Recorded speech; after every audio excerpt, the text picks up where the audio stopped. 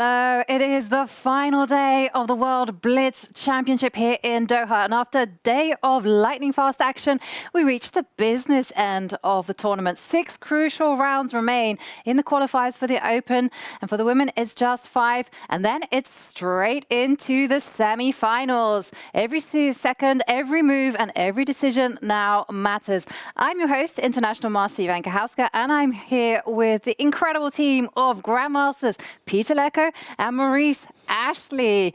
What a day it was yesterday. Yes, what a day and what is awaiting us, because let's not forget it's all about the top 4 spots in both sections. Yeah, it's all about getting those top 4 spots so that they can qualify into the semi-finals. And I'm going to say that yesterday is set the scene for what is going to happen today. Let's remind ourselves of what went down.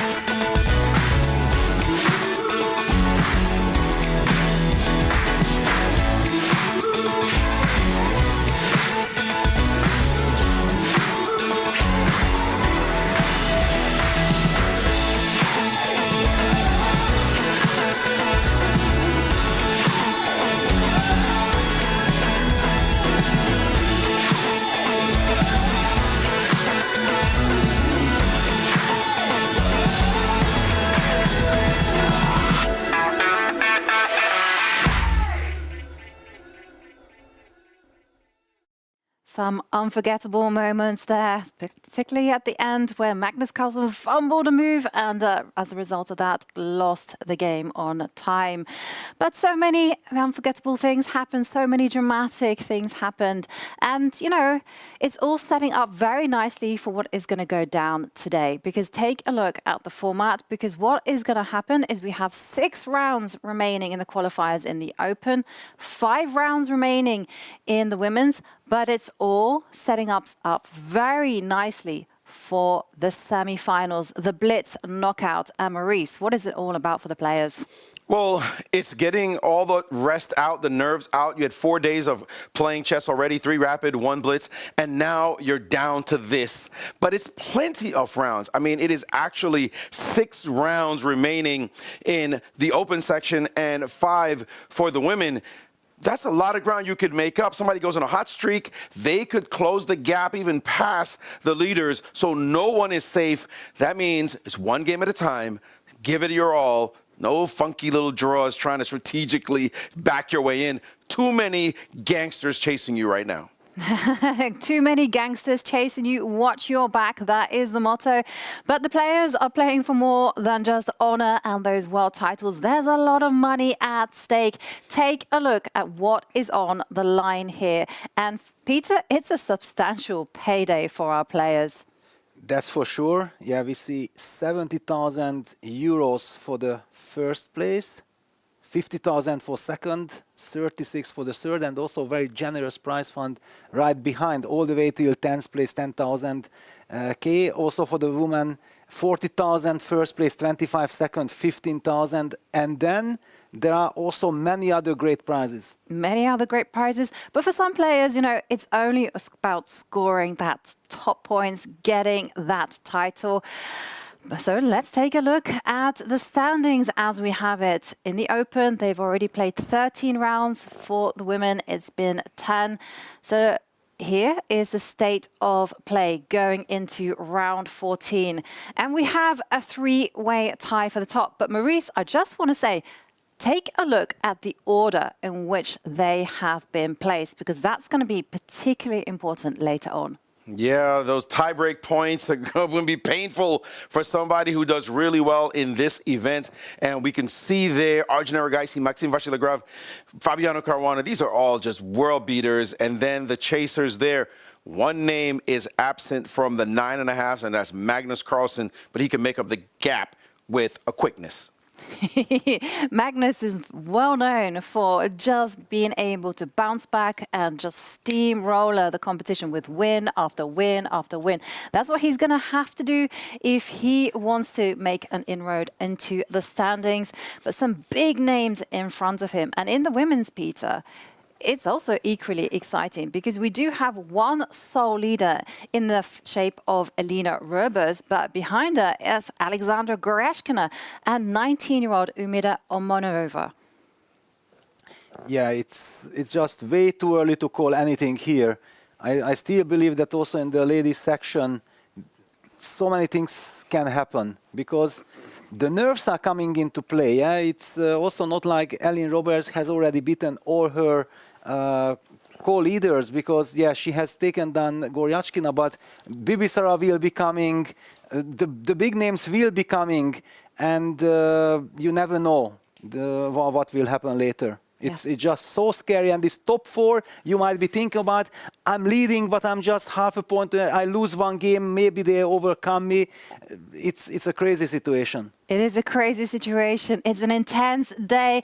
And the players, they are gathering in the playing arena, getting ready to play the final day of chess. So let's head over straight to Charlize, who is live there from the floor.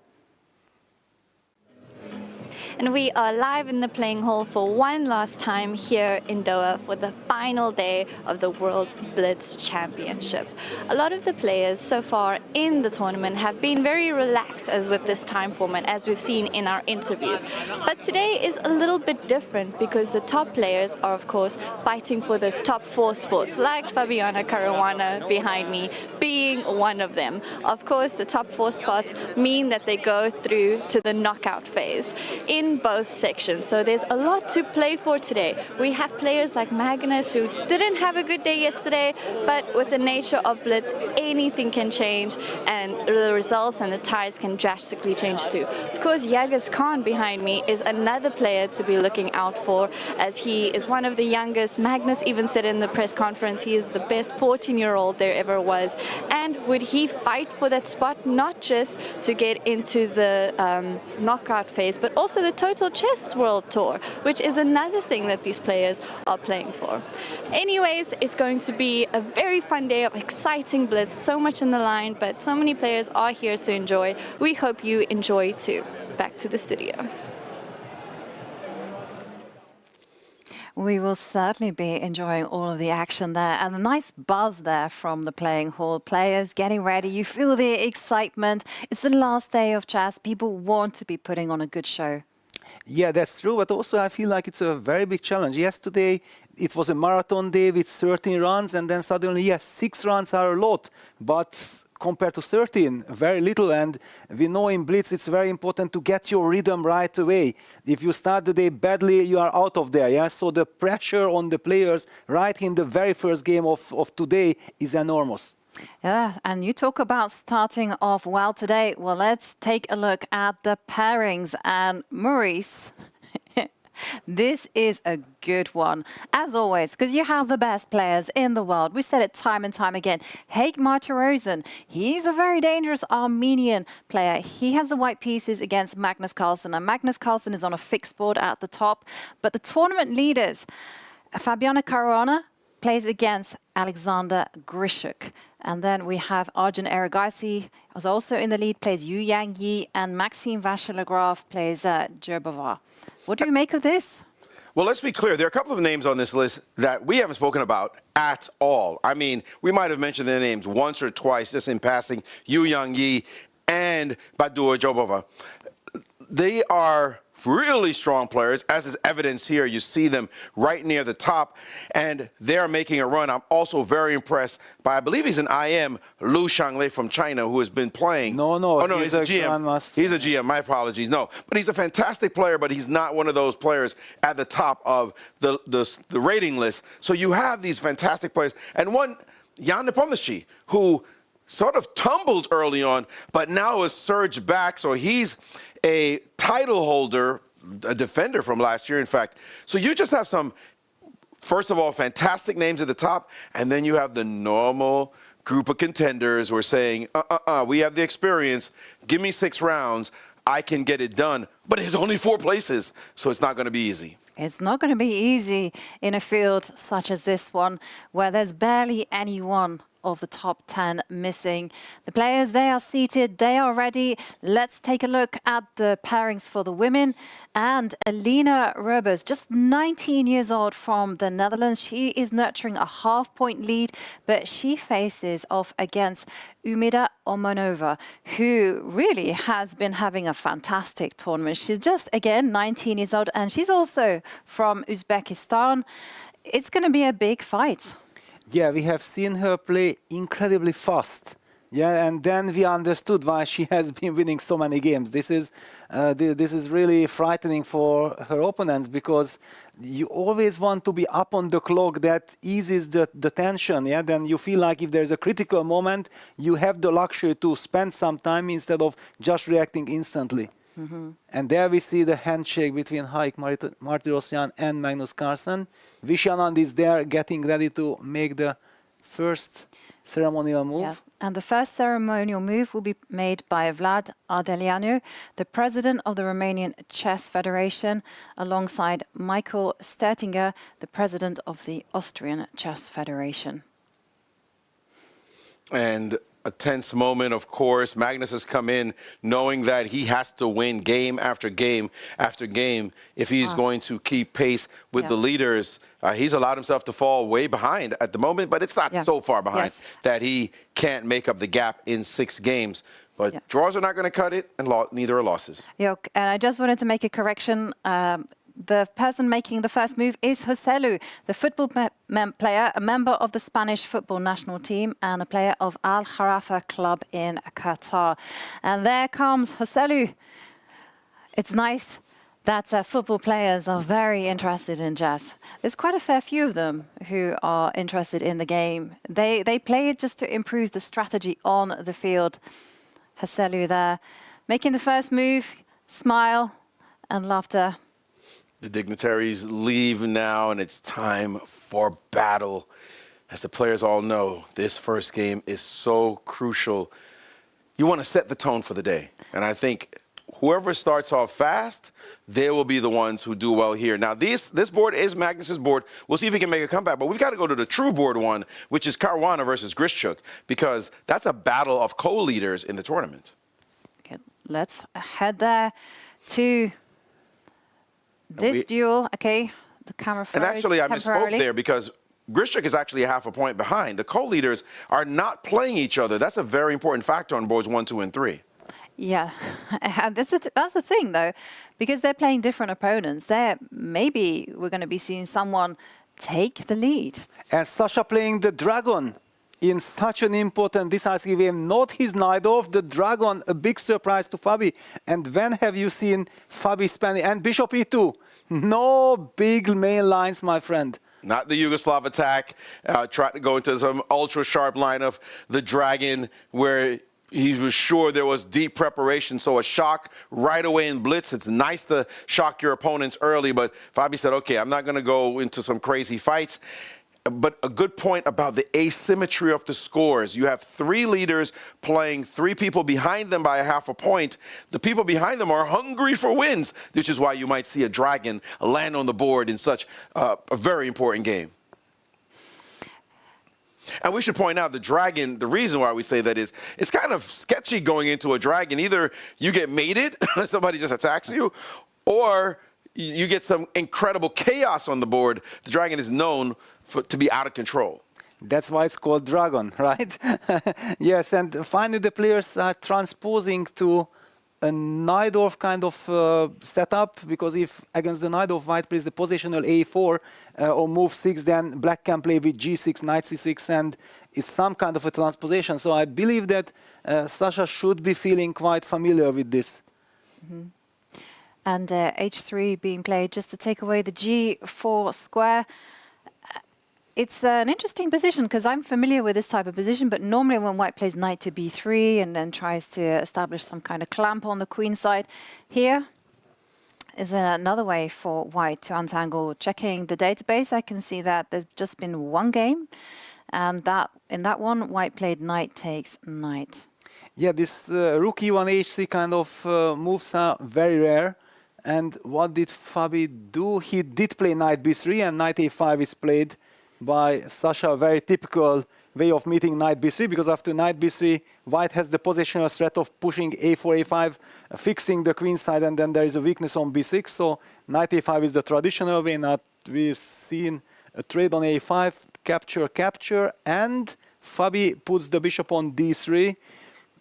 Well, now probably it's time for the black bishop from d7 to move. Bishop e6 looks quite kind of a natural move in order to open the way for the knight. Knight d7, that would open the bishop, the dragon bishop on the long diagonal. Yeah, actually, it's beginning to look slightly better for black. Because knight to d7, once that appears, you know, not only is there pressure against c3, but that knight on d7 will be threatening to come into either c5 or more likely knight to e5 and then knight to c4. So bishop to e6 played. And what is white going to do? I feel like white has to do a little bit of repair work, maybe bishop to d2 or something. Yes, it's very uncomfortable. I think he has played bishop d2, yeah, because kicking the queen away. Now white is threatening to play knight d5 using the pin. So Sasha moved back, and then at least Fabi knows that, thank you very much, I fixed your queen side. At least this is something. Still, the big question will be, is black in time to get that maneuver that you highlighted, knight d7, knight e5, knight c4, or to strike in the center as Grishuk does with d5? Very interesting. He has full equalized, but this we have talked about, that black seemed to be comfortable. And the clock situation, 135 for Fabi, 128 for Grishuk.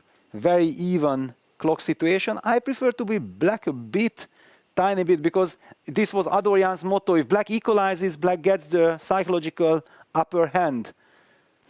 It does, right? And one of the things I wanted to point out, that black is the one, once the position clarifies itself, so that's why I don't think white could have taken on d5.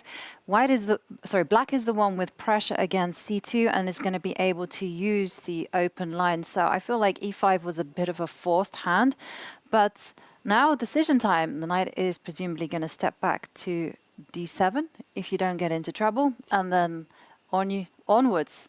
Yeah, but there is also this typical problem that there is also probably the move knight e4. Yeah, you have choice, and that is horrible, because in Blitz you would love to play a move like knight d7, and finally Sasha goes with knight d7. But when you are a great player, you spot this knight e4 kind of interesting transformation of structure, and then you spend some time. Sometimes it's better not to. Knight d7, the natural move, targeting the pawn. So is white gonna play the move f2, f4? Yeah, already played. Rook fd8 happened, knight a4 trying to stop knight c5. Why did Sasha actually not play knight c5? The previous move. Now white gets additional option of maybe just jumping into b6. Well, Sasha's just simply saying, not a big deal. I can play around it.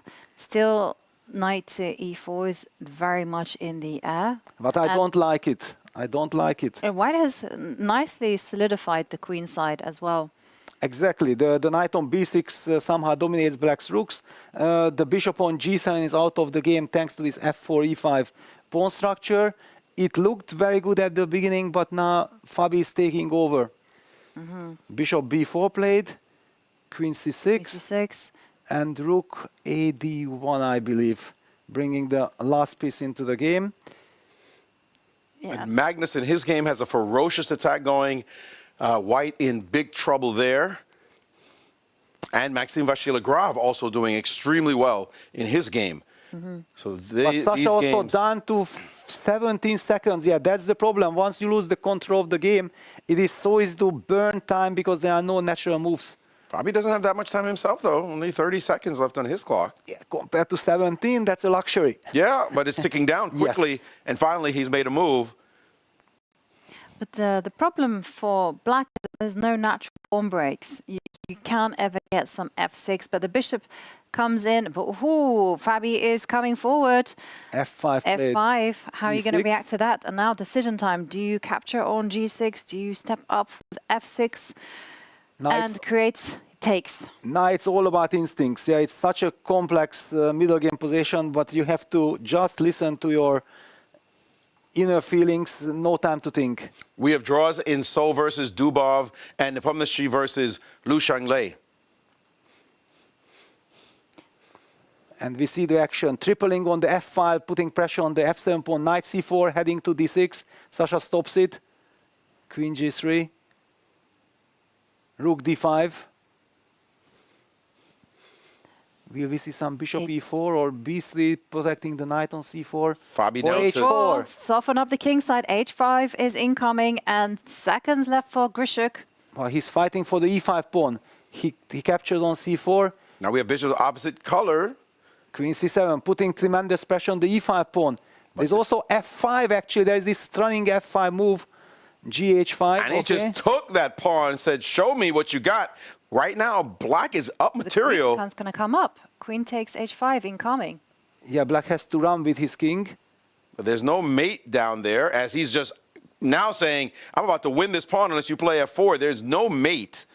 So he just moved his rook off the line. Yeah, now rook takes e5, rook f2. Doubling against the f7 pawn, f5, g4. Whoa. With seconds left, both kings open.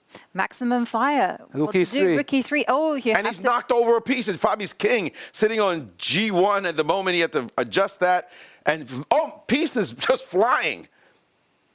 Where's that pawn? Is it on f5? Yes, It's on it is. f5. It can go f6. And that looks like he's That's going to win a piece. killer. And bishop e4. And he has blundered a piece as Grishuk. The nerves got to him in the final moments. Yeah, when the pieces start moving, very distracting. With Gotta few go to the seconds on Magnus clock. game. Yeah, there we go. Queen d4 check. 10 seconds for Magnus. Is this a simple win? Is there a checkmate? Because queen e6 check is a big threat. Queen d6 check, king g7, stopping the checks. Even material, though. Rook h2, protecting. It doesn't look like any obvious angles as Magnus has dropped the rook back. Rook g3, queen c3, bishop f6, bishop e1 kicking the rook away. Bishop will go back to d2. And nothing is clear here. Queen c4. One side waiting for a blunder, but it looks as though it should be even. Queen back to b3. Queen c6 check, king b2. Rook g1, bishop c3. Nerve-wracking position. But a queen a1 threat, a little annoying. Yeah, how are you going to defend that? Just moved his king away. And we see this repetition. Both sides at 6 seconds, now 7 each time they move. Maybe it's time to reroute the rook. Magnus Erigaisi. hesitating there. Doesn't look like... Oh, my He goodness. knocked everything off and he just hit the clock before setting the pieces. He just hit the clock before setting all the pieces. There's going to be something done Yes. by the arbiter. And it's likely Magnus will either lose because that wasn't... Or time penalty. Or there's going to be a time penalty, but he's being explained to right now, and his opponent is looking at him like, yo, you hit the clock without setting the board. He virtually knocked over every single piece there on the king side. All the I mean, he was- center pawns. He Yeah. was trying to reset, but then he hit the clock because he felt like he was going to lose on time if he didn't do something. And now Chris Bird, there with the chief arbiter, they're discussing what should happen as we all saw him hit the clock on his opponent's time to continue to try to reset. And now a decision about to be made. Well, to be fair, he was setting up half of the board, but he just You gotta- couldn't. you He gotta couldn't set up grab all the pawns. Yeah, it's very slippery. I feel like the board is very slippery, the pieces, because also with Grishuk the same thing happened. And he's being explained to, this is going to be a huge moment for this tournament and Magnus's chances of winning, Qualifying, of qualifying Are as dependent well. on Yes. this. yes. So I mean, if it was a simple time penalty, it would have happened already, right? If his opponent were given time on the clock. So what is being talked about right now is Martirosyan is waiting, feeling like yeah, it should be a loss. maybe You we set up can in a have a- legal position. And maybe look at we this, can he's have not an action happy. So replay Of as course well. he's not happy. no, he hears the dialogue. Yeah, so probably he knows that it won't be a forfeit. We don't know if it has to be a forfeit. Who knows? It's just crazy situation. I also feel for Magnus. It's just so painful. It's a tough moment. Yeah. We've all been there. But the rule is a rule. Whatever it is going to have to be to the letter of the law. We've all witnessed exactly what happened here. It's a terrible moment. Well, this is why you get the increment as well, you know, so that you avoid those moments of chaos. And The they are still discussions- discussing. Other things are going on, but we're transfixed by this right now. We should just know that Maxim Vachilegrov won his game. Nordebek Abdusaturov won his game, as did Bu Zhangji, Raunuk Sadwani, Pragnananda. Wow, Ali and Reza Magnus won. resigns. Magnus resigns, so it is a forfeit. It is an illegal setup. It's just like making an illegal move, the worst kind of way to end. We've seen Magnus tremendously nervous throughout this event, dropping his queen against Erigaisi. I mean, the time forfeit, again, because he's moving so quickly. And now this, terrible. Literally a terrible way for this to transpire. Yeah, it's not the way you want to be losing a game, you know, just in those closing seconds, just simply not being able to adjust the pieces. And I think it was somehow, you know, he knocked over one and then inadvertently Exactly, it was a domino effect. Yes. I mean, you don't even want to win a game like this, though. You'd prefer not to, but you can't hit my clock when the pieces aren't set up. That's just basic. It's an illegal position. Right. You've hit the clock with an illegal position on the board. Yeah, but we don't know actually that was it not the reason that he got forfeited because he pressed the clock or because he still had 4 seconds on his clock. So maybe actually if he doesn't press, he still tries to put the pawns back. Maybe he would have succeeded with 1 second to make a clock. Sure, I think he would have. I just think But you are in a panic situation. Yes, he panicked. you don't know what to do because he has already lost one game like this. It's unbelievable. 4 seconds to set up. How many pieces were knocked over? I think roughly. I think half of them he already set up, but something maybe fell somewhere far. You don't have the chance. You don't have the time, I think. 4 seconds. You just literally don't know in the heat of the moment. That's totally understandable, a human reaction, but no, we saw that it had not been set up as yet, and Chris Bird explained it to him very cleanly, international arbiter Chris Bird, and like we all know this is a very bad moment. I don't know what's going on with Magnus. Just feels like after all, he's sort of being really nervous in the blitz. He's normally just an impeccable blitz player. Basically, that he was pressing this position, which was kind of a fortress. Yeah, he knew he was under tremendous pressure. He knew that he has to win because he's behind. Yeah, so that was the reason that he was insisting, going back and forth. But Haik is an incredible blitz specialist. Yeah, we have seen him very quickly, very nicely reacting to every threat from Magnus. Maybe Magnus should have settled for a draw in this scramble. That was the thing. He overshot the mark and eventually did exactly what he did in the Erigaisi game. He just simply flipped out. And, you know, we saw that happen. We saw him blunder a queen in blitz. He's just not his normal poised self. And I don't know why that would be. He did win the Rapid, so we know he's not like in terrible form. But something in just the hands, just not there. And he's just fumbling pieces under blitz pressure. Well, they do say that blitz is probably the closest that you get to chess being a physical sport because you really have to train yourself on those reflexes. And I remember you were saying that you were practicing, you know, how many moves could you make within a second? Yes, that was like 98, 99. There was no increment yet in play. So it was very important. And I remember my record was like in 1 second, 3 or 4 moves, which is kind of insane and absolutely correct, regular moves, because this digital clock has this one little kind of millisecond when it does not move. Yes, so if you suddenly are able to handle this craziness and press the clock in this rhythm, you actually have the chance to play multiple moves in 1 second. Yeah. I'm sure we'll see the replay eventually. We will get up the replay. But, okay, that's going to be talked about quite a bit. We do have a lot of results. Gukesh won, as did Amar. We see Sam Sevian, all the way down. A lot of Lee Kwang Lim, one of the great blitz specialists, a former champion, won. Ruslan Ponomaryov. Just a slew of names, and especially at the top, very importantly, Fabi winning and Maxim Vachilegrov winning, as Nordebek Abdusatorov, we talked about that. Those are names that you expect to rise as other people drew, and they're setting themselves poised. And I can tell you, they may not say it, but people get happy when Magnus starts to go back a little bit so they don't have to feel that thoroughbred chasing them. They don't want him to lose like this, but chess is chess, and they'll take it however they can. Well, Blitz is Blitz, and it's all about fast hands and also strong nerves. Just to also add to your results, Bibisara Asabayeva defeated Alexandra Gerashkina, whilst it looks like the game between Elina Roebers against Omonova, that was a draw. And, well, we asked for a replay, and now we can break down exactly what happened between Magnus and Heik Martirosen as we watch the replay.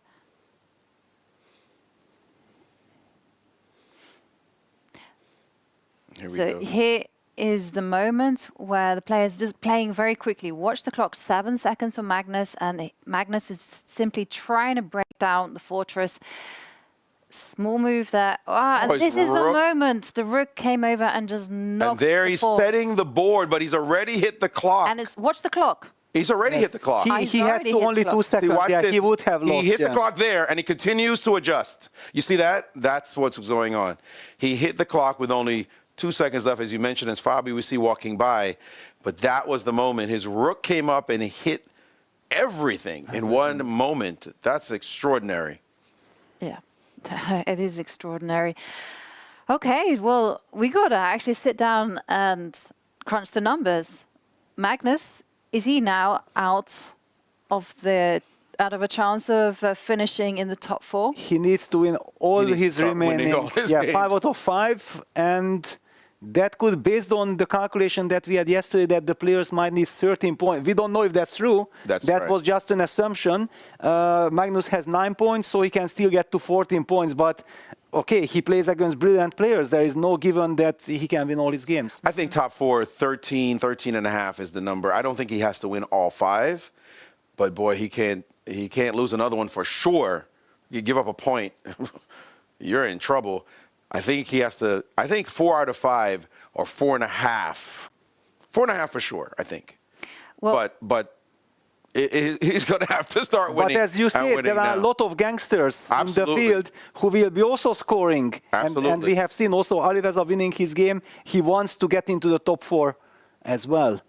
Yeah, but the thing is, the leaders will start playing each other. Right? So people are going to either half or people lose. Well, the leaders have already played each other. But I'm saying whoever's fighting for the top spots will be playing each other. But you do have 3 people.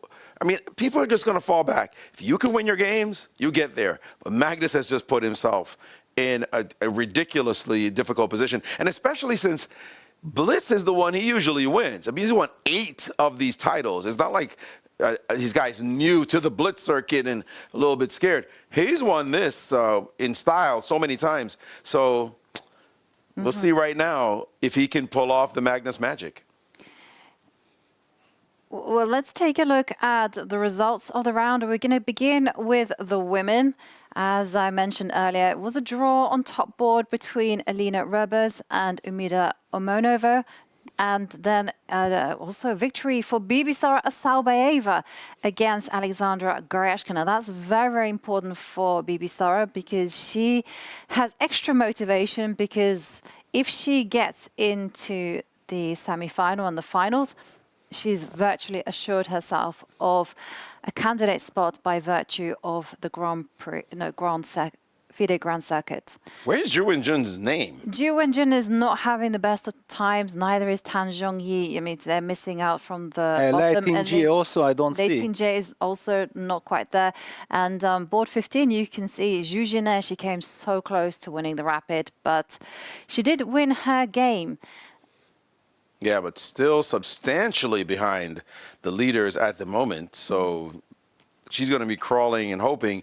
Carissa Yip, young Carissa Yip, the U.S. women's champ, did draw Anna Muzichuk on board 5, so a big result for her.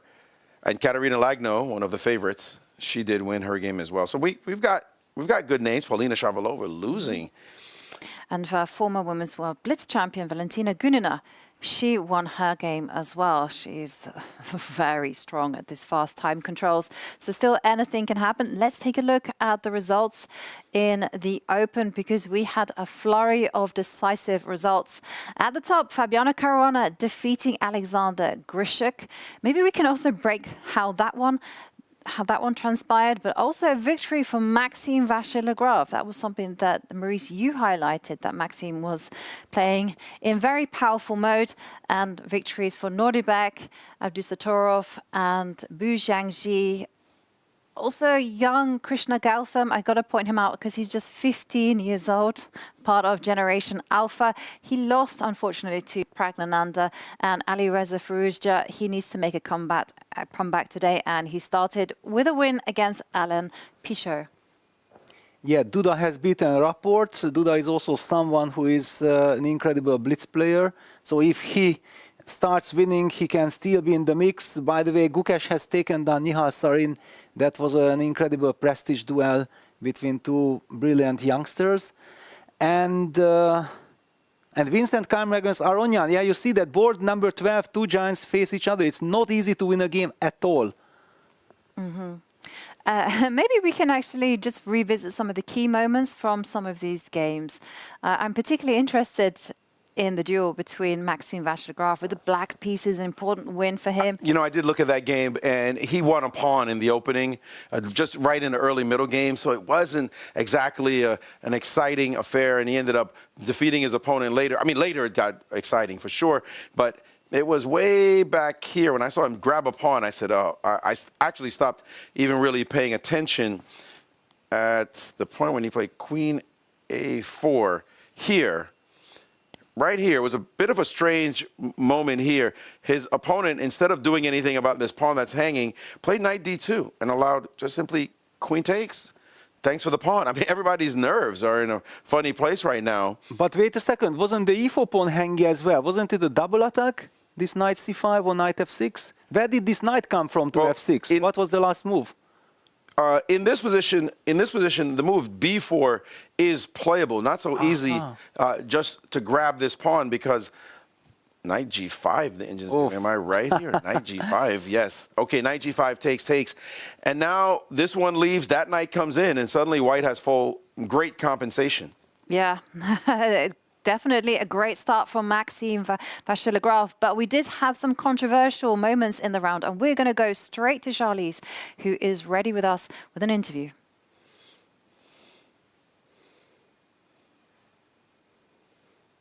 We're live in the playing hall, and I'm joined by James Denham from South Africa, who is playing the FIDE World Rapid and Blitz for the first time. James, tell me about your experience here. Well, I'm having a great time. I can't complain. Like, before this tournament, I'd never even played a Grandmaster before.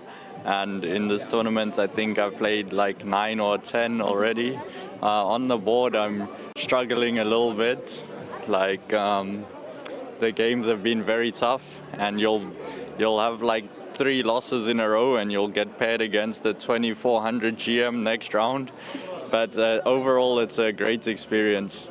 Yeah, this is my first like high-level tournament, so I'm seeing a lot of people who I know for the first time, and that's a really amazing memories that I'm making at this tournament. And has it motivated you to also work hard and play more of these? Yeah, I'm definitely very, very motivated after this tournament. I'm gonna work hard, become the national champion again, and I'll be back next year for sure. James, you're also in a playing hall with super grandmasters, Magnus, Fabi, Nepo, everyone. What's that like, playing alongside them? It's like, it hasn't even struck me yet. It's an unbelievable experience, and like just in the players' lounge, I'll be sitting down and randomly like Nepo sits next to me, Hans, and like these are guys I've been watching for 10 years and I've never seen them in person, so it was like mesmerizing. And also I see Heikki was on my football team and I just beat Magnus, so I'm rooting for him. Are you rooting for him to win the whole thing? Who do you think will win the FIDE World Blitz Championship? Well, I was rooting for myself at the start, but unfortunately after like 5 rounds I realized I'm out of the running, and yeah, I don't know. Just I was rooting for Hans as well, but I think he can maybe make a comeback. Magnus as well. So I don't know. Heike was just on my football team, so hopefully he does well. Well, thank you so much, James. Hope you enjoy the final Blitz day and the rest of your rounds. Thank you. If we will. Well, we hear that the tournament is not just for the top guys, it's also a brilliant experience for absolutely everyone from whatever country and whatever strength, you know, is incredible, you know, being in the same tournament hall as a Magnus Carlsen, Maxime Vachier-Lagrave, you know, being present when all of these dramatic moments happen. Yes, and just at the moment before coming back, yeah, you probably heard me, yes. Salem played something incredible. If we have the chance, I have the position up. I can show you, because according to the computer, it's not the best move, but it's one of the most beautiful of the tournament. Well, let's see it. Let's see it, Peter. Yes. We have some time before round. Look at this position. This is Salem against the very young and very talented Bharat Subramanian. White to move? White to move. What did White play in this position? I mean, because you cued me on it, I'm thinking it has to be Rook F7 followed by Bishop E5. Yes. No. No. Almost only. Rook F. More beautiful. Oh, is it Rook F6. Rook Yes. F6. would be Rook the next one. F6. Yeah, what a pleasure with few seconds on the Yeah, clock. that's a move. You play Rook F6. Let's take a look how it. This is typical Salem. King takes F6, Bishop E5, King E7, Bishop C7, and then he went on to win the game. What a stunner, Rook F6. By the way, already a little earlier, here you can see it came from a wild affair like this. He sacrificed the piece, going for an attack. That's how you get this position. And this is, I don't know, board number 35. Salem is also starting a comeback, but even if he's not achieving what he is there for, he's playing brilliant games. Yeah, fantastic move. And I just realized after Bishop E5 in my sacrificial line, he plays King H7 and he's actually safe. I would like to show you the opposite of that happened in the game with Duda and Richard Rapport, where Black was completely winning. Well, he's in this position, as you can tell, he's down in exchange, but White's king is the thing, looking terrible. I'm going to mention White's king is the thing. You're going to hear something different in a moment. He thought, yeah, I'm going to go after the king. Let me play the move Queen F6. In fact, he played Knight C7 in that position and avoid a trade of queens before he goes after White's king. Well, guess what? Rook F7, and now he's dead. The mate on the back rank. So things turn around quickly. Things turn around quickly, and indeed they do, because the players are about to begin the next round. So there we have the first move, and there we have the dignitaries getting ready, and it's a classic one, Fabiano against Wesley So. And here, these are the players making the first move, and here we have Vlad Adelianu, the president of the Romanian Chess Federation, alongside Michael Sturtinger, the president of the Austrian Chess Federation, making those moves. Nice to have a smile. C5 being the move of choice. Will Wesley play that? I'm not quite sure. I think it's going to be E4, Yes, E5. it will be. It will be more professional. Wesley was not happy about this C5 move at all. Yeah. Don't enforce on me. Vlad, one of the organizers of the Grand Chess Tour for the Romanian leg of the Grand Chess Tour. So you know he had a bit of experience as to what to do for a first move to just keep a smile on his face while he's getting the picture taken. And it was E4, E5 as we expected. Berlin. Rook Well, E1. because it's the Berlin, I'm going to quickly announce that we do have a poll of the day where we're asking, who is your man player of the year? Is it Magnus Carlsen? Is it Fabiano Caruana, the chap playing with the white pieces? Is it Pragnananda after his successful year? Or Peter Laco's student, Vincent Keimer?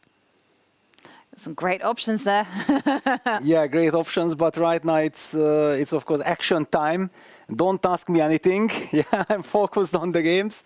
But yes, this is a Berlin defense. I feel like maybe we can move on to something else. These two players don't want to take too much risk. Safety first approach.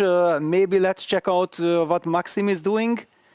Yeah, we're very confident. I think that with the pawn structure being super stable, that this is almost certain to finish in a draw. Look, I've covered these two in their games, I don't know how many times. I mean, being in the U.S., being the U.S. Championships, the Grand Chess Tour, you name it, they've played so many times that it would not be a surprise if Wesley and Fabi drew. So I think it's a natural jump to another board or maybe some more belligerent action. Yes, and here MVL in action against Bujianji, who is an extremely solid player. He was a prodigy himself. He became Grandmaster at the age of 13, I believe, and he's a great blitz specialist. I remember I played in Hengshui in Mind Games, and I got beaten very badly because he played so fast. Yeah, he just played so fast with the black pieces. I wanted to do something with white and got severely punished. Mm-hmm. He's a very strong player, and one of the things I remember about him is that most of the Chinese had this very kind of trademark. They had the very calculating, and he was a very positional player. And Drew agreed already. What was this? Wow, okay. The players hang on, belligerent action. hang on, can we just quickly do a replay as to what exactly happened? Because that... Well, nothing really happened. It's a Petrov, like this, a very and solid, then agreed a draw. Agreed a draw. So we move on to Arjun against Martirosyan. Let's take a look how Arjun is handling Haik Martirosyan, who has just finished his game against Magnus Carlsen in controversy and has won his game. He will be looking forward to use this moment, yeah, because actually he is now very much in the mix to try to qualify, and he already got a bronze medal in Samarkand 2023, so he knows how it feels to get a medal. I just saw Wesley So walking by. You see there, right there, as he cruised by, and that means that that game ended in a draw as well with yes. him and Fabi. So the leader's trying to consolidate their position at the top and picking who you go after very strategically at this point. You need to just be in the top 4. I don't know if it's a little too early in the day, though. It's only the second round of the day with 4 more to go. Should you be trying to draw? Remember I told you, they want 3, probably 3.5 if you're one of the leaders. Somebody like Maxime, somebody like Fabi, 13, 13.5. They're starting to calculate somewhere around there. 14 for sure you'll qualify. Well, they're on 11.5 points, so I think they're relatively safe to draw a few games here and there, but I agree, you know, you can't just slow down MVL is a and play mathematician. with a break on. Yeah. They've got good tie breaks as well, but Liu Shanglei, he's on 11 points, you know, just half a point behind them. And Arjun Erigaisi is there on 10.5 points. So if he wins, he will join the leaders. Yeah, there is so much going on also. Dubov against Abdusatorov, Pragnana Yuanyi, Firuza Jobava, and Gukesh Nyepo, just to name some crazy pairings there. What's the deal with Liu Shanglei? He's winning all the time. He's already won his game. Wow, against? Against Sadwani. Wow. He just won a piece. 16 moves in. His opponent blundered right out. If I may just show this quickly. In this position, his opponent decided just to develop a piece. The pawn was under attack. He played bishop to e6. Wait a second, we don't have you yet. No. In this position, if I just back up a couple of moves, his opponent played bishop e6. He took the pawn, threatens mate. How do you stop it? If you play f6, you drop a bishop. Just a one-move blunder. Someone is smiling on Liu Shanglei. Absolutely. Well, he's incredible. half point behind the leaders now. And someone who could catch up the leaders with a victory is Arjun Erigaisi. And he is putting the pressure on the rook on d7. So rook is going to move, but where? Yeah, where? Where? Because actually there is bishop c7 after rook d2. He's losing material. Isn't he losing material? Bishop a4. What a tricky move, trapping the rook on d7. Rooks normally don't belong in front of the queen like this unless you have an easy path forward. But all the business squares are covered. Looks like you have to give up the rook on that square. I'm just wondering, bishop c7, no place to put the queen. Yeah, and he played bishop d6, I believe. He's giving up the exchange, but he wants to get the... Did he play bishop d6? Well, then there's bishop. No, rook takes- d6. He Yeah. played rook d6, yes. Bishop d6 is also bishop takes f6. And Arjun decided he didn't want the rook yet. He played queen b2. And now he, Now he grabs it. takes it. Yeah, queen b2, b5, bishop d6.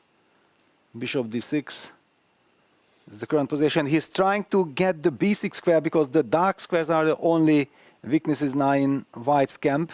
It was a wise decision on his part. That's the bishop you want, the dark square bishop, because that one could become some kind of powerhouse and get some compensation. And you can see hesitating there is Arjun as the pawn on e3 is now under attack from the queen on b6. Hayek is fighting back. Well, he's gone on the counter though. You can't take on e3 because the rook takes bishop. So what next? Bishop goes back. Safety And now first. he has to cement e3. I would have liked that bishop to be on c7 to get to the b6 square itself. But also a6, bishop a7 is a possibility. But it can take two more moves to get to that square. And now it's come back out to e5. 22 seconds left for And both sides. setting up a battery. Watch out. The knight is going to appear on h5. Wow, nice call. Bishop to d5. Oof, no, this is not good. This should be a technical win now for Arjun. He just needs to control the clock. This is nice. g3 to go king g2, get out of the pin. e2, and now the bishop dropping back and attack on the dark squares, get some comp, and he's moving very quickly. Arjun now 10 seconds, under 10 seconds. Is the conversion that easy? Well, the rook is now hanging, so King g2. Stability. He has double the time, and he's keeping it. And again, the pressure on the dark squares with that bishop. That bishop is the star right now. Black trying to make some use of it. But here comes pressure on his pawn. Bishop drops back again. Pawn on b4 you've got with 8 seconds left. But bishop takes d5 was possible. Queen d4 first. Offering an exchange of queens with 7 seconds to go. Time to take on d5. Yeah, and there it is. Big pawn to eliminate. It looks like he has to take on d5 and take on b4, but that's what white wants. Yes, and then white pushes e4. There won't be any weakness anymore on e3. Both under 5 seconds now. cementing the bishop. Oh, Bishop he missed F7. the tactic. You saw him just react when he realized he blundered there. And now the game should be over. 2 exchanges, just too much. White just has to consolidate in this position. F4. And that's it. Resignation. Oh, trying to fight, but he missed the one tactic. Bishop F7. You see how quickly Arjun played that? Just lightning fast as soon as it happened. Yeah. Very impressive stuff there from Arjun. With that victory, he now joins the leaders on 11.5 points.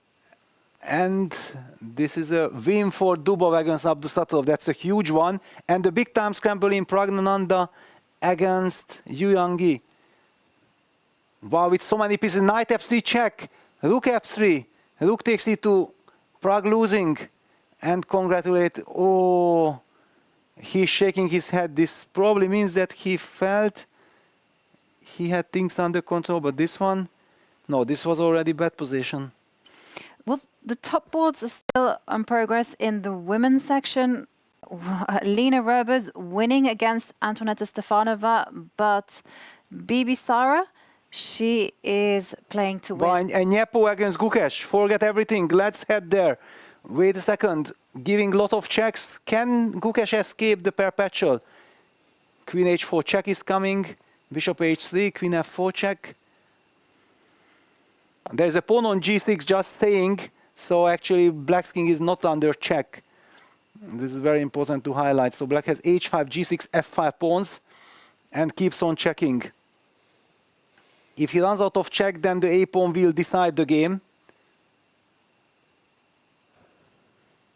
Queen h4 instantly playing. Wow. The windmill is in operation. How you can't escape the checks. And Nyepo is smiling like, what are you doing, my friend? I'm checking you a million times. But now the king is trying to run away, but king e2 is met by queen c4 check. So he can't go there. Looks like it's going to be a draw. So Well, this might be actually already threefold repetition kind of scenario. He's Queen itching G1. to go You're trying to Queen G1. lose. Be careful you don't lose your A pawn and black starts playing for the win. King comes up, but the king really can't come first. This is really dangerous, though. He's Tricky. down to 2 seconds. Yeah, Also, tricky. he You don't. can't What are you escape. doing? Careful. Don't lose on time. Yeah, I think he has to accept that it's just a draw. He cannot escape the checks. Because if he tries to step up and run to the queen side, the bishop That's is it. loose. The queen is under fire. So players agree a draw. And Another game. another big game in progress between Song Yusin and Goryashkina. Goryashkina somewhat slowing down. Hasn't started off in the best way after she lost. She has a pawn up endgame, knight versus bishop, but this should be a draw because the e5 pawn is weak. The bishop is fully controlling that pawn. And how do you make progress? You have to like put the knight to defend the pawn and bring your king up. So maybe, oh, she let her do that, but now bishop back, and you have to. Okay. Kicking the king away, but Trying king to e1. now king e1. Double attack. Oops. Draw on the spot. Oops. There goes the pawn. Yep. And now it's time Bishop to just take the Oof. draw, accept that that is it, and move on. Games are tough. By the way, Alireza lost a heartbreaker in his game against Jobava, a winning attack he had. But I'll go to that after we've exhausted all the games, critical games remaining. Whoa, it's been a big day, some quiet draws, but we saw Arjun Erigaisi winning, Elena Roebers in the women winning, extending her lead. So what can we expect, do you think? And Magnus Carlsen winning against Rudik Makarian. Just to highlight that, yeah, Magnus has started his comeback. Step one, business done. There's a big crowd I see in the playing hall. If we can we find out what game that is? It's remaining. That is quite far behind, I guess. Well, it's The camera Injic is not Teodoro. pointed at the area right now. If we can move the camera over to just to the left off screen, then we can see the big crowd gathered around that board. And, you know, these crowds dissipate kind of quickly, so what we're showing right now is not what obviously the action is. And now they're starting to leave. What happened to our camera people? They're supposed to be Johnny on the spot, make it happen. This right now, we got a dead scene. Come on. If we're going to do that, might as well come to me. Let's go. Let's go. I'll show you an exciting game after all, because this is not great television. Let's go now. And I'll show you this position here. Look at this. You're going to have your eyes pop out of your head to see what Alireza Firouzja did. It was actually back here, the critical position. And Peter, you're going to love this. You don't want to miss what's going to happen next. Talk about drama. This position, material equality, and of course, it's Alireza Firouzja. He takes the pawn. He rips open that side of the board. His rook is on A3. He's getting ready to switch sides. And now the move knight to F8, looking to bring the knight to protect. The engine gives knight takes C5 with ideas like pushing the pawn. Incredible move. He played knight B6 instead attacking the rook, and you have to move that rook. He played queen takes and fell for check. So that's one piece he sacked on A6, another one on B6. Now he checks with the rook and sacks that one too. That's 3 sacrifices. Completely winning position, by the way. Takes, and now the king runs over, and then other rook shows up, now about to come into the game with devastation. His opponent played bishop to G5. The best move here is to actually take this one defensive piece. The king is not running anywhere. Instead, he made the mistake of playing blundered bishop F4. and blundered bishop F4. He was playing complete genius moves, but it gets worse because now, after queen F6, he can take the draw. He said, no, I don't want the draw. I'm just going to play this, go get the bishop that I should have taken. And rook A7 landed on the board, and here comes a defensive piece, and that's it. He's going to lose this game. He played check and then tried this move, but the queen came back, and now everybody's coming back to the party to defend. Not enough firepower left, and he lost this game. Did Alireza Firouzja. We know that you got to make comebacks and win these games on this day. One of the big dogs of the event just went down.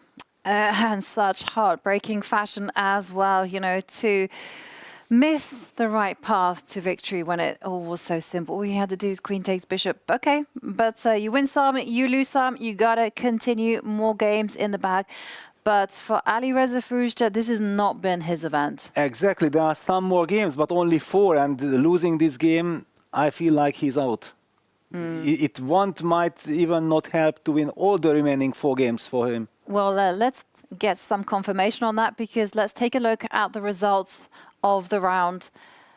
As we saw, Magnus Carlsen with a much-needed comeback. He wins against Rudik Makarian. And short draws for Fabiano Caruana, Wesley So, also the same for Maxime Vachier-Lagrave and Bu Xiangji. But there were a whole load of decisive results. Arjun Erigaisi winning his game. So did Daniel Dubov against Nordibek Abdusattorov, as did Yu Yang Yi and Liu Shanglei and Badur Djurbova. Also victories for Jan-Krzysztof Duda and Sindarov.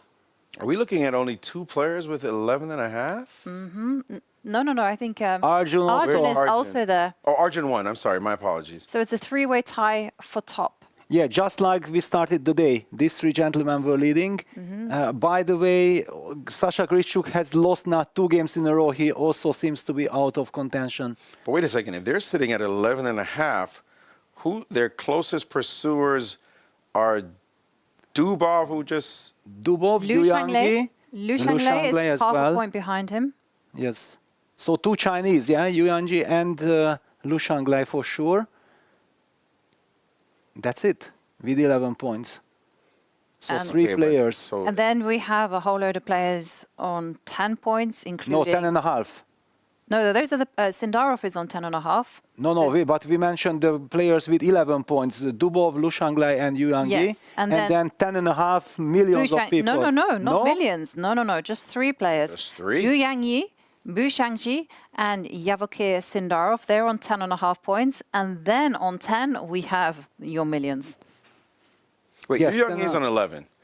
Yeah, Yu Yang Yi on 11. Jababa and Duda and Yavakir are on 11.5. Okay, let me No, just... 10.5. Maybe On 10.5. Jabava. I mean, we need the 10.5. standings. we need because- the But I meant standings. 10.5. I meant Yeah, 10.5. of course. So those 3 are on 10.5. We got 3 on 11 and 3 on 11.5. That's interesting. It's crazy. Yeah, that 3-3-3. Yes. This is the golden number. Right. And that's what at least what it seems like. We'll let the experts work out all the charts there as we're trying to guess at numbers. But And here goes the women's results. Yeah, and take a look at Elina Roebers. She's now on 10 points, and she has a nice lead over her rivals. Bibisara Asabayeva, she's just half point behind, but it's just those 2 who are Yep. at the front. And then already Kunina is coming with 9 points. But wait a second. Is she the only person with 9? 8, 8.5? It seems so. It seems so. She looks like the only one on 9. What an interesting result there after those rounds. A 9, an 8.5, a 10, a 9.5, and a 9. But okay, but there's lots of spaces. It's going to be the top 4 who move through. Carissa Yip beat Katerina Lagno, one of the favorites, and is now sitting at 8.5. That's great news for Carissa. So earlier on in the day, we did have that controversy with Magnus Carlsen knocking over some pieces. There was a little bit discussion, a little bit of controversy as to what transpired next. And here we have Charlize ready with an interview with the Arbiter to break down exactly what happened. I'm here with our chief arbiter, Nebojša Baralic, who is going to explain to us today what happened in the Magnus Matirosyan game. We've seen time travel pieces flying. What exactly happened? On time travel, it happened that Grandmaster Magnus Carlsen dropped off a couple of pieces, and he tried to put them on the correct position, but suddenly, 2 seconds before the time expired, he pressed the clock and without correct position. So according to regulations and presentation during the technical meeting, we decided to lose the game because of disrupting the games, and unfortunately it happened. That's blitz games, and in that situation are... So of course all pieces have to be put correctly and adjusted before pressing the clock. Of course, the player must put all pieces in the correct position before the start the clock, without any penalties.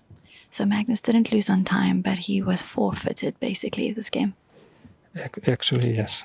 Theoretically, yes, but the result is 1-0. Well, thank you so much. A little bit of drama in every chess tournament. To continue, thank you. Thank you.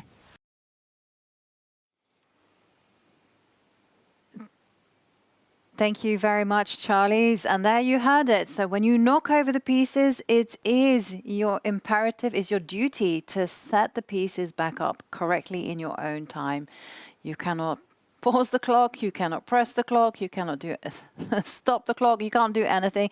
You just have to do that. And unfortunately, if you don't have the time to do that, you lose. Exactly. Actually, it's kind of a very heartbreak scenario for Magnus that when it happened against Arjun, I checked yesterday the video of it once again, he had 4 seconds when he started his move. It was not like he had 2 seconds or 1 second and he was not able to. He made it sure that he starts his move in time, and then the storyline that happened. And today he had like 6 seconds when this whole stuff happened, but too many pieces were falling. Yeah, the half of the board. And he had only 2 seconds to make, by the end, to actually fix everything. And I got to say, something bizarre about that video that I had never noticed before, the one you're talking about with Arjun. Magnus, when he knocked over, when he lost the queen, he fumbled the queen, he actually picked up the pawn on a5 first, and then tried to take it with his queen, or then try to move his queen on a5. Now, for me, and I think for most people, when you're capturing a piece or anything, you take your piece and you capture what's on the square, right? You replace it in your hand, you capture, you put it in your hand. You don't pick up the thing you're going to capture and then move. So the danger of that is, if you pick the thing up, something's already in your hand, you're trying to move, you might fumble whatever it is you move. But I'm thinking, but of course Magnus does what we all do. You take in one move. So that was really stunning for me to see, and that caused the accident. He picked up the pawn first and then tried to move his queen, and his queen went flying. That seems odd. You all just capture in motion, yes? You move and capture? Well, honestly, I'm already losing my mind. I have no idea how I'm taking What anything. do you mean? But probably, yes. You pick the piece and you take. capture. Yes. But accidents happen all the time. Do you know what you do, though? That would never happen to me, because I always pick up the piece and capture, and I thought everybody did. Yes, I pick up the piece and I capture. Yeah, absolutely. But still, I have dropped pieces, and I remember I was playing in some mind sports thing, and there was a special rule in play that if you knocked over a piece in your opponent's time, you lost. And I did lose one game like that. No, so stuff like that happens. I understand accidents happen. I understand accidents happen. I just thought we all picked up the piece. Yeah. And took. I mean, I never recognized that Magnus actually picks up the piece first. You know why I noticed this? Because I've had to show amateurs in like a commercial or on TV set how to play chess. And you know what they'll do? They'll take a piece, the people who are beginners, yes. They'll take a piece and they'll like knock the thing over, and you're like, no, you're not going to look like a hustler if you do that.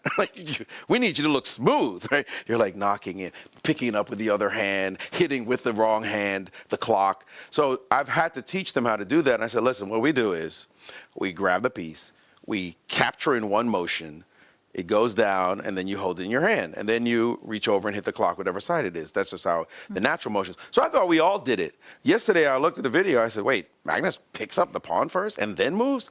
I'm curious to watch it now. I'm reminding myself to see if that's what he does whenever he plays. But I can tell you, some people castle very funny. Like I have seen some grandmasters castle in a very strange way. Like Well, they castle, like I pick up my king and I put it on the square, and then I pick up the rook. But I've seen people like pick up the king and like move it behind the rook and slide it across. Each to their own. My Hustler video, you may have seen, the one where I played against the Hustler in Washington Square Park, that got a lot of views many years ago. I illegally castle, it's Blitz in Washington Square Park, so nobody cares, but I illegally castle with 2 hands and hit the clock. And boy, I got called out on it in the comments, oh, he made 2-hand move. The Hustlers in the park don't care about that stuff, but that's being a New Yorker and living sort of, growing up in sort of unruly environment, if you will. Yeah, but the method that Jovanka described, I think it's kind of a common blitz trick, yeah, that you castle, you move the king over the rook, you kick it, and you try to kick it on e1, and then you shadow it there and do the tempo, yeah, it's all kind of craziness. There's all kind of blitz tricks that the rules have to adjust to. That same video I'm talking about, my opponent tried to capture 2 knights in 1 move, which is something I'd never seen before. I was like, well, that was kind of cool, actually. I wasn't even offended. I'm like, that was really interesting, something I've never seen before. But those are the things that make you know. If you sit down across a player who says, oh, I don't play chess, and I've never played, and they're capturing pieces with 1 hand and hitting the clock smoothly, you go, oh, yeah, right. Sure, you've never played chess. We know a hustler when we see one. But that was really surprising for me to see Magnus actually grab the pawn and then try to move. It seems like it would be a loss of time in Blitz. Mm-hmm. Yeah, in Blitz that is a little bit tricky. You have to be precise with how you place the pieces, but the clock is ticking. And I'm looking, and the players, they are assembling. So that means only one thing, the pairings are out. And in the Open, we're already on round 16. In the women's, we are getting close to the finish line as we are there on round 13. So maybe we can take a look at the pairings. Well, in the ladies section, we have Elina Roebers against Bibi Sarasoveva on the top board. That's going to be a very exciting matchup, because if Elina Roebers wins, then she's well on her way to securing one of those top 4 spots. In the Open, we have Magnus Carlsen. He's got the black pieces against Bu Xiangji. But on top board, Fabiana Caruana plays black against Yu Yang Yi. So here we're going to see some instances where someone is perhaps going to break away from the crowd. Arjun Erigaisi plays Liu Shanglei, and Maxime Vachier-Lagrave plays Daniel Dubov. Wow. So a lot of action ahead. Yeah, a lot of action, and we probably have to decide our marquee matchup, because where to go? We have 3 leaders. Any one of them could just break out and take the sole lead. What to do? Yeah, they will be also challenged, yeah, because the players behind, they cannot feel safe. Yeah, they have to do something, especially if they have the white pieces. Yeah, if you play with the black pieces, you feel like, okay, it depends on my opponent. Yeah, if he wants to play it safe, that's another story. But okay, Arjun with white against Liu Shanglei will try for sure. Maxime against Daniel Dubov, who knows, because Daniel has this reputation of being very tricky. I also feel that Dubov had a crazy pairing, because he has now double blacks, and he just finished the game against Wesley So with the black pieces, and Wesley also showed a lot of respect. He didn't try to touch Daniel at all. We will see. By the way, Wesley is up against Duda. Duda is mounting an incredible comeback. And that rivalry, Abdusattorov against Gukesh. We saw Abdusattorov defeat Gukesh, actually, in the Rapid. Will the same happen here? Gukesh out for revenge here in the Blitz. And also another really interesting pairings in the women's. Just wanted to point out, Valentina Gunina plays Alua Nerman. Alua is very young. Valentina, she's a former Women's World Blitz champion. She's making those leaps forward to try to secure one of those top 4 placings. Anything can happen as the games are about to begin. Here we have the full overview of round 13. There are only 3 games remaining in the women to find out who will qualify to the semi-finals. Anna Muzichuk also moving up the standings. She's now on 8.5 points. She plays Yutsin Song. Alexandra Goryachkina, she's not had a fast start today, but she plays the American Carissa Yip. And then Antonetta Stefanova. Can she win her game, make a comeback, as she plays Mungunsul? And Divya Deshmukh there on 8 points plays Omonova. And anything to play for, but let's take a look at what's happening in the Open. we mentioned some of the matches that we are going to have our eyes on. Definitely keep you posted on some of the results. And Peter. Well, we already talked about the leaders. I just want to highlight that for Magnus Carlsen facing Boo with the black pieces, this is not a nice pairing. Also, the memory is that Boo was the one who knocked him out from the World Cup 2017 in Tbilisi. A very solid player with white. He just wants to be a rock. Magnus, we know that he will take immense risks. Very important game to keep an eye on, because if Magnus is not winning this, then he will be in a very dangerous situation. Let's point out there are 3 players on 11.5, 3 on 11, and 5 actually on 10.5 points. Those 5 being Bu Zhangji, Wesley So, Badura Jabava, Yankrishev Duda, and Yakovir Sindarov. And only then does the group show up with Magnus Carlsen. So he's got quite the road ahead with 11 players ahead of him at the moment. He's going to have to win every single game. That's what needs to be done. And that's what we'll see, whether he can do that. It's not even guaranteed, right, if he wins every single game. No, that if should, he wins every that game, should be. You think so? Yeah. Yes, with 14 points, you are safe. No, 14, you'll make it. Because I'm just thinking the tie breaks, that he might somehow get there, but then the tie breaks might go, well, thank you very much for your efforts, but not quite there. Yes, somebody will fall victim of this tie-break issue. Yeah, that's pretty sure, because, okay, it would ideally be the case that 4 players cleanly qualify, but honestly, the odds for that are very small. By the way, is that Magnus that we see running in? Yeah, he's not even at the board right now. I see him in the playing hall racing to get to his chair. And the games have begun, and Magnus is not yet at his board, so he's giving up some seconds as everything has begun. And look at this. And I can see him. He's still a bit off. Another maybe 5 seconds as he's rushing as quickly as possible to get seated. And he's about to arrive in front of his opponent. And there he is. Shake hands. Knight F3. It's like he gave up 15 seconds. Knight like F6. Knight F6, but still Jadov's his pieces. 21 seconds. Well, this is nothing for Magnus. We can all remember that moment Against Kovalev. Yes, where he turned up, was it 2.5 minutes late? 2.5 minutes late. And then adjusted all of his pieces before making that first move. Boss move. The issues that he's been having in this tournament, though, I don't know, you don't want to make that comparison or make those errors for this one. This here, a loss, we can say definitively, right? Yes. He's out. If he loses this game, winning the next 3 will most likely not help him at all. So he is definitely in crisis mode. And it's a solid opening choice from Bu Zhangji. Now offering a trade of bishops, which Magnus says, nope, not having that. That's a beauty sitting there on b7. It's a typical Queen's Indian kind of setup.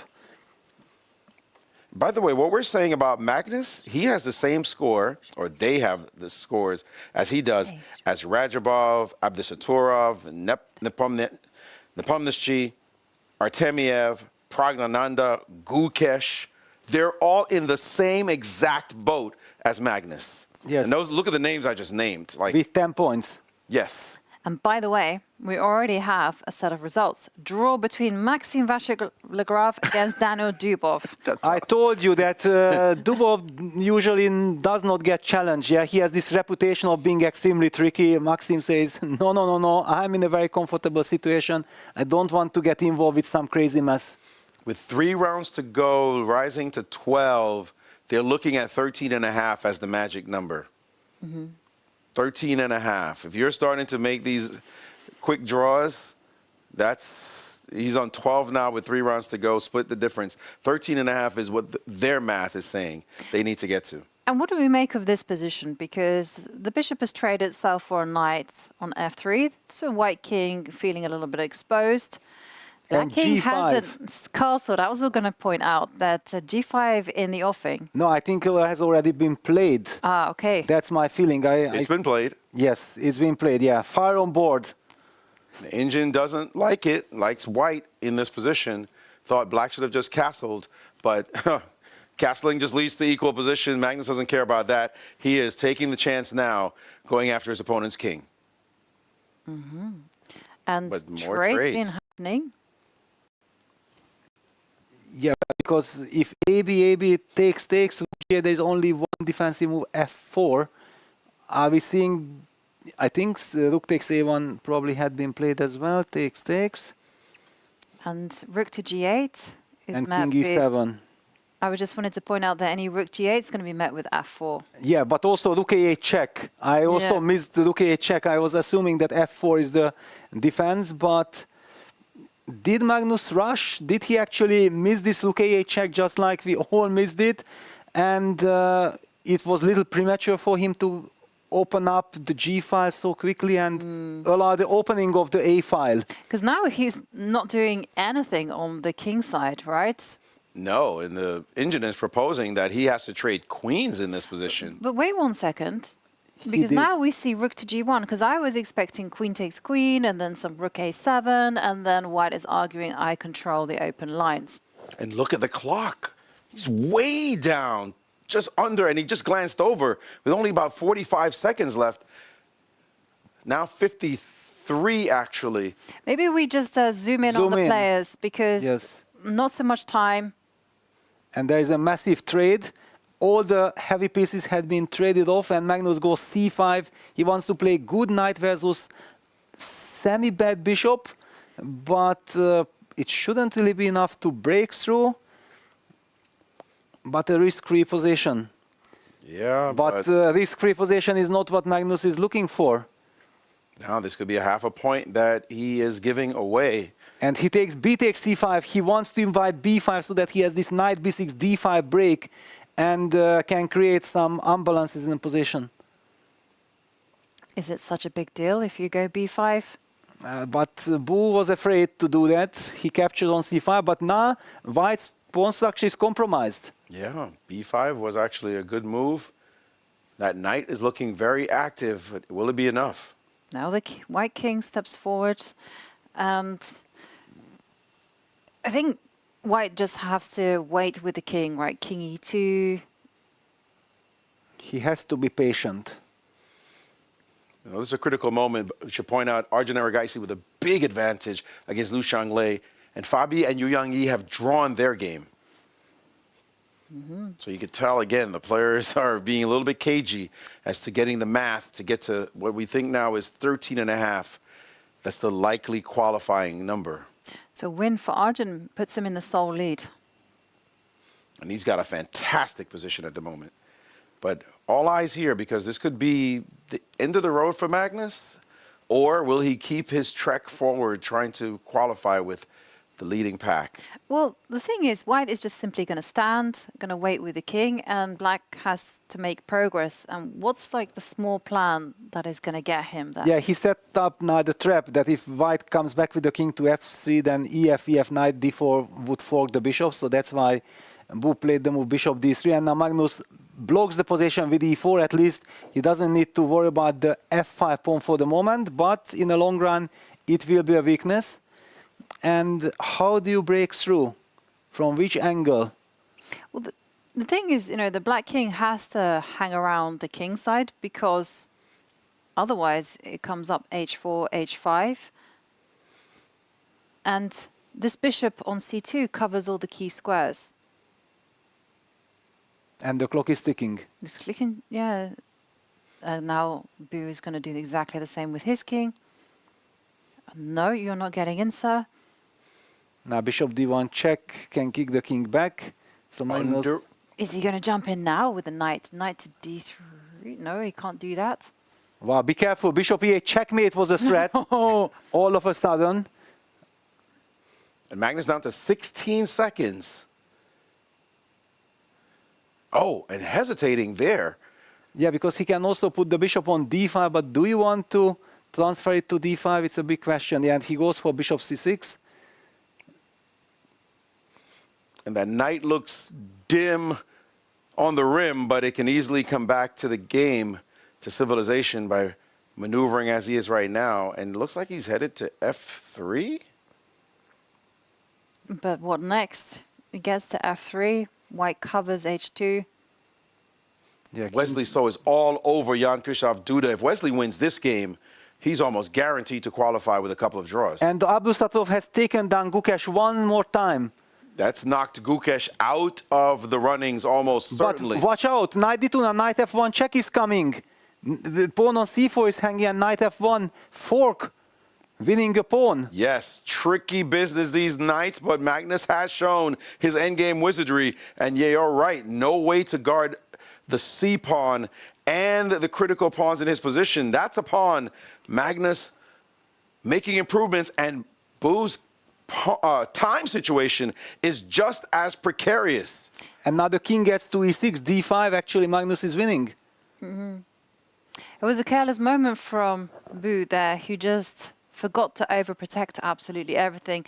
But as you mentioned there, Peter, now the pawn comes. Magnus can just continue on improving the placing of the knight. That's exactly what he's going to do. Arjun won his game with a mating attack, so now he's in clear first place. And Magnus goes after the h2 pawn, knight f3, if h3, knight g1, h4, you keep on harassing this h pawn, and the h6 pawn will decide the game. Oh, this is almost resignable. And less time than Magnus, and now he's got the e3 pawn. This is just crunch a munch. That's Pawns it. just dropping like flies. And heartbreak for Elina Roebers as she loses to Bibisara Asalbeeva. Magnus Win for wins Magnus. big time, had to, and got it done. Amazing stuff by Magnus. And we move to Valentina Gunina against Alua Nerman. The pawns are just going to go marching, unstoppable. A7 coming. And she loses on time. Valentina Gunina wins. Valentina on fire, and here we see Sindelov against Jobava. What's in store for us? It's a winning technical position for Sindarov. And that would be incredible news for him if he can win this. Badu fighting for his life. Rajabov crushing Pragnananda. He'll be knocked down in the same way as Gukesh, in the wrong group that had to keep winning games. They're going to be almost mathematically eliminated if they don't, well, they actually have to keep winning. I'm not even sure it's going to help. That was a trick there by Jobava, the last trap, playing for stalemate, giving up the h5 pawn, but Sindelov was alert, picked it up with the knight, no more stalemate tricks, and it's all over. This is bad. Knight g7, resignation, a very big win for Sindarov. And Wesley So against Duda still in action. Let's head there. Duda with his trademark few seconds on the clock. Is this perpetual check? Actually, 6 seconds for each side, 4 seconds for Wesley. And he is repeating moves now. And he has taken a draw in a position. The Inches said he's completely winning? No way. I can't understand. The e6 pawn was hanging with a check. We move to Samoyankov against Lech Wangliem, yes. The young Ukrainian player. I think he's 16 years old. He was the driving force of Ukraine winning the European Team Championship in October in Batumi. He's jumping around with the knight.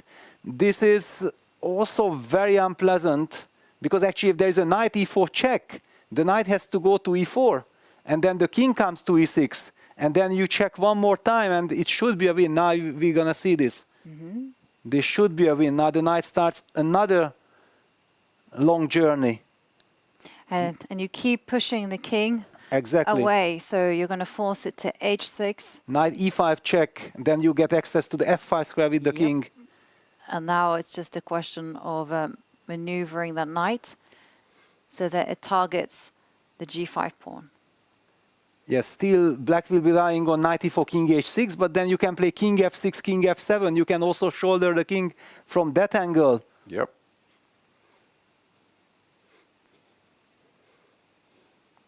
Now knight f6. Okay, this should be a win, but still, you don't have to take it. You just move the bishop. He's heading to f5, but that doesn't seem like it's going to get it done because his king can't do the job. So he has to bring his king back. And his king was headed to f5, but how do you win this? Yeah, not easy. You He can got check. the maximum. He will need a knight f7 check, would win the game, but always then he will try to play king g7, blocking that move. This should be zugzwang somehow. But on the Now other he hand, can the get- bishop has a long diagonal. Well, now you can start making some tempo moves. Yeah, but there is this bishop The c1. bishop is a great Yeah. piece. As long as he doesn't get forked, and he's always able to come back. The knight's headed to d6, so be careful about that. Just keep control. Put the king back again. And knight d8, king g7, stopping knight f7, essential. And now Okay, king be g7 careful, king necessary. Is it a technical draw? It's a crazy position, yes. You cannot move really make that. use of the g2 pawn. Right, no way to win the tempo. Every time he tries, the bishop says no, no can do. Yeah. And 5 seconds left. This is some kind of torture. Round and round they go. But now king f6. Yes, and you just wait. Yeah. By the way, the engine is giving it as a complete win. Ah, knight's done. Now that it's done. Yeah, knight d6, and you cannot stop knight f7 or knight e4. Yep. Now it's And all over. G-pawn falls. Black loses in time in a lost position. And good victory there for Semenukov. Did actually Liam stop the clock and hopes to claim 50, but 50. I don't think No, that that's not there the is a case. chance, but he has to try it. He's fighting for his life. Last capture was on e3, move 79. Wow, 79, and we are 125. Four Four more moves. Very unlucky, completely crazy situation. White will be in time to pick up the pawn. Just 3 moves. Yep. It will be 3 moves. Heartbreaking for Liam. On the other hand, we have to say that absolutely deserved victory for Samoyenko from what we have seen. He showed, yes, maybe he should have found faster this win, but after all, he found it. Yeah. And the playing hall emptying out, the games are finishing. We're very close to the finish. And what can we make? You know, what is it for some of the players? You know, at the top, is everyone safe if they just coast with some draws? Or do you think that everyone has to watch their back, get a win to kind of feel comfortable? Yeah, well, you don't want to be in the shoes that suddenly you are up against Magnus Carlsen in the last round, and if Magnus beats you, you are out. Yeah, this is still also a danger. We have seen now what Magnus Carlsen has done to Bu, an incredibly solid player, a great technician, that he grinded down with this good knight versus not exactly bad bishop, semi-bad bishop. The knight started this dance, and whenever Magnus feels like I'm in total control, you cannot do anything, you are kind of a sitting duck, you are waiting for me if I can win or not, then he's merciless. Yeah, he's merciless, and that's exactly what he needs to be. Maurice, yeah, I was going to ask you, okay, first tell me what you've got, because I was going to ask you about the game between Arjun Erigaisi and Liu Shanglei. Yeah, that was a devastating finish. But this one intrigued me. And Peter, you mentioned, what about that pawn on g3? How to make use of it? Well, he had a moment in this game, and I think he had a couple of moments where he could make use of it, where you wouldn't feel like this is what you should do at this moment. But playing g3 would have gotten the job. You don't want to see pawn takes happen and get this pawn to move down the board. And so you have to take and take. And no matter what you do now, the knight will remaneuver itself around to the f3 square. And then the king comes back. Now, you can't allow this king to go to f5. Well, you could try to stop it. But when it finally does get there, now knight f7 becomes a massive problem, along with knight to f3. If you play this move, then simply knight f3, and that is that. So the g3 move was actually something he needed to play, but you kind of avoid it in your mind. You don't want to trade pawns. Because you don't want to trade pawns. It makes it seemingly easier for black to defend, or at least get closer to defending. So that was a fascinating one. You mentioned the Erigaisi game, and he got a he made it his opponent in this position. He started getting opposite color bishop position and was in behind the lines, a couple of weak pawns for black. He made use of. His knight got down here. The finish was this. Not good for him after he took this pawn. Once this one collapsed, the dark squares all collapsed in this position, and he played his knight to try to defend, but this check followed by this check, and he's going to deliver mate on h8 once the king moves. So Erigaisi, he's virtually a lock. Couple draws, he should get to a magic number and get into the playoffs. Well, it's looking good for Erigaisi. So let's take a look at the round's results. As we saw, Arjun Erigaisi winning, Magnus Carlsen getting that much-needed win as he squeezed that endgame out from Bu Zhangyi. Quick draw for Fabiano Caruana and Yu Yang Yi. And as we mentioned, Arjun Erigaisi sole lead now with 12.5 points. Draws for Maxime Vachier-Lagrave and Daniel Dubov, and Wesley So maybe a touch disappointed with a draw in a one position against Jan-Krzysztof Duda. But it was his own fault, yeah, because he had it in his hands. Nobody forced him to repeat. Yeah, he was just probably too afraid of the time scramble against Duda because he has such a reputation. But why do you draw in this position, Wesley? Well, that's the question for Wesley to ponder and then just get over as he has to play the next rounds. Also, critical wins for Nordibek Abdusatorov against his rival Gukesh, and wins for Artemiev and Rajabov against Pragnananda, as well as a win for Heik Maita-Rosen. Let's take a look at the women's results. And as mentioned earlier on, for Elina Roebers, so close and still so far away. She lost a devastating game to Bibisara Asaobaeva, who is on fire. So is Valentina Gunina, who is marching up the rankings as she defeated Alua Nerman. Draws for Alexandra Goryachkina and Carissa Yip, as well as Anna Muzichuk and Song Yu-Tsin. And when it comes to the top four, I think we can say Bibisara Asaobaeva is pretty safe, as well as Valentina Gunina, both of them doing very, very well. But for the other two spots, I mean, it's really anyone's game. Well, it's funny the way how you worded it, because Valentina and Elin, they both have 10 points. But simply, I also go with you that we know that Gunina is so experienced. She has been in this situation and she has started winning all her games. We believe that she has things under control. While for Elin, this is a completely new situation that she was leading. She is there. Now suddenly she lost the game. She's in a danger zone. Maurice, what do you make of this? Yeah, trends are a thing coming on to the end. I don't like to call momentum as the deciding factor, but a lot of the times the momentum is psychological, not just in the play, but how you feel when you're going into the next rounds. And losing big rounds, you suddenly get tensed up and you start panicking a little bit. I had the lead. Do I need to win? Do I draw out? And you start to get a little bit tepid in your play. While players who are playing well, they don't have things like that in their minds. They surge back to tie you, and they're thinking, I'm just going to keep it going. And people feel that energy. So, yeah, I do agree with you, Peter. How you get there matters. Right now, with just, is it a couple of rounds remaining or the last round? Two more rounds remaining. Yeah. Yeah, because asymmetric with the men and the open and the women. 3 rounds for the open section, 2 rounds left. It's a big moment. Everybody starts to feel, because you just rounded the bend. It's like thoroughbreds. They've rounded the bend. They can see that finish line. What do you do when the horses are racing, trying to get to the qualification stage? By the way, there was this result. Aliza drew with Lazovic, which probably means he's only on 10 points. That's it. Yeah, I think 13 is a disaster now. Yes. As we look at it, it looks like you need 13 and a half.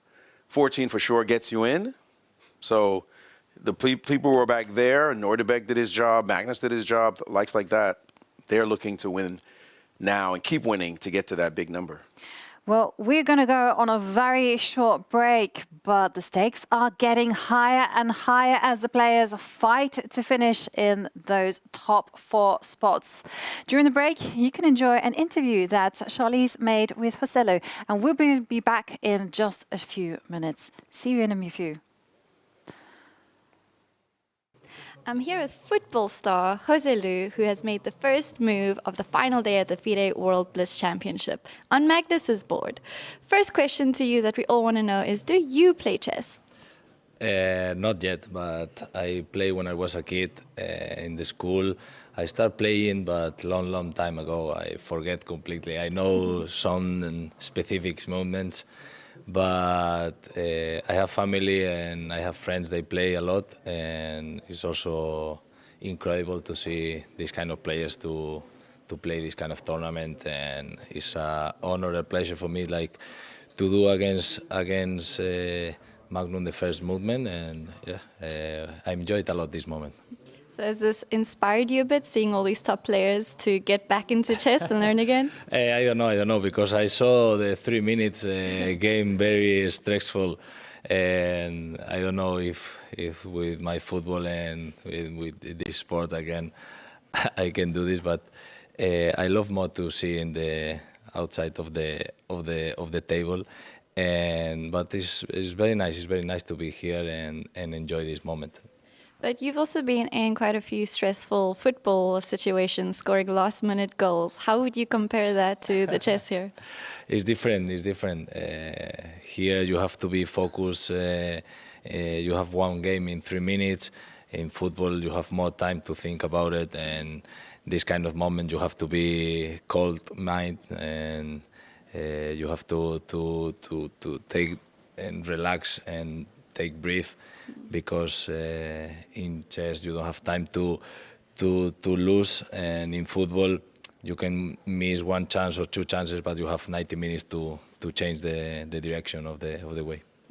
But there's some comparison in the amount of rounds, maybe not in the specific game, but the open section, they're playing so many games, 21 rounds, that the players who are doing badly in the beginning have a chance to come back at the end now. So in football, you could also kind of do bad in the beginning and have a chance to come back. But what kind of mentality does that require? Yeah, in football you have, when you play home and away in the eliminations games, you have these options. Not in the league, because in the football, in the leagues, if you lose the game, you lose, and you lose 3 points. Here you have the chance to come back after 21 games. It's difficult because you have to be calm, you have to be concentrating a lot. If you lose the first 2, second 3 games in a row, you have to be focused. You have to think, like in this sport, you have the chance to come back. In football, it's more difficult to do that, but in compare of both sports, is both sports, like for me, very stressful, because I see it today, a lot of people saw only one game with a lot of cameras, and in football is the same. Yeah. A lot of chess players actually love football. We organize friendly matches in a lot of the events. They absolutely love playing it on the side. Who is a chess player that you would want to play football with? Well, I don't know. Maybe with Magnus, because I see it today. He's very concentrated on the game, and maybe for our football is a good option for us. Well, thank you so much for joining us here today. Enjoy the rest of the tournament. Thank you so much. Thank you.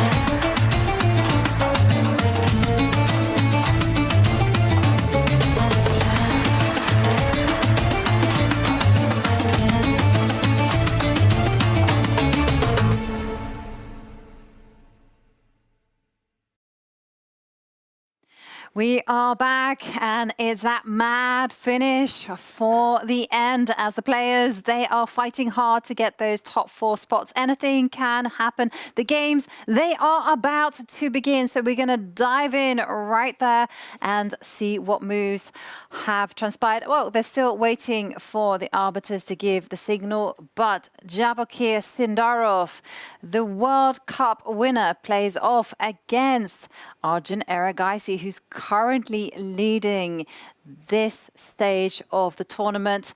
There is that moment where the players are beginning, and in the foreground we see Max Varmedan and your friend and student Salem, and also Richard Rapport was there. But it's all about that mad finish, and it's all about scoring points for Magnus Carlsen, as he has the white pieces. Maurice, you were doing the calculations during the break. I mean, what numbers are the players in the Open looking for, and in the women's as well? I think it's 13.5. Definitely is the minimum you need to get. I don't think 13 is going to get it done. Right now, Arjun sitting at 12.5 points. He knows another point, well, maybe just enough. He's not going to just play for a 1 point only, but 3 rounds to go. It is very likely we already see one qualifier unless disaster strikes, and Sindarov will have to take the bull by the horns. On the women's side, 11 has to be the minimum number for them with 2 rounds left. I think 11.5 is what secures you. So a lot of people on the bubble, and winning out for many of them necessary at the moment. And the game that we're going to be following is between Arjun Erigaisi, and he plays black against Javokir Sindarov. What do we make about this? There's already some imbalance in the center. Yes, look at this queen on e3 in the Sicilian. How did this happen? e4, c5, knight c3, e6, and then d4, cd, queen takes d4. I have never seen in my life, and I'm playing chess for quite some time. What a craziness in such an important game. Well, this queen to d4, queen e3 has been very trendy as of late, but I've never seen it played this way. Yeah, usually against d6. Yes. Yeah, second d6, then yes, but against e6. But okay, Sindarov is a player who is very ambitious. He always likes to find these little tricky lines. And to be honest, in a blitz game, some tricky lines, bringing your opponent to unfamiliar waters, often gives you the edge. I'm not feeling bad for him. I'm not hating on his position right now, to be truthful. Even if black is perfectly fine, you get a chess position, you hope the pressure gets to your opponent and some mistakes start to happen. Arjun, though, has been playing just such wonderful chess. Maybe sometimes, you know, a little fortune. Okay, it happens, but he's been scary so far in this event. Yeah, also in the rapid portion, he was amazing. Now in the blitz portion, he's doing well. But let's not jinx it, because he still needs to make it to top 4. Rook he1 just happened. So we can conclude that white has all his pieces in the game, but black has also beautifully coordinated forces ready for any kind of counterplay on the c file. Right. And I was already thinking about some potential rook takes c3 ideas, but the bishop comes out instead, which is also viable. You know, next move will be queen a5, backing things up. Bishop takes knight, of course, being the main threat. And yes, whenever there are opposite kingside castles, then things are out of control, and we are seeing this in what a very important moment, a crucial moment. Maurice mentioned that Arjun has some safety net because he's leading, but if Sindarov loses this game because he is way too ambitious, then it's going to come to hunt him because he can't afford to lose. Well, it's actually exactly what Arjun wants, right? He wants that unbalanced game with the black pieces, because then, you know, win with black sets him up in very good shape. You know, he can almost draw the rest of the games and be fine. Win with black, he's in. Forget that. At 12.5 now, he's a half a point ahead of the field with not that many chasers right behind him. Right behind him are only 2 players, as a matter of fact, Caruana and MVL. So Arjun winning this game, now smashing white's protection around the king. What is going on here? We see black trying to attack, white trying to attack. This is not your standard, I need to make a couple of draws to get to the number position. I think Arjun might be happy, but so Knight does, G5, Knight so G5. does Sindarov, no? Okay, well, we saw like a whole load of moves being played right now. Takes and bishop takes h6. Going after black's king. What a fireworks. That's what I was saying. You might be saying, let's win with black, but what if the guy hits you? But he does have some room to wiggle. Sindarov definitely more on the cusp here, and he is showing that he needs to fight for the victory. And Sindarov is just really banking on the fact that, yes, queen takes c3 might be possible, but the king will eventually hide out on d2 and maybe start running. He accepted the piece. Wow, that's surprising. But is. queen h6 also, wasn't rook e6 more natural? Okay, it's a blitz game down to 30 seconds for Sindarov. Actually, that's a problem. Arjun has 1 extra minute on the clock. And you were right, Peter. Rook e6 was the correct move. Right now, Arjun with advantage. But it's not easy to play with your king in a tricky, open, airy situation as this one. So we'll see whether or not he can manage it. And now the rook is on e6. And Arjun has not played exactly accurately, but he is defending the position. Watch out, though, because there are whole threats abound. Rook coming down to e3, bishop h7 in the air. Also, rook to g3 is there as well. So that's why Arjun gets out of trouble, throws in a check. Okay, but Arjun can repeat now if he needs to. Yeah, I think he should. Maybe he should, because draw is also perfectly fine result for him. But he's a fighter. He might wants to enjoy the game, and he's going to want to continue.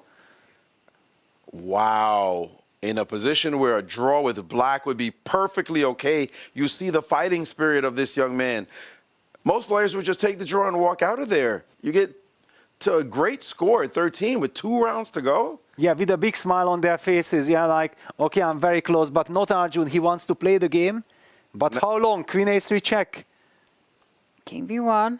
King b1. It's a very scary situation to open up the g file. Give the perpetual. And no, queen e7. I want to win. After all, he does have an extra piece on the board. So he's saying, I'm not worried unless you figure out how to mate me. How are you going to mate me, in fact? Well, there were rook e3 ideas followed by bishop to e6. That's exactly what's been played.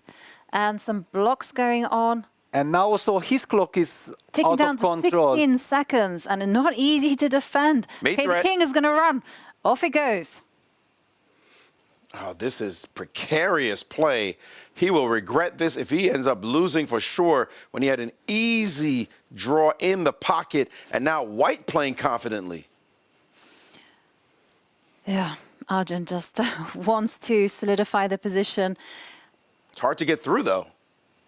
Yeah, the knight definitely holding. The knight on e5 start jumping was heading towards c4, but rook takes c4. Isn't this a pin? Queen has jumped back. Rook c4 would have allowed queen b6 Queen check. b6 check, yeah, that was the problem. And now Queen G3. Arjun is pushing his opponent 4 back. seconds. But with only 4 seconds, they're at a critical mark, and a d5 pawn just dropped. And now the rook comes into the game, the knight on g8, check. doing all of the defensive lifting. And all the way back. 4 seconds, 3, 2. Yes, you got to hold your nerve. A5, and both of them know it. Again, 2 seconds they're moving with each time, playing off the increment. Rook to d6, and he had to give up his queen. He had to give up his queen, did Sindarov there, and now Arjun is in the driver's seat in this position. A win would just qualify easily for him. Well, now the queen comes in. Whoa, Knight fancy can't move. take that because of rook to e1 checkmate. And Sindarov resigns, and Arjun Erigaisi, the man of the moment, as he again continues his winning ways. We move to the game between Zhuzhina, and she is playing against Elina Roebers. And she's a piece down, but actually this might be a theoretical draw. G5, H5 pawn versus the H3 pawn.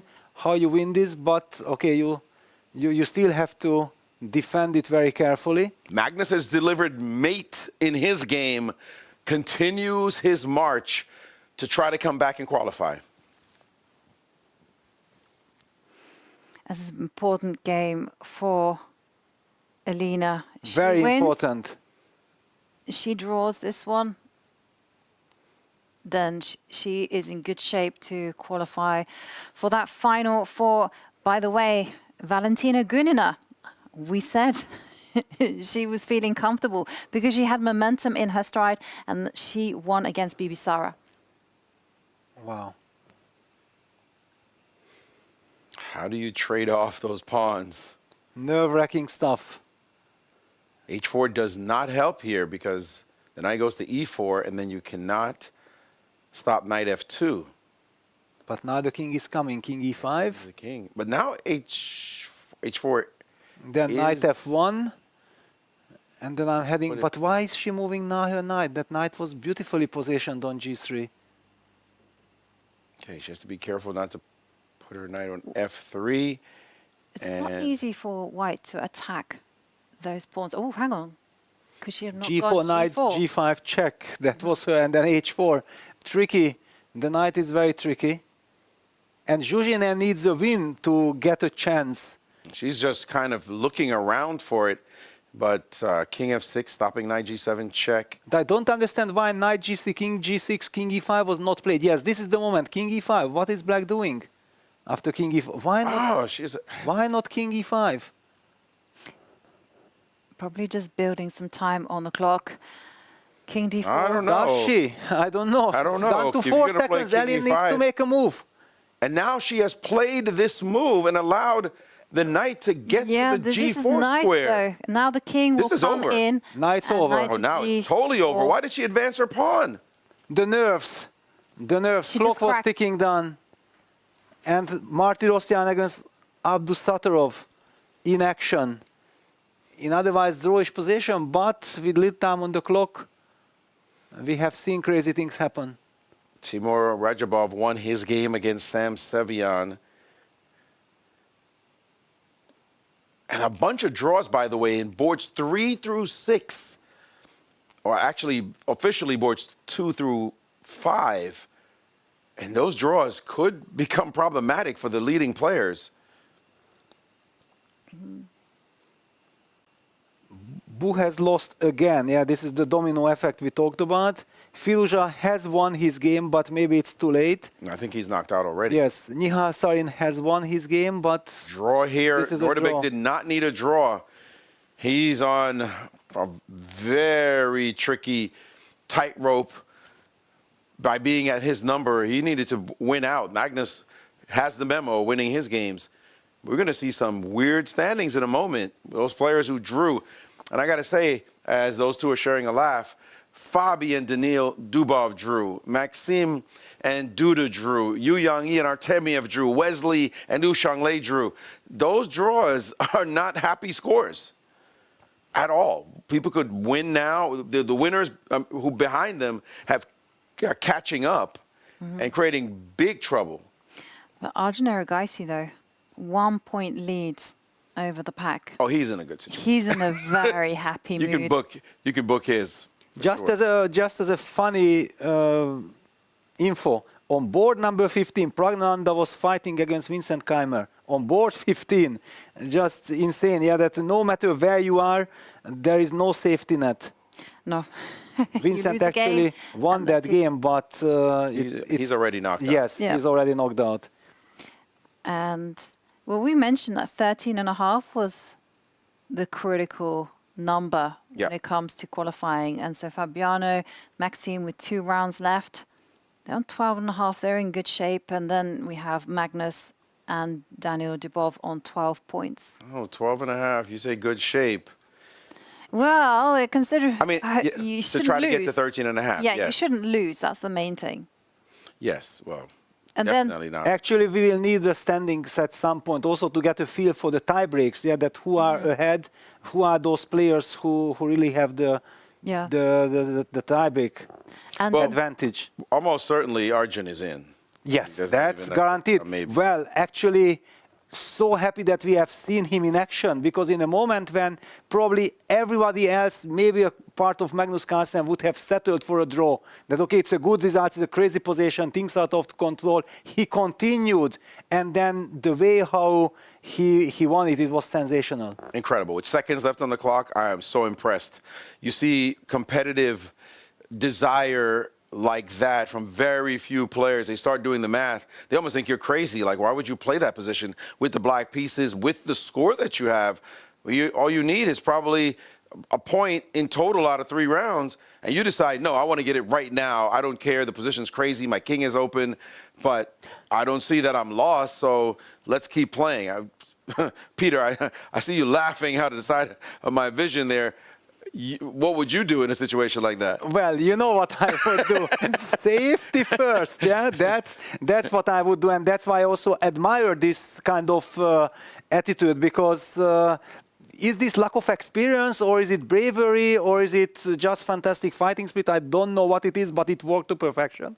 And that's also the reason why Arjun has so many fans out there, because he's capable of doing things like this. Actually, we had wondered sort of like who was the boss of the tournament, who's in the best form in the Blitz.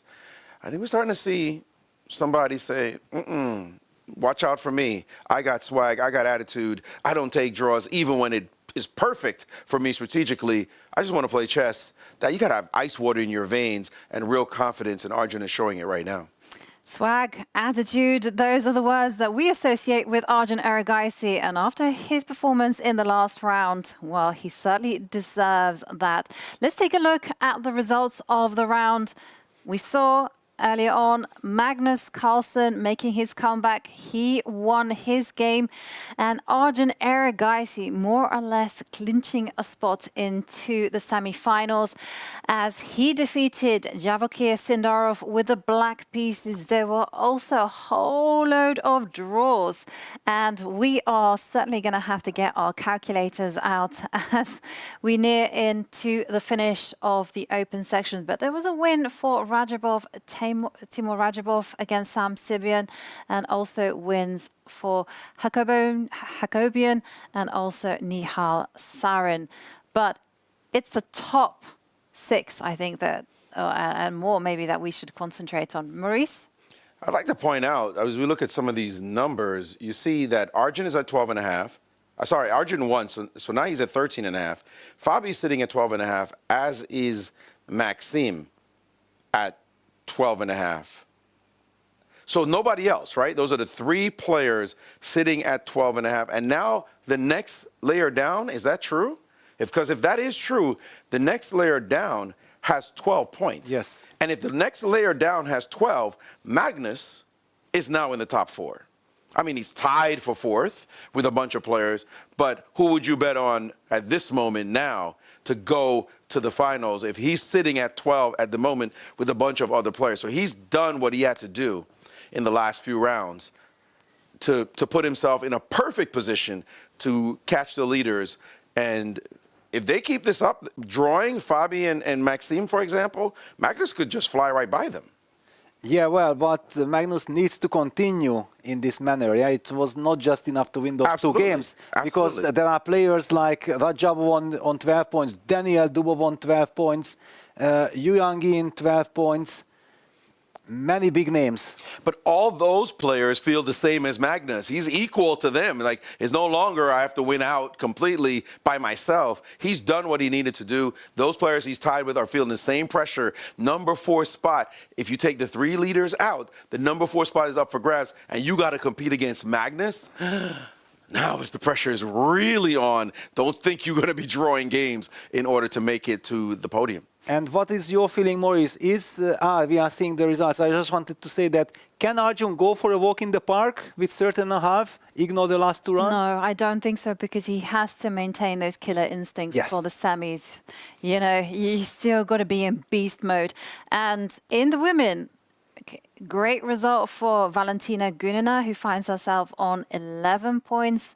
And for Bibi Sara, she's now on 10.5, and Alina Roebers remains on 10, and Zhuzhine catches her up to move to 10 points with that victory Also, Leia Garifalina is there as well. So it's going to be about that. And actually, I got to remind everyone that this is now the last round for the women. So we'll be following this one closely. And Anna Muzichuk has won, so she's also having 10 points. Yeah, let's just keep this narrative between the fight for the candidate spot between Bibi Sara and Anna Muzichuk. Zhou Yusin is there as also, well. And Antoaneta Stefanova. Knocked out Carissa Yip. That's the end of the road to qualify for the Final Four for Carissa. So, well, basically means it's between a big fight between those on 10 points. They still within whisker of going there, but they have to win, and it has to also depend on tie breaks.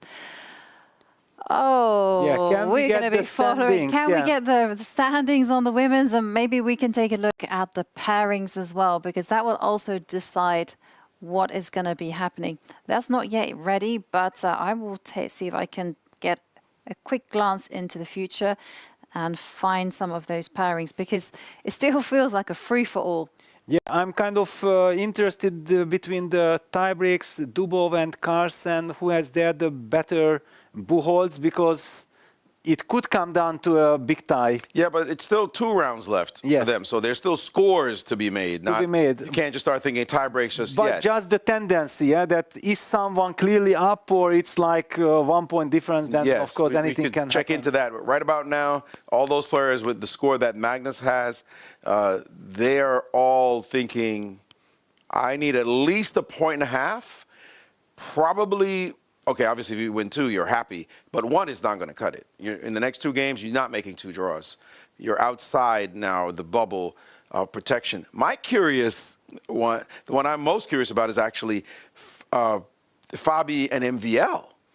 They've got that little half a point lead, but there's a chasing pack right behind them. We see Arjun in a beautiful position. I think Arjun could play for the win in both games, even lose both. Okay, he doesn't want to lose both, but probably qualify anyway. But those 2, they are definitely on the bubble, and everybody behind them wants to beat them in order to join that beautiful group. So their road, I don't think it's that easy.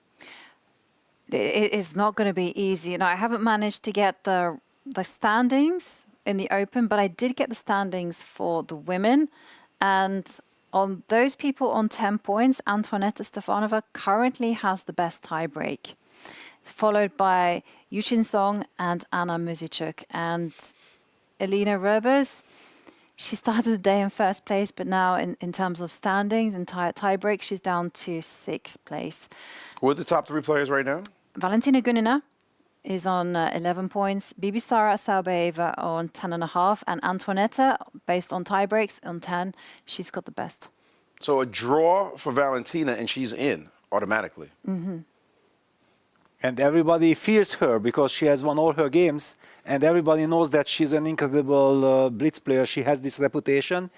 The pairings will be quite decisive. Very important last round pairings. And okay, I found the ranking list after, so I can answer some of your questions. Wait for it to, that moment when you click on something and you start Tell us thinking. now. You're keeping us in suspense. Yeah, I know. Well, it's my technology. That's okay. So Arjun in the lead. Okay, so who did you want to know? Between Maxime and Fabi. So it's Maxime who has a better tiebreak over Fabi. But they have the score as well. Dubov has the best tiebreak. And with how much margin? It is 107. Okay, well, I don't need to look at my computer anymore. Here it's there, and it's for all to see. Daniel Dubov, of those players on 12 points, he has the better tiebreak than Magnus, than Timur Radjabov. But what you're saying, and again is important, these 4 players, is 13.5 a legit number? It feels like a cutoff number, but is it a legit number for them to get a win and a draw? Because Arjun is already sitting at 13.5. Anything guarantees in the spot.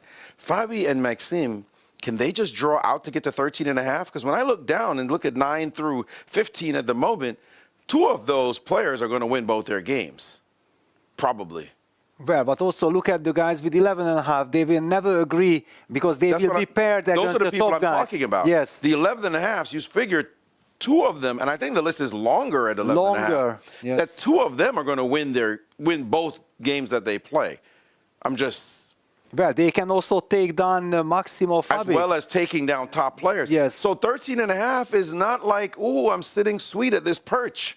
You're probably going to have to win one and draw one if you're Maximo or Fabi and get to 14 to sort of keep the Wolves at bay. At the same time, not to lose. Because, exactly. Oh, you can't lose. It is crazy. What an incredible tournament. Do you have the number of players at 11.5 on your... Oh, my... not anymore because I've already moved over to the pairings. Understood. There's a lot of 11.5s. So we'll see it from the pairings, no doubt. Yeah, let's take a look at, this is important, the standings for the women, and look at those people on 10 points. Antonetta Stefanova, former Women's World Champion, she has the best tie-break. So we'll see how she performs. But Yusin Song, she has that extra motivation that she wants to qualify for the semi-finals and the finals in order to try to snatch the candidates' spots. For Bibi Sara Salbeva, is she safe, would you say? Not really. If she loses. But still, I believe in Bibi Sara. However, I want to highlight Jujine. She's on 8th position because of the tie breaks, but she also has 10 points. She has to win. She has just taken down Elena Roebers. She has the momentum. She missed out on the gold in the rapid section in a blitz playoff. I think if she gets to the playoffs, she will be one of the favorites. And I got some important updates. If Bibi Sara reaches the semi-finals, but Anna Muzichuk doesn't, then Bibi Sara will get that last spot for the women's candidates. Yeah, it's logical because she's leading the FIDE circuit at the moment. So everybody who wants to catch her has to overcome her with the result. You know, this set here right here, something really important. As long as Bibi Sara doesn't play Gunina, they played already, right? Bibi Sara and Gunina? Yes, they played. Right? Valentina just won. Right. Now, this is huge because it means that they get paired down to the 10s.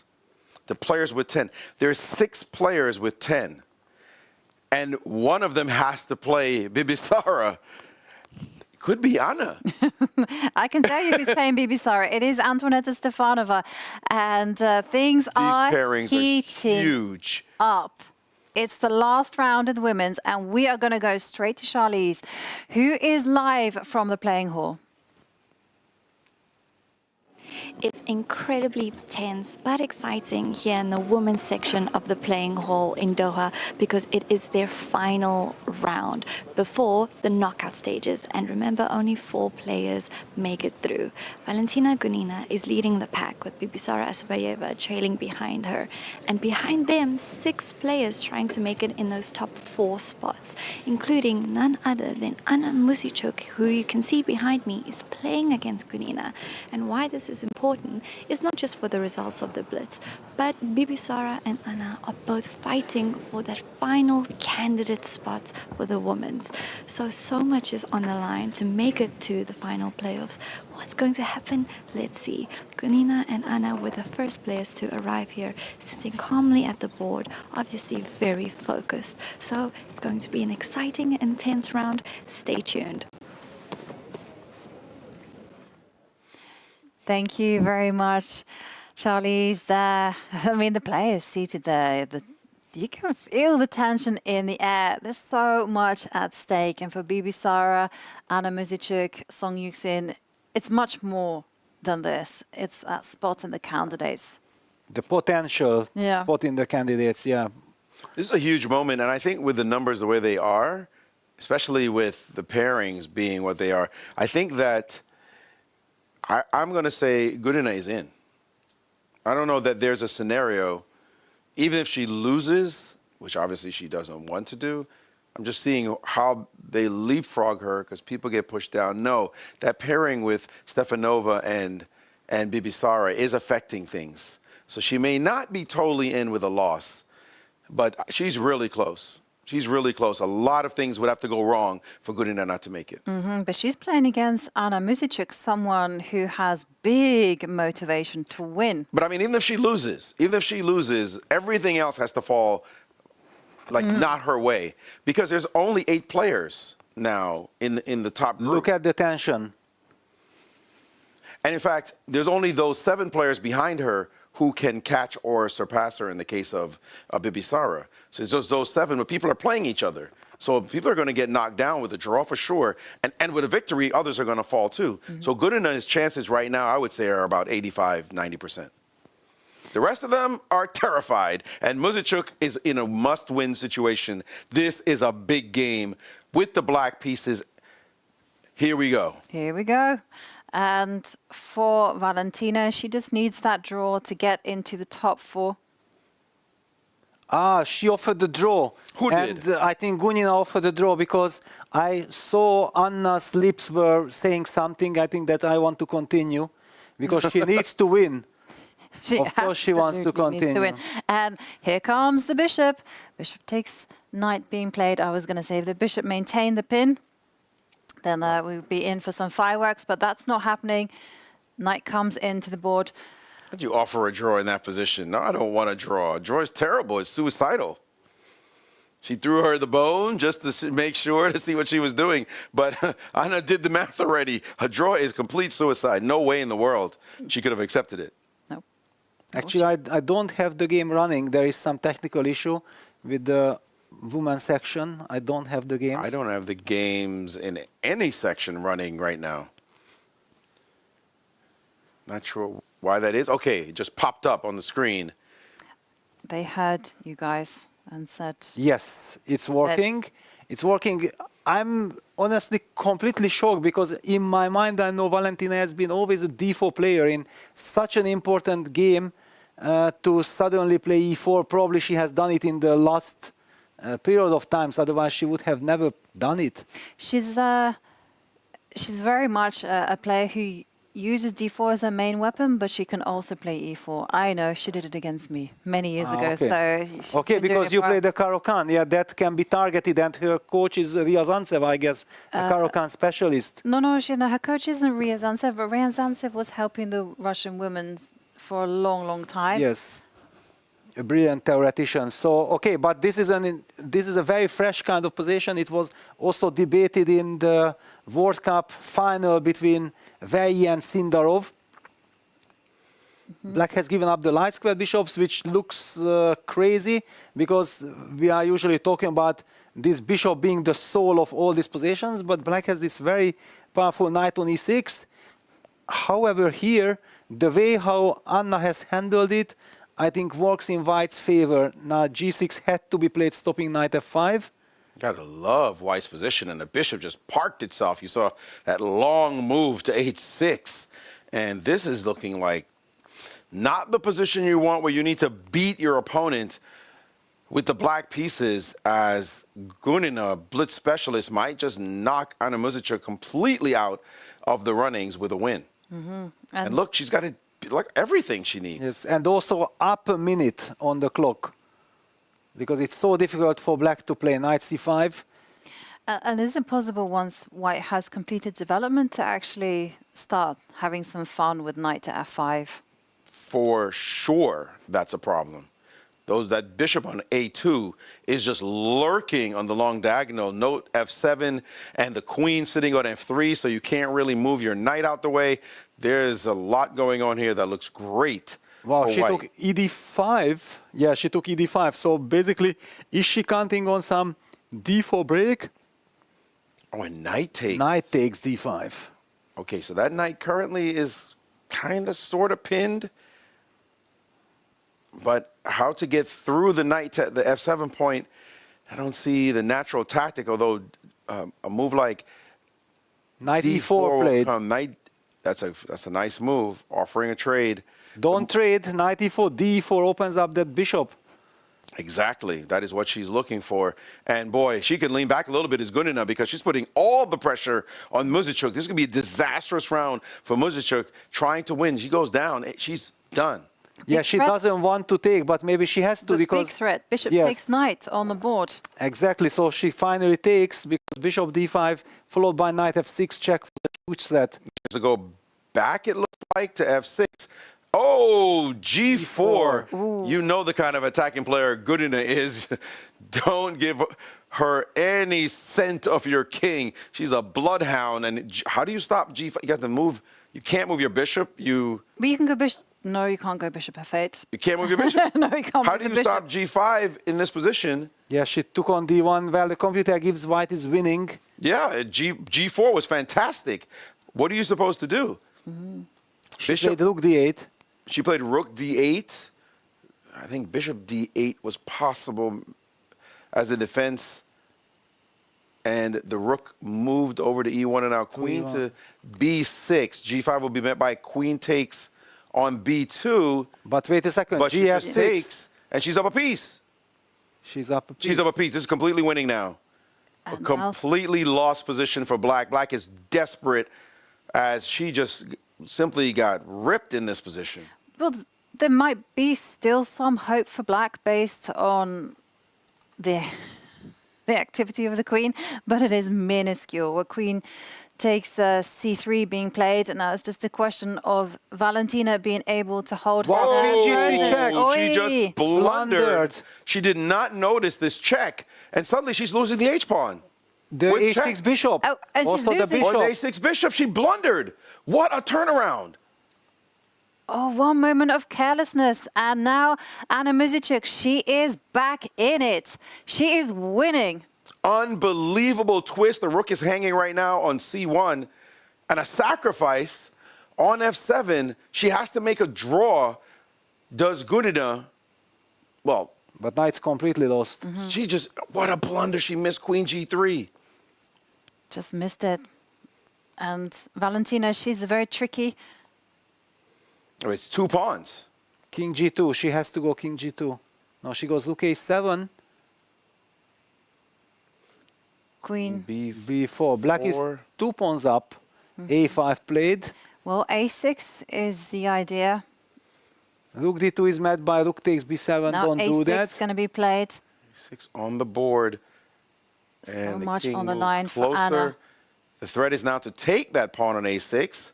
She can trade. She can just take it now. And rook 8. She's just hoping. Queen And a queen b5. trade. Yeah, that is. Thank you very much. Now she's safe. She will win this endgame. Muzichuk with such a comeback after that blunder. And now the king can come up. And this is easy. Now it's just a case of escorting the c-pawn. You can do that with the king. There's also an h-pawn to worry And about. It's not like your pawns are that healthy either. The rook on b7 is perfect. I don't know where that king is headed, but check now. And we still see that Gunina has more than a minute on the clock. There was no reason for her to rush She just in that didn't winning see position. it. It's one thing to rush, Peter. You just don't see it. Queen g3 suddenly appeared on the board, and she's like, what? That was a pin? It was just a moment of hallucination. And for Valentina, Rook f3 coming. Oh, wait a minute. she's been... Okay, she's going to take a pawn. She's getting one of them back. But yeah, king That is moving h-pawn, though, forward. that but the h-pawn is going to h-pawn be is a fast. big too. runner. Right, the pawn gets to h3, king g4, and then h2 will happen. And you use the f-pawn also, so you cannot take that pawn because the h-pawn is just too fast. And just to update you, Alina Roebers did win her game. So And she she moves takes. to 11 She points. takes on g6. So now Vilana rely on her h-pawn or the king. King c3 played. But now rook a2. No, she plays rook d6, c5. Now rook to d5. No, she These are takes all on nerves. h5. But what is she doing? Rook d5. Okay, Oh, luckily no. king d4. Oof, king d4 still wins, but this is nerve-wracking. c3. Our king is just too far. You saw Anna grab that queen there. Yep. The e-pawn is going to fall. The and Stefanova game with c-pawn. Vivsa ended in a draw. We have another result. Maxim Vachier-Lagrave is losing to Magnus. Magnus keeping up his winning ways, but all eyes are on this game as Anna Muzichuk tries to qualify for the semis. Okay, now And this is a nice way. Black Wait, just wait, simply wait, picks up the e-pawn. You can pick up the e-pawn and Yes, just and then bring the lock. rook back. Magnus has won his game against Maxim Vachier-Lagrave. Putting a lot of pressure on the rest of the field right behind him. Just bring your rook back here. And rook c5 is threatened at the moment. Why can't we just play rook? Why couldn't we play rook You c5? could. Yeah, you could. But this is also good enough. And this is, It's the bridge building as we know it. yep, the king is just going to move forward. And Erigaisi has taken forward. down Rajabov. Also, Wow. Erigaisi on Arjun fire. is in 100%. He just destroys everybody's tournament. It's incredible. And here comes old tried and true technique. There's no chance now. She's trying to stop things, but this is it right here. Move the king over, and it is time to resign. Anna Muzychuk has done it. Incredible. And Gunina now has to hope for good results in the other games. What's happening in the other games? Well, we saw that Elina Roebers, she won, so she's also on 11 points, the same as Valentina Gunina. Anna Muzychuk is also on 11 with that win, and it was a draw for Bibi Sara Asabeva, who's also now on 11. But look at this. Nihal is taking down Daniil Dubov. That would be the end of the road for Daniil. By the way, Fabi is fighting for his life against Martirosyan at the moment. This one is busted. There's no hope here. Well, I should never say there's no hope. There's always some kind of hope. But Fabi is fighting for his life. One of the leaders, or second behind Arjun, we already see the MVL go down. Could Fabi go down as well? With how much? He has 9 seconds left on his clock. Yeah, Nihal has won his game. Yu Yang Yi went down to Akobian. Yeah, things are completely out of control. Abdusatov has beaten Artemiev. Nepo has beaten Kaimer, but that already does not really matter. Those lower boards don't matter. As Wesley So and Sindarov drew, and that puts them in a very bad situation. And just to update you on the situation for the women, it looks like someone is going to be heartbroken, because as far as I can work out, I think there's a 5-way tie. Wow. For the top spot. For the top spot, everybody sharing. Everybody finished on 11. And so can you call out the names? Valentina Gunina, Anna Muzychuk, Bibi Sara Asabeva, Zhuzhina, and Elina Roebers. Wow. Maybe Zhuzhina will be left out because she is coming back, but she has won her last, I don't know, 4 or 5 games. What a comeback. We're going to have to wait for all the games to be completed and then the rankings to be decided to find out. But also Anna Muzychuk was coming from behind, yeah, so it's not clear. Yeah, normally those who are in front are benefiting. Look at Fabi fighting for his life right now. And yeah, this is dangerous. How does he get his knight? Oh, nice move. Very nice move. Keeping out of the range of the knight, but knight d5 check is a beautiful move to trade off the knights, and Fabi knows it. Look at this. How do you win this position? The king is marching up the board, and thank you very much. I'm going after your pawns. You can win one of mine, but you're not. Here comes the king trying to get closer. It's not going to get closer, There's though. no way to make real progress. He's cut out. The only thing to do is take this pawn. And the king is coming with the pawn, king b5. Your king is shut out. You can't just start pushing your pawn only. Just look d7, just pass. Fabi has done so, and Fabi's about to make this draw. The king slides back. Fabi understands the mission well here. It's just simply to wait. Make sure that the black king can't approach and assist in advancing the c pawn. Not enough, the pawn and the rook. And now the king will take And there will one be a step check back. on e8 after king b2. Yeah, rook d1 will be played, and now a check. Or actually rook just attacks c8. the pawn. And that is that. Fabi has saved the game. Unlike MVL, who was leading with him for the second, third place, he's lost to Magnus. Erigaisi's in, 100%. But, That's for sure. but Magnus is back. Wow. I mean, we got to take a look at that game. What happened between Maxime and Magnus? I mean, it turned out Magnus played a Sicilian. Magnus got the kind of position he wanted. And we see here, if we can pull it up as those two players are chatting. Let's head to Maurice to break down exactly what went down in this very important game between Maxime Vachier-Lagrave and Magnus Carlsen.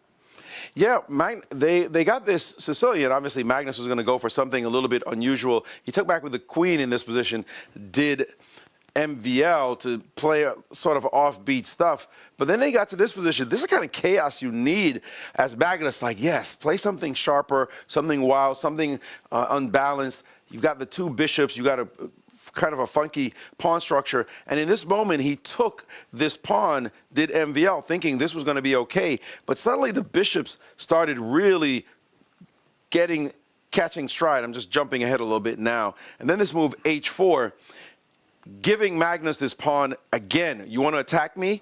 Go right ahead. But your pawn structure is weird. Again, we've got this funny imbalance. And they got to an endgame right around here, where you see the two bishops are just much better than the knights. This knight on A2 doing nothing. White's pieces organized, no mating attack possible. Typical Magnus type. Let me show you how these endgames work. MVL try to hold this position, but look at that bishop. Just too much of a monster in the game. And we can jump down to later as the bishop remained a monster. And it was just about these two bishops. We jump ahead. We just see it stayed. The knights really had nothing to do. And in this position, bishop E8, he played king to E2, the final nail in the coffin as Magnus's two pawns were going down the board. So he just outplayed him. He just said, let's take this position. Let's go into a dogfight. And now I outplay you, show you what's my name. And he did it in style here, which means he's overtaken MVL. Suddenly MVL, who looked like he was sitting pretty, and these guys were making draws, Magnus is the one who's doing work now. And wait a second, Maurice, can you just go back to the fourth move? Take a look at the fourth move. It's just insane because Maxime so far it's a kind of pause and time of Sicilian. Yep. And after CD, he also took back with the queen on D4. Yes. The CD, queen D4, when so far he was, playing safe, that I'm drawing my games against others. Why on earth did he decide that against Magnus, I'm going to go for this adventure? Queen D4, Stindalov has lost like this against Arjun with queen takes D4. What is happening? People are losing their nerves. And losing their minds. And losing points, more critically. So I believe Magnus is tied with Fabi now in second place. Second and third. Arjun is gone, but Magnus should be tied with Fabi. Well, he's on 13 points and Arjun is just running away with this qualifier. So let's take a look at the results for the round. It's the penultimate round. It's the round before everything is decided, and very important wins. And look at the results. Also, the results worked in perfect fashion for Magnus because his rivals Rajabov lost to Arjun. Yeah, please Arjun, we know your games. That's what Magnus is saying. Open the way for me. Daniel Dubov has been taken on by Nihal Sarin in a very good game. Right from the start, Nihal was in the driver's seat. And suddenly Aram Akobian is coming from somewhere, and Nodirbek Abdusatov winning that game against Artyom will also set him up with a chance. So let's break it down really clearly. So we have in the lead, we have Arjun Erigaisi with 14.5 points. Then we have Magnus Carlsen with 13 and alongside Fabiano. Fabi. And then it is... Wow, already then with 12 points? 12. No, Maxime has 12.5 as well. Mm-hmm. Maxime still has 12.5. So those are then the top 4 finishers at the moment, right? Mm-hmm. Arjun 14.5 points. Magnus and Fabiano on 13, and only alone. No, Adam Akopian on 12.5 point and No, Nihal there's Sarin on 12.5 I mean, their point. players on 12.5. Crazy. Abdesator is on 12.5 Yeah. points. Maxime is suddenly in a dogfight. And by the way, wins there don't mean anything. There's going to be a tie-break in that case that causes major problems. If you win and get to 13.5, you'll be joined by others as well. Magnus, by the way, sitting at 13 and Fabi sitting at 13. Draws don't mean anything because you may end up sitting at 13.5 with a few other players. So that's a precarious number. We were talking about it as the bubble number. 13 was first. We thought 13.5.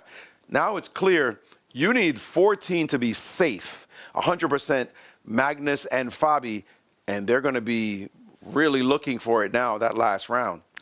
Yeah, that last round is going to be absolutely crucial for some of our players. But let's take a look at the results of the women's because it was absolutely spectacular. And we now see that there is a 5-way tie for the first place. But we saw that Valentina Gunina, she just hallucinated something from a winning position and she lost to Anna Muzichuk. Yeah, blunder Much this needed win for Anna. This horrible Queen G3 deadly She threat. relaxed. It was not just a perpetual check, winning the bishop on h6, and it was curtains all over. And Anna is back. Will she make it in the tie breaks? That's a big question. Well, we'll bring up the standings as soon as we have it. And it must be very nerve-wracking for the players because we saw Zhuzhina with that win. She's now in the fray with the draw. Bibisara Asalbeva is there on 11 points, as is Aline Roebers. This is brutal. How do you survive these moments when you are just waiting for the standings to be published? You don't know whether you've made it to the semifinals. And here it is, guys. Gunina and is out. for Gunina, Valentina oh no. Gunina, it is further heartbreak as she finds herself in 5th place on tie breaks, and that means that she does not make it to the semi-finals. But we will be seeing Bibisara Salbeeva, Anna Muzichuk, Aline Roebers and Zhuzhina fight it out to see who will become the new Women's World Blitz champion. Incredible. What a comeback by Zhuzhina and Anna Muzichuk, winning on demand in the last round. And poor Gunina, it all fell the wrong way for her to be knocked out in what was a completely winning piece up, dusted and done position. And up on the clock. She had Everything. 1.5 or more than 1.5 minutes when Anna was down to 20 seconds and you have the winning position. This is the worst way to walk out of a tournament. Come on. You were leading, you were winning on time, on the board. It's all yours. And Queen G3 check lands on the board. You missed a pin and win situation. And now you're gone. So bad. So terrifically disastrous. It's very heartbreaking. Absolutely. You know, because Valentina, she's had a tough few years, you know, health-wise. You know, publicly she's been suffering from lupus. And I had a conversation with her back in the 2023 FIDE Grand Swiss where she was saying that because of the illness, there are moments where she hallucinates. She cannot quite see the board properly. And it was just one of those moments, you know, it all just fell apart. She just overlooked this Queen to G3. And it was a blunder that completely killed the dreams. Maurice, maybe can we actually just show that because we haven't seen it on our analysis board? Maybe the viewers are wondering what was that Queen G3 check about? Where did this come from? And yeah, this is complete heartbreak. I think further back. Yeah, it was further back, you know, Valentina had been After playing Rook a C1. fantastic game. Yeah, Queen C3 and the Rook C1 was the horrible blunder. So Queen C3, there's no threat for black at the moment. There's no Rook D2 because of this bishop. There's no Queen takes bishop. Everything at the moment is covered. Her best move, bishop to E3. Just bring the bishop back. Say, you want to trade off your one good piece? Let's get it going. And But by the way, also this King G2 is... oh, by the way, this move is really good. Queen takes. Okay. Because you can't win a piece because I play this and you're gone. So that would have been a nice little way to consolidate But the okay, position. if I but just you play mentioned simple, yeah, if you King notice the G2. threat, you play King to G2, and that is also winning because there is no threat that Black actually has in this position. But instead, I mean, other than this threat, instead, she just didn't notice it. It was that simple. She saw the queen take on. You know what happened, though? I think it was a previous move. Right here, there was no reason for her to move this queen. She offered a queen trade, and you saw her hesitate when she played this move. That was the moment. She played, and then she realized, oh, I'm giving away the C3 pawn. What am I doing? And when she gave away this pawn, she just kind of said, okay, fine, I'll shake it off. And then realized she didn't just give away the pawn, and she plays the move rook to C1, and then this landed on the board, and that was it. Her brain went crazy in this moment. Like, how am I supposed to survive this position? The reality is you don't. You go from winning to dead now. There's nothing to do. Move the king, drop another pawn, drop your bishop, be down material, and that was all it took. Mm-hmm. Yeah. This is probably the biggest heartbreak of the event for somebody who was that close in this moment, right? It's the most important moment to make a mistake like this one. Yeah. It's heartbreaking stuff for Valentina, but our congratulations to the 4 semi-finalists. We'll be watching them battle it out in, as soon as the last round in the Open gets played. I mean, we are in for some good stuff because other players standing around. No, there's still one game ongoing. Maybe we can sniff out that game and try to find out what exactly is happening. They're not moving. They're sitting still. And it looks like an arbiter is over there. Oh, okay. There's even a dispute. But we can show you in the time being the pairings for the semi-finals. So let's take a look at this. And what are we going to be seeing? Bibi Sara Sauber-Eva plays off against Zhu Jiné, whereas Anna Muzychuk plays Aline Roebers. What are the numbers if Muzychuk and Sauber-Eva go to the final together? I think if Bibi Sara Sauber-Eva gets to the final, I think she is safely in because she had a lead over Anna Muzychuk. But the big question is what happens if Anna moves into the final and Bibi Sara is not making it against Zhu Jiné? That's a very big question. It's a crazy pairing. Very dangerous pairing for Bibi Sara. And for those who are not following or didn't hear before, they are trying to get the final candidate spot. And they are delivering. Give them credit. They're delivering. They need to get to this stage, and they have done so in lockstep. Amazing performance by those two ladies. Amazing stuff.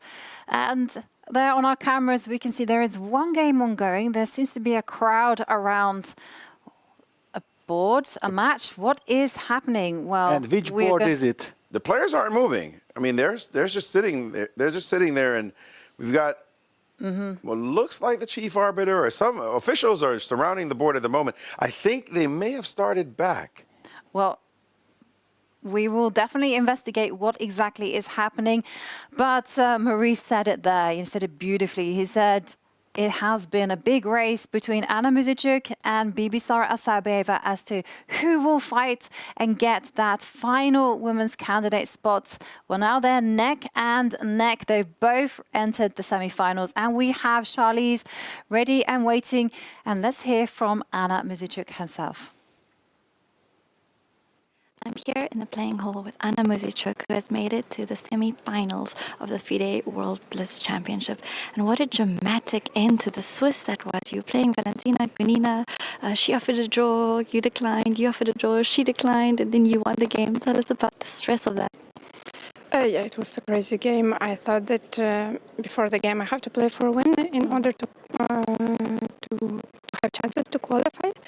But somehow the game didn't go the right way as I wanted, and I was low on time, and then I offered a draw, and then she declined, and then she was winning, but she blundered some idea, and somehow I won in the end. And it's quite an interesting format now. The top 4, of course, Valentina missed out by half a Buchel's point to make it into the top 4. But what is your opinion on this Swiss and their knockout? I think I would just prefer the Swiss with no matter how many rounds, like 15, 17, like 21, but yet to play one Swiss and then, well, like all the points are erased and then you have to play knockouts. I think it's a bit strange. Don't you think it turns up the pressure a bit for the winner to really beat those at the top and show that they're best? Well, it's like, well, it's the World Champions, so the pressure will always be there, but just like to switch the formats, I don't know. I personally would prefer like the normal Swiss. And Anna, my final question is about the elephant in the room and the pressure that we're talking about. Of course, for you and Bibisar, it's more than just a world title, it's a candidate's qualification. Does this put more pressure on you, or does it actually motivate you more? Yeah, of course. I was quite disappointed that in my last Rapid game I didn't win. I was winning, and then I would have got quite many points. But well, it is like it is. So let's fight in the Blitz. Well, thank you so much. Good luck for that. It's going to be very exciting. So stay tuned. We'll be having our women's semifinals shortly. Perfect. Thank you. Anna says, "We'll fight it out in the Blitz." I mean, they're keeping us all entertained. Yes, incredible. Yeah, it was very dramatic. Yeah, we are feeling very sorry for Gunina. Was very happy for Anna that she made it and she has still all the chances. Yeah, she definitely has a lot of chances, but it's a tough match ahead of her. She has to play Elina Roebers, who yesterday was an impressive form. You know, she started with a win, some draws, and then got into another level as she defeated even Alexandra Goryashkina along the way. Yeah, however, today there was a scare. She lost a game and then she lost another one. It looked like that's it, but then she bounced back. That's amazing news for all the fans from the Netherlands rooting for her. I remember that she has beaten Hans Niemann in the Challengers tournament 2 years ago in Vajkanze, so she has a lot of confidence playing against top guys. Yes, and she has a lot of flair as well. Who can forget starting with the King's Gambit against Goryashkina? And also, you know, she's playing fantastic chess here. She finished on a high, defeating Lea Garifalina. But as you say, Anna Muzichuk, you know, I'm thinking about that scenario in the Rapid with Alexandra Goryashkina herself, where Alexandra felt like she was lucky to be in that big tie-break playoff because she was actually losing and she saved it and she got that much-needed draw. And could it be the same for Anna Muzichuk? You know, she was losing against Valentina. There must have been a point where she thought, oh, I'm no longer in the competition. Everything is just disappearing from my sights. And now she's back in it. She's still back in with a chance of even qualifying to the candidates. There's still some hope, and that's perhaps going to give her some extra motivation. For sure, yeah. This is a second life that she received. I also feel that if Gunina in a winning position would have offered her draw, she would have taken it with both hands because it was a completely lost position. Yeah, it just feels like this is a gesture from your opponent that yes, I don't want you knock you completely out. Offer a draw, but Gunina was really so winning that she couldn't even think about this. She thought like, okay, I'm just gonna finish it, and then one move, this Queen GC, changed everything. So that was the shocker of the day. By the way, we have seen quite a lot of shockers already today, just if you think about Magnus Carlsen, but also from Magnus's side, yeah, what an incredible fighting spirit coming back after all this craziness. After all the craziness, you know, I mean, a lot of people would have been completely demoralized, right? You know, losing to Haig in that kind of way, and yet he still manages to do what is necessary, which was literally win every game. Well, he's not quite there yet because still one round remaining in the Open, but it is getting close. He just defeated, Magnus Carlsen just defeated Maxime Vacher-Lagrave. And look at that. There still seems to be some sort of commotion happening in the playing hall because have the pairings been released? I don't see them. I don't see the players that were there before. So. And look at Gunina on our screens. There she sits alone completely heartbroken. Hard game to deal with. The last round, you never want to lose the last round, even if you get the score that you get. But to lose in this way, the last round, winning the last round, losing the last round, so different, we know, as chess players. And for Valentina, just right there on the cusp and blundering in one move, a winning position. This is very tough to watch. This is... it really tugs at your heartstrings to know that you were so close and yet still so far away. But sometimes mana falls from heaven, and that is exactly what happened to Anna Muzichuk. And the players are still gathering round, so we'll try to get to the bottom of what exactly is happening, and then we'll give you some updates. Such an important round for us to be delayed by anything, as everyone who could qualify feeling butterflies for sure, nerves, everybody needing to calculate who wins what versus what. Only Arjun is sitting there saying, no need to calculate anything for me. And the pairings have been out. They are out. So we are getting some really nice finish. We got Magnus Carlsen with the white pieces playing against Nordebek Abdusattorov. Wow. And I'm sure we can get the full overview of that one soon. Arjun Erigaisi is in pole position. He is untouchable on 14.5 points. He's playing Nihal Sarin, who, as we saw, has an outside chance of but he needs to win. He needs to win, though. He needs to win. And Fabiano Caruana, he will not be able to rest. He's on 13 points, and he is playing Aram Hakobian. And Hakobian is on 12.5 points. Nepomniachtchi is on 12, playing against Maxime Vachier-Lagrave, who, in order to feel entirely comfortable, also needs to be in a, well, needs to win as well.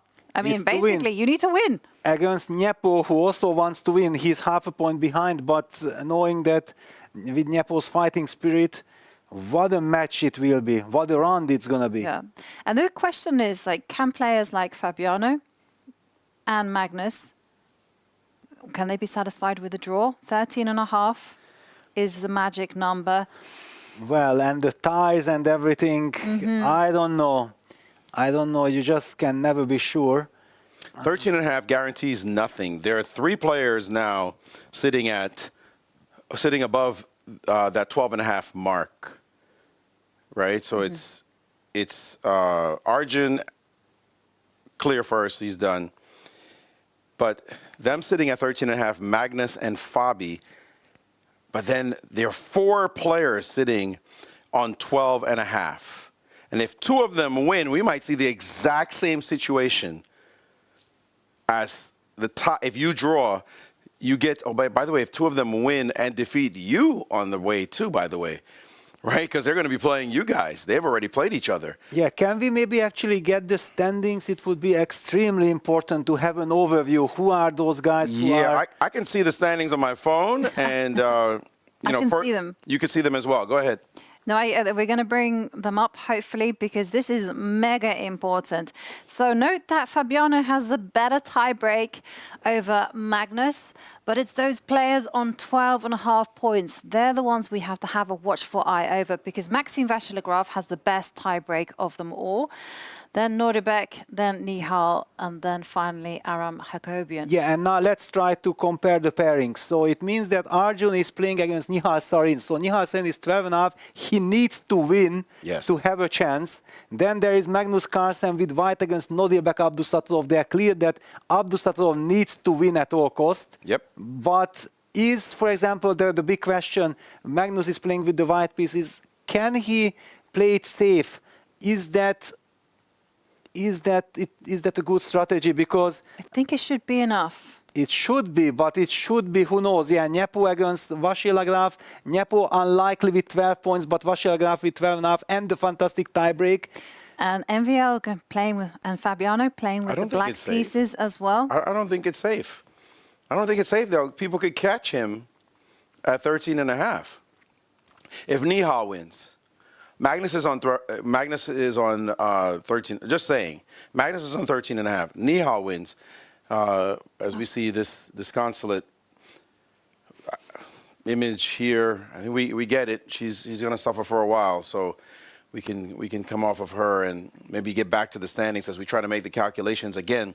Bring that back up. I don't think Magnus is safe or Fabi is safe taking a draw because two players may be ahead of them. Arjun, let's say Magnus takes the draw. Arjun is ahead of them, and if Fabi wins, he's ahead of him. Now you take a draw, and then by the way, if Arjun loses, Nihal comes up. And then you got other players coming right there. You'll have that big pack at that score. Mm-hmm. I don't think he can safely waltz in with a draw. He may still make it, but it's touch and go. Right, I gotta tell you, Magnus is playing Nordebek, who is in a must-win situation. Correct. So there ain't gonna be any quick draws anyway. Nordebek needs to fight it out. Well, the thing is, Magnus just yesterday, was it yesterday? It was 2 days ago, played against Geary when Geary was in a must-win situation in the Rapid with the white pieces and said, guess what's going to happen? And Anish said, yeah, I know what's going to happen. He tried, but he couldn't imbalance the position. So if Magnus feels a draw is needed, it'll be very hard for you to stop him with the white pieces. I don't think Magnus is going to settle for a draw. Let's see what he plays in the opening. This will tell us. And look, okay, he's decided to play C3, knowing full well what his opponent needs to do as well. I think that Magnus, he's quite shrewd about these things. I think he was relatively safe because he had such a good tie break. But what is he doing? He was leaning towards the bishop. No, don't. Don't do that. CD4, black has just captured the pawn. Actually, what is Magnus doing? Thinking is already on move. Bishop C4? Move 6. Could that be the yeah, move? but Bishop C4, Knight B6. Bishop C4, Knight B6. Don't do that. C takes D4 is like the main move. What's he played? C4 maybe. He moved something there on the... No, he did take on captured CD. D4 and he played A3. Isn't this the variation where they start going H4 at the right time? It's quite dangerous. Bishop D3 and then you go H4, H5. You even give it up. Well, I'm not such a big expert of this special variation, but I also understand what Abdus Satorov is doing, yeah, because he needs to win. He also wants to provoke Magnus to do something sharp. This will be fun, and he castles short. Okay, he's not afraid of ghosts. He probably believes that I can always meet any attack with F5 because he has castled. Castles, played. And Nepo in a tough, Maxime in a tough position against Nepo already. He was so close to the math he needed, and now he's on the cusp of pure disaster if he loses to Nepo. If he loses, just in the space of 2 rounds, the dream has just been completely washed away, and we're seeing White in the position just build themselves up a potential attack on the king side with the bishop on d3 pointing at h7, but that's why Nordebek lashed out with f5. And do remember that Nordebek, he can't just play like a steady, stable game. He really has to win if he wants to make the semis. So takes, knight jumps to d5. It's all to play for. Black has a very solid construction. I don't believe that White has anything. In fact, Magnus would be extremely happy playing this position from the black side. Look at this structure, and you can't really touch it. It's going to be a big fight. No easy safety for Magnus here. Mm-hmm. He's got some good things, knight jumping into the center. And black plays bishop f6. And there goes a trade. There goes the rook onto the c line, attacking the queen. And maintaining a lead on the clock is Magnus' slight lead. By the way, Nihal really hasn't gotten anything at all against Arjun. Nihal needs to win against Arjun if he wants to finish in the top 4. While Maxim is being squeezed in his position against Nepo. And then you're going to back this up, G3 with H4, control a few more squares. Yes, So King G2, the typical Magnus Yeah. move. get ready for an endgame when the queens come off. But at some moment, Black will probably capture on E5 and then rely on this unbalance. Yeah, and also with Queen F7, will ask a question. Big Really? moment here. Bishop Wow. to B4, allowing knight takes. Well, forcing, how you want to put it. Can't take that B pawn because the D7 pawn is hanging. Yes, queen takes b4, knight takes d7, and there was this tactic of bishop takes d4 and then bishop takes f2, but white has the intermezzo with queen takes e6 check. So that's the trick Magnus has spotted. Look at this pawn structure, though. Both sides with weird pawn islands. What do we make of this? You got to capture with a pawn, and now the Serious rook is trade. going to be landing on c7 if you don't start putting pressure right now. Not Yeah. liking this for Abdusatoro. Yes, this trade, this bishop b4 was super important. He should have taken on e5 earlier with the bishop, just to keep that unbalance with the knight versus the bishop construction. This is not too comfortable. On the other hand, is Magnus happy with the draw, or will he now actually start squeezing this? I don't think Magnus is even thinking about the draw. I think he's just playing the position. And whatever happens, he's now played queen to d4, I believe was his last move, guarding the f-pawn. And good luck winning this with the black pieces when you have to win. Well, there is a result. Nihal star in Arjun Erigaisi is a draw. That has knocked Nihal. Nihal's out. Who knows? Who knows? Let's think wait he's all knocked the out. results. I think he's out. Because also Fabi against Aram Hakobian is a big question.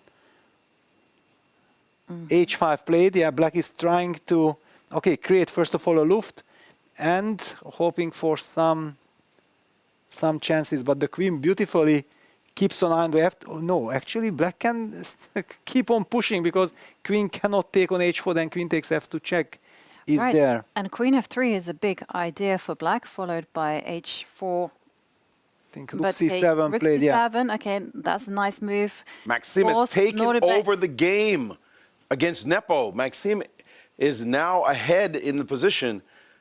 Big win if he can win that one. Well, hang on a second. Things are looking Yes. spicy here. H3 incoming for black with queen to g2 checkmate in the air. Nordebek went all in, threatening H3. Magnus has to shut things down, and he's looking to do so with rook d8. Right. Wow. Yes, because if H3, then he's in time to take queen d8 check, queen d7 check, and then queen takes e6 check will pick up the H3 pawn, or H3 's give on the board. perpetual, or will give perpetual. He takes with the queen. But what was this queen takes f8? Now he just loses the pawns. Yeah. Queen takes h3 is a given. Now, is it queen f1 or king g2? King g2, queen c6 check. Okay. And here's the moment of truth. Magnus. Is Magnus satisfied with a draw? Well, he He will just go, if he wants to play on, he'll go f3 or something. But it is a draw. draw agreed. So Nordebek probably eliminated from finishing in the top 4. So we move on to this game between Fabiano Caruana and Hakobian. And by the way, MVL has blown his advantage, so he's on the cusp as well. They're going to be players who catch them if he draws. This is going to be a massive fourth-place tie. Fabi, though, wants to make this draw at least. Well, he's putting pressure. I think he's slightly better. If anyone, then only black can play for him with good knight versus this structure. Knight f6, the knight is jumping. It's also a monster piece. In time to 5 seconds for Aram. Exactly. That is the big issue to try to deal with this position. A surprising move, any surprising move, could cost you 2 seconds. Rook takes e5, it's over. And there it is. It's all he needed, and now he's up a pawn, and he's thinking, I'm going to beat you. No question about it. The a-pawn force. Yeah, And G3. setting up a mating net. Black is up 2 pawns, plus has all the advantage of the Can position. just take control of the c-line. No, but he just prevents any skewers. D5, only chance activating the bishop. Bishop D4 checked, but no, cannot. Rook captured the D5 pawn. And now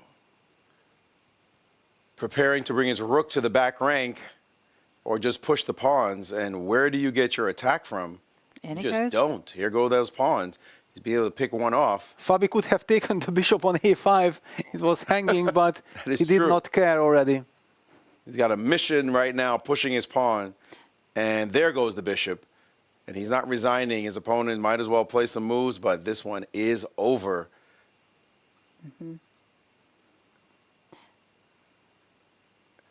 And this is a nice one. He's getting ready to line up on the second rank. Here he goes. Here comes the next rook. And there goes a critical pawn. And now he has a mating construction of knight to F2 possible. And there it is with rook H1 mate in the offing. And your king can't run because rook D2 will be coming. But now he starts with a check and then another And check. win a rook. Hand me your rook. Still not resigning. Down loads of material. This one is totally busted. Fabi is in. Fabi is in, and we are heading to Dniepo versus Vasilgrav. MVL is winning or not? What is happening? Because Nope. It's a draw. oof, Nepo is out. MVL hoping his score will be enough. Okay, that means all the top boards have been completed. So it's just a matter of waiting to find out who are the top 4 finishers. We know Arjun is in. Fabiano is in. Magnus Is in. And then who is going to take that 4th and That's the final problem. spot? That's the problem right now. Who will take that number? MVL had such an advantage as we see the players talking here maybe about the position. But Magnus didn't have to win all his games, but he managed to pull off the 4.5 out of 5. And that was what it took to assure him his position. And what was his score? 13.5, right? 13.5. That was the cutoff number. And so far, I think we have Maxime on 13, as is Nordebek. Oh, What is the Wesley? suspense. What number is Wesley on? well, Wesley won, but was it enough? I Is think. he out of the range? Well, actually, we'll have to check, right? Yeah, we have to We check. have to check because suddenly those players on 12 points, we'll have to see whether they won their games. Well, Wesley won. Wesley That's won. And won. Denis Lazovic won. As did Maxim Matlakov. Were they on 12? They were on 12. Well, they just got to 13. It's a big, that 13 number was the cut. What about Ali Reza? No, Ali Reza was already out. Already was out, yes. No, those, now it turns into the same situation as with the women. Well, not exactly the same, but we have that situation where it's a massive tie for that 4th spot. Okay, maybe it's only 3 or 4 people, but it's not going to matter if only one of them gets through. Yeah, but here now MVL has the upper hand because he had a wonderful tiebreak. He was always up there. He played against all the big guns. All the other guys were coming from behind now. Playing lower. It would be logical that he makes it, but let's wait and see. By the way, can you just show this crazy moment on move 67 in the Dniepo MVL game? Because something extraordinary happened. That's why I was asking that, is it a draw? What is it? Because just 2 moves before, he managed to trade queens with queen b5 check from a queen endgame. Can you just show that? Yeah, queen b5 check, 2 moves before. Just 2 moves before. Queen b5, he was able to trade the queens into a winning king-pawn ending, and this ended in a draw. Yes. Apparently, all he has to do is play the move e5. Well, he's got a 2-on-1 on this side, and if he can pick this off, then the game is over. So e5, king d3, king d6. I'm going to play king e4, but that just allows king e6. And then you're going to get pushed back. You're going to lose this ending once this king comes up. You can play f3, but it should be fine to play g5 winning. And if you back up, of course, the king comes up. If you trade off these pawns, he just simply takes and rushes this way, and you can't deal with that one. So that's all he actually had to do. I say that's all he had to do, but back Here, he instead played this move, and the king got in. And now it's no longer winning so easily. If you go this way, f4, keeping this stuck, and after this move, king C5. King C5 going after this pawn. Oof. That's the move. He didn't calculate. He probably looked at all this count and didn't realize he can't win the pawn straight. And that cost him the win. And if that cost him the win and he doesn't make it in, that's painful. That's going to be, one of those looks on his face. We're going to see the same level of distraught on his face because, he was winning. But let's take a look of the results of the day and let's see how things panned out. Because as we've established, it's still very much up in the air. Who will get that fourth and final spot? Well, Magnus actually, I Carlsen think draw? Abdusatulov with this draw has chances. I think he's the main challenger of Maxim Vachier-Lagrave because he also played against everyone. There you go. It's a tricky situation. Maxim had his destiny in his own hands, could have won the game. Now we know. Fabi's in, Arjun's in, Magnus is in. What great names, by the way. And now we could get Nordebek or Vachier-Lagrave.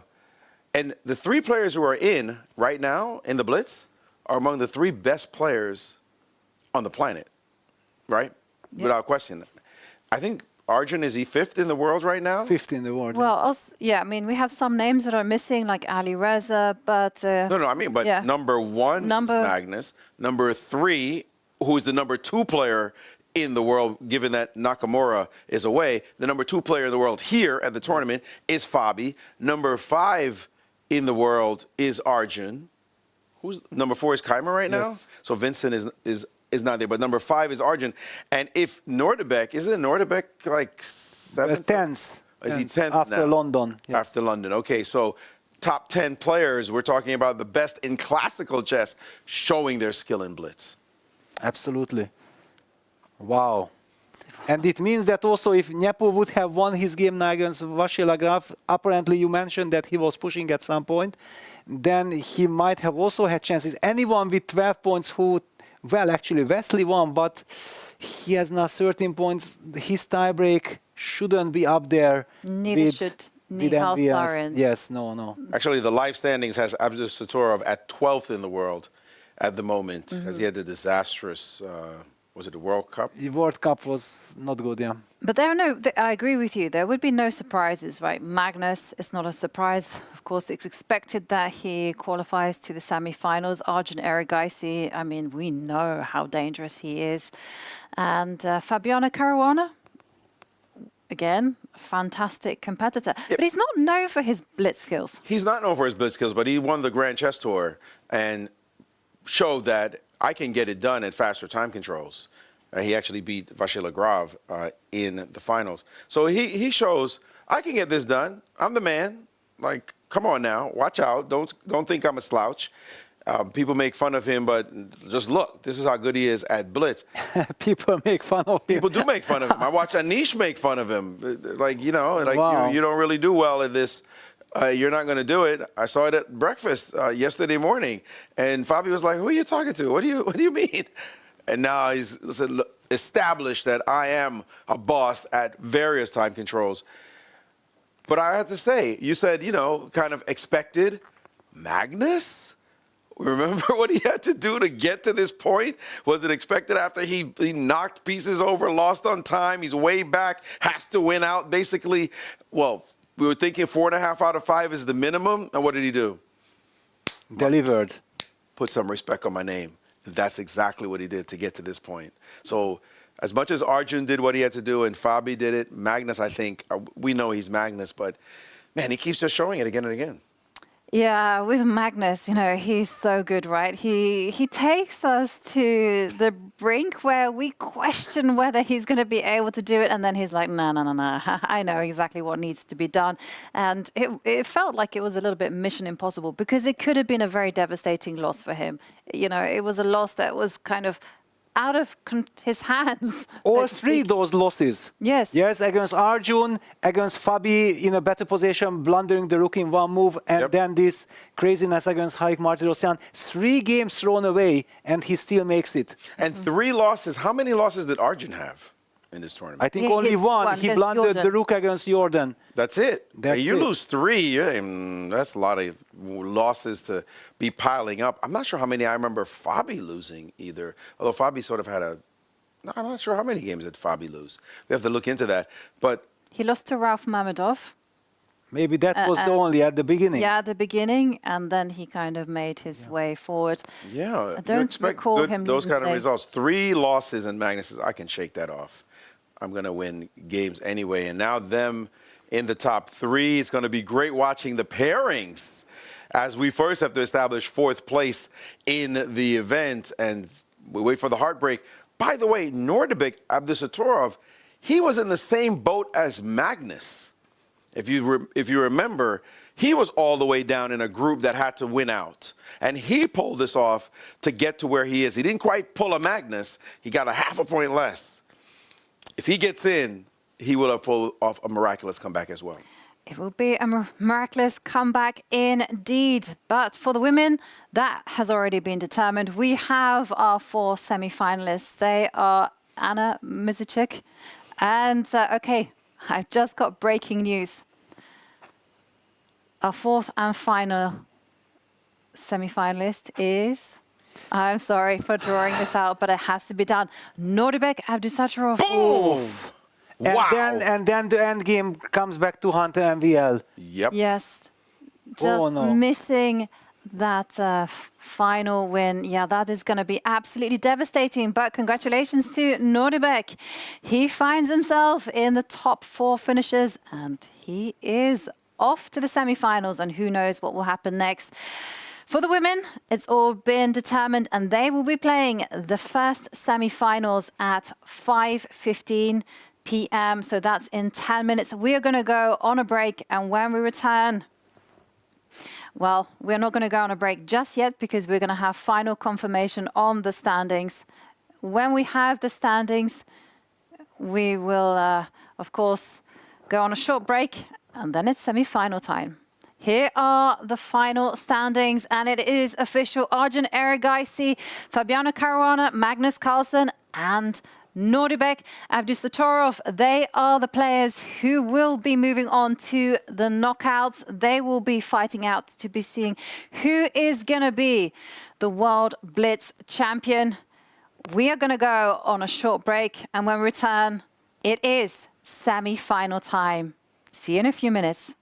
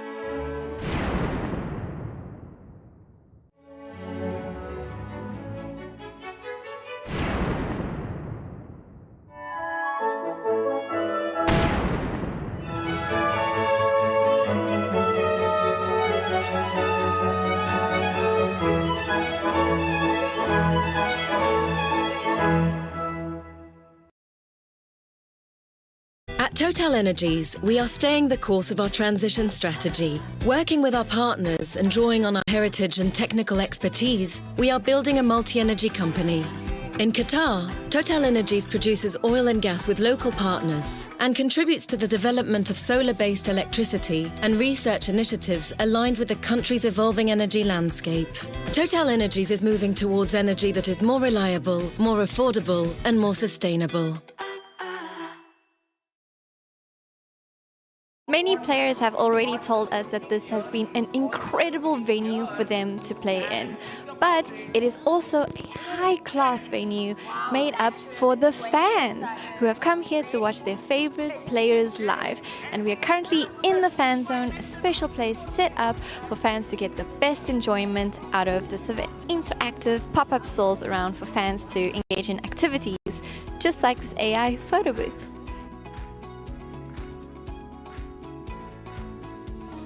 Have you ever played chess against a robot? Well, at this fan zone, fans have a chance to do exactly that. How cool is this?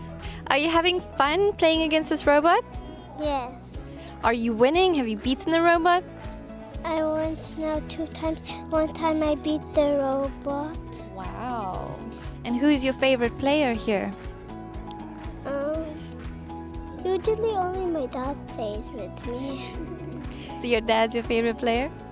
Yes.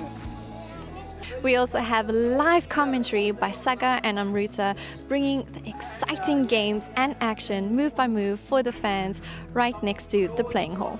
Of course, chess fans love to play chess, and that's why we've got chessboards set up. But also, simultaneous games go on, like right now, the one with Grandmaster Pavel Tregubov. As usual, there is a FIDE merch store selling exclusive FIDE items, but also items particular to the specific event, like here for FIDE Qatar 2025. So Sagar and Amrita are doing giveaways throughout their broadcast, where they are asking questions to the crowd, and whoever gets it right gets a special prize. And I'm here with Brian, who has won this prize 3 times. And tell me, what are the prizes that you're winning? There's a hat. A hat with like a normal hat with a logo on it. There's a pen, and there's also a notebook and a pamphlet for the Freedom Group. There's a pamphlet. Oh yeah, there's stickers. You've been here the last 3 days. Are you coming every single day of the Rapid World Championship match? Yes. You enjoy watching? Who's your favorite player? Magnus.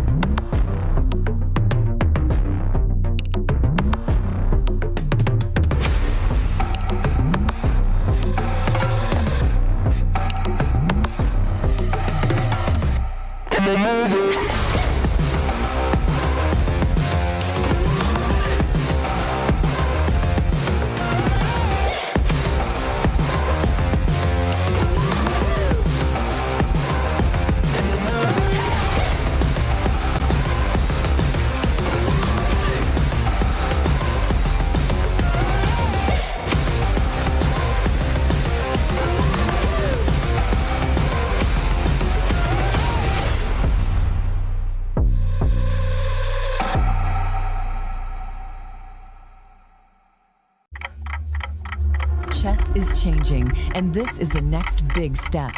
Total Chess is a new FIDE-approved World Championship Tour. Created by the team behind Norway Chess, it combines Fast Classic, Rapid, and Blitz into one title.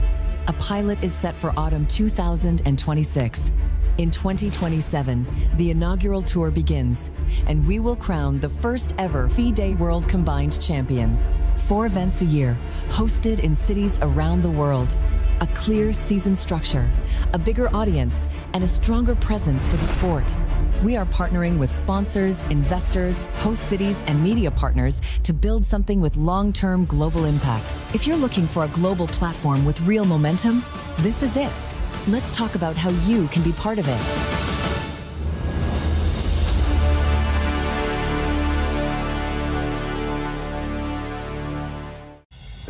In 2025, we marked the year of social chess, a year to highlight how chess connects people, supports communities, and opens doors to education and belonging. We began in January with the World Social Chess Initiatives Marathon, bringing together organizations from every region to share their experience and build cooperation. In February, research and conferences helped lay long-term foundations for understanding the social impact of chess. March focused on Elderly Chess Month through the Chess for Longevity Roadshow, with activities and stories shared across continents. April highlighted infinite chess and autism inclusion, as families, teachers, and players work together to create supportive learning environments. In May, the Chess for Freedom workshop in Mexico united federations and correctional programs, with inmates from around the world competing in the Continental Championships. June highlighted Chess for Protection, with events in refugee communities, including Kakuma. In July, the Chess for Recovery sessions explored how chess can help rebuild focus and confidence. We also celebrated International Chess Day with a 24-hour online tournament where more than 20,000 players made over 5.5 million moves, showing how chess can unite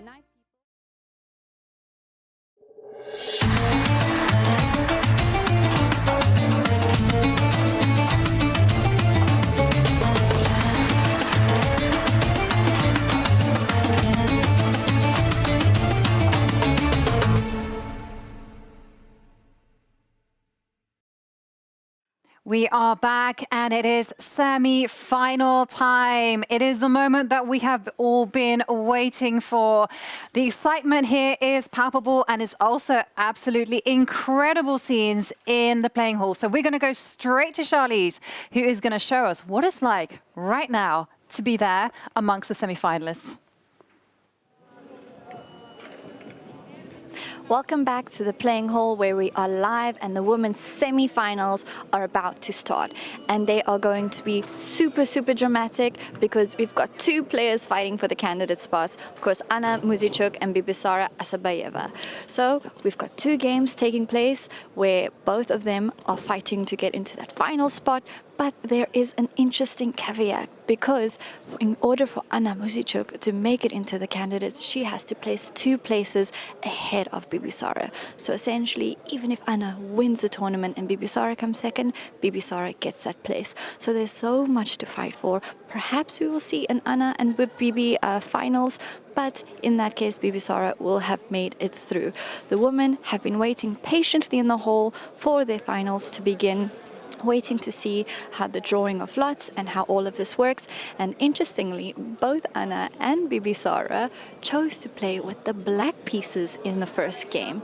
And we've seen this choice amongst top players, putting less pressure on themselves in the first game, but it is yet an interesting choice nonetheless. Stay tuned. We are going to see the first game very soon. Anna said that she's going to be in board 4 against Eileen Roebers, and then there will be Zhu against Bibisara. Thank you, Charlize. And yes, you heard it here first. Bibisara and Anna Muzychuk, the 2 players who have so much on the line. And for Anna, it's just basically about winning. She just has to win. And if Bibisara makes it to the final, that's it. She's got the candidate spots. That's what's at play. Now, what we're going to be seeing is the 2 women, the 4 women rather, they are going to be playing 2 games. And then they're going to take a pause, and then the men will come on and we'll fight it out as well. Okay, so what we're going to be seeing here, guys, is so much at stake, and I just want to hand it to both of you guys. The players will be playing a 4-game mini match, and if the match is tied after these 4 games, we're going to be seeing sudden death. But I know, Peter, you're a bit reluctant to add your predictions, but what do you expect? Well, actually, it's crazy. I don't know what to expect. If we think about it, Zsuzsiné's qualification was not clear at all. She came winning all her final games. Anna Muzichuk, she wasn't leading the tournament at all. Then this big clutch win from a losing position against Valentina Gunina. Elina Roebers was leading, then lost 2 games. It looked like she's out. And then she finally nevertheless qualified. Bibisar is there. I think all of them should be just very happy that they reached the semifinals and enjoy it. Enjoying. That is the key word, right, Maurice? You got to enjoy the moment. You got to rise to the challenge. That's nice. I'm great. That's great. Yeah, I'm glad you talk about enjoying and all that. The pressure is on. The last tournament of the year. It's a world championship title on the line, and these players all want a piece of it. By the way, Goryachkina, who just won the Rapid, is not here, so it's going to be a different champ. Ju Win-jun, who won last year, is not here. It's going to be a different champion as well. This is a first for these women, and they are off. I don't know about an enjoyment right now. They're trying to kill each other, and they're in competitive mode. Okay, we're going to be following the game of Zsuzsiné against Bibisar Assauweva. Now, Zsuzsiné, we can already say she's an old hand at tie breaks. It didn't work out very well for her in the tie breaks for the Rapid World Championship crown, as she lost her game there. But respect to her, because she won silver, and now she's playing again for a gold. So she is the best performer in the tournament on the women's side overall. Yep. And what do we make of this? So White has gone for a very solid system. You exchange off the bishops, and then you're going to go for an eventual d2, d4 at the right time, try to catch Black on the wrong foot. And then it's a simple matter of just enjoying the space, as I like to call it. You develop your pieces, you wait for Black to react with not so much space and pawn breaks. Could I point out, she's sort of the favorite, if you will, although we know Bibisar is a tremendously quick player. But Zsuzsiné, in terms of ability-wise, ranking-wise, top player, she's the slight favorite there. And if she wins this, she's guaranteed silver if she wins this overall match. We should also talk about the format. Even though we're going to see 2 games, they're playing 4 games overall. A new format for all of us. 2 games, and then take a break for the men to play 2, and then come back to finish this match. So we're only seeing the first 2 games of this matchup. That is going to give an opportunity for the players to actually just compose themselves, be able to deal with the match situation. And, you know, we can talk about Zsuzsiné having such a high rating and being a favorite, but let's not underestimate Bibisar, who's a 2-time Women's World Blitz champion. And here is the point that I was making, you know, earlier on, is that you wait for Black to react, because Black will invariably either go d5 or e5. And d5 has appeared on the board.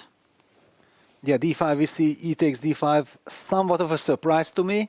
I thought like White will push the pawn automatically to e5, bury that bishop on g7, and after e takes d5, c takes d4 happened, and Black has automatically solved all her opening problems. In fact, Black can easily take over. White has not yet developed the queen side. Yes, indeed, a surprising decision, and Zsuzsiné not moving as quickly as she needs to. A little bit, I mean, you can't say she's not warmed up. She's already played 15 rounds, a lot of blitz already behind her. So no reason to think that she's at all slow or trying to catch into a new time control. But this young lady has already won 2 of these titles, back-to-back titles, in fact. So don't mess around and start playing slowly against her. Don't do that. And Zsuzsiné, I think she's played the most games out of all the women. having played those 2 extra games in the tie breaks. That's just a little fun fact. But the big problem for Zhu Jinhe isn't just the fact that she's played more games, but it's also the queen side, how to develop. And the problem piece, I'm going to say, is this bishop on c1. Like, what square does it go to? d2 gets in the way of the rook. The bishop goes out to g5. It's going to get booted around. By the way, in the other game, Elaine Roebers is got a bit of an edge against her illustrious opponent, Anna Muzychuk, also a winner, multi-time winner of this event. Yeah, Anna Muzychuk having won the Women's Blitz World Champion. And for Anna, she's basically in a situation that Magnus normally finds himself in. Only the top, the best of the best will do. Knight jumps in, attacks the queen. But wait a second, this is the last tactic. Queen. Wow, Queen but there was already some knight takes c3 winning on the spot, wasn't it? Knight takes c3 tactics seem to have won a pawn. Seem to have won the game. Yeah. Yeah, because you destroyed the whole. Wow. So it just shows that the players are not enjoying. They are very nervous, as Maurice highlighted. Too much at stake. And now comes knight takes c3. Finally, again, black gets the chance, and now she doesn't miss it. She's fallen for it. The back rank problem, the lack of development of the bishop on c1 has come to haunt her. And look at Bibisara steal this pawn. And I don't even know how easy it is to continue. How do you do damage control here? Bishop b2 looks ugly. But it does the repair work for the time being. You know, you're pawn down, but it's not the end of the world. Well, but it's a hopelessly lost endgame. Yeah, takes just e6, look ac8. It's not only a pawn, but also the structure is compromised. Or that bishop on b2 looks like a huge pawn right now. Yes. And boy, you are just in deep trouble to drop that tactic. What a mistake on her part. Now she has to play a3 to stop the b4 break in the position. And again, a really ugly looking position for white. Black is completely winning this. She better figure something out because she is dead lost here. Yeah, it's not great. And now look at the rooks. They're anemic as ever. Well, there's nothing for white to write home about, but I just want to stress, I mean, all is not like hopeless. There's still a room for black to make a mistake. But Bibisara, she is playing all the right moves. First up, just restraining the king side. We know you can always blunder. Exactly. But we got to call it like we see it. This sucks. I mean, that's called the official evaluation. It's all in the chess books with a symbol and all. I don't want to be rude because anything can happen. It's not being rude. We're just telling the truth. The position sucks. She comes back from this. She's going to need some kind of amazing genius play and tenacious defense in order to save this position. And if she does, hey, big kudos to her as she's now buckling in. She's aware she's in a bad position. Now she's like, okay, beat me. I've got to fight and see if I can survive. But why black is not going for this a5, b4 push? Isn't this just winning the game? But she's very hesitant. That's a bad sign. She is now black with only 23 seconds left as white is in defense mode. Beat me. Show me the way. What are you going to do to win this game? Yeah, white is just simply groveling. That's all white can do. I mean, look at the pawn structure as well on the king side. The king moved back to g7. It's pretty awful. Yeah, she's not finding the winning plan. No, she's just shuffling back and forth. No, but she can just wait, right? All she has to do is like improve. But the clock is ticking down. 9 seconds. And now she plays a5. Getting nervous. Why not to do this with 30 seconds on the clock? Yes, but white is seeing some hope from this bad position. But b4 there was a little bit of technical issue there. 11 seconds, seeing the threat come her way. The b4 threat is going to be a tough threat. By the way, in the other game, Elaine Roebers is ahead on the board at least against Anna Muzychuk, who cannot afford to lose this match, obviously, which should be knocked out of the candidates, but... Yeah, the second pawn has fallen. Rook b8, the rook gets behind the b pawn, but... There goes rook c5. Rook c5, and then rook f5 can protect the f7 and the b5 pawn. Well, wait 1 second. Rook b7. Yeah, you just take on a3 and then rook f5 protects the f7 pawn. Okay, but she has gotten rooks off, and it's a 4 against 3 on one side, plus the extra pawn. And now, g5. time to get that going and breaking up the team she's trying to, and she's successfully engineered that on the other side. But now there's a new passer sitting on e6. And oh, this is bad. this is bad. Now the e-pawn is going to start marching, Oh, and yeah. the king is going to just come in towards, there it goes, king f4, king g3 in the air, but you just have to pass, protect, and push the e-pawn. What just, oh my gosh, you will not believe what happened in the last game. Anna Muzichuk has won due to an enormous blunder. Wow. And there goes the e-pawn. And now the a-pawn. And now the a-pawn is coming, and this is it. Forcing the hand of Zuzana. She extends it in resignation. And Bibi Sara, she takes the lead. And Maurice, can you quickly show us exactly what went down in the game between Eline Roebers and Anna Muzichuk? Yeah, I'll take you to near finish line in this position here as we see on the screen. Look at this position. White is looking so good. You look, there's a beautiful knight on c6, pawn on d5. Got that bishop is pinned along this line. The passer is the pawn on d5. Who do you want here? You want white, no doubt about it. But look what happens. She played knight to g7, and she should get her rook behind the passed pawn and prepare to try to make some noise with it. Instead, she played the move knight to e7, thinking she was doing something. And after king to f8, suddenly she's walked right into a pin in the position. And after d6, knight to f5, it's like, thank you so much for this pin. It's all mine now. In this position, she had to now move the rook and accept something that you did not want to accept, and that is losing the pawn for no reason. But instead, she played bishop to b5, and after knight takes on d6, her knight, again, simply pinned in the position. She panicked here, took on g6. She was lost anyway, and after f takes, it didn't matter. If you play rook takes, she's going to play king takes. You're just down a piece. The game is over. Instead, more panic and allowed rook takes e1 with check. Down a rook now, had to resign. Eline Roebers is not showing any good nerves in this game. She's going to have to settle herself if she's going to make a comeback, because this was a really, really poor loss on her part from a good position. I realized she was in some time pressure, but it wasn't that critical for her to just simply fall apart and lose everything as she did in this position.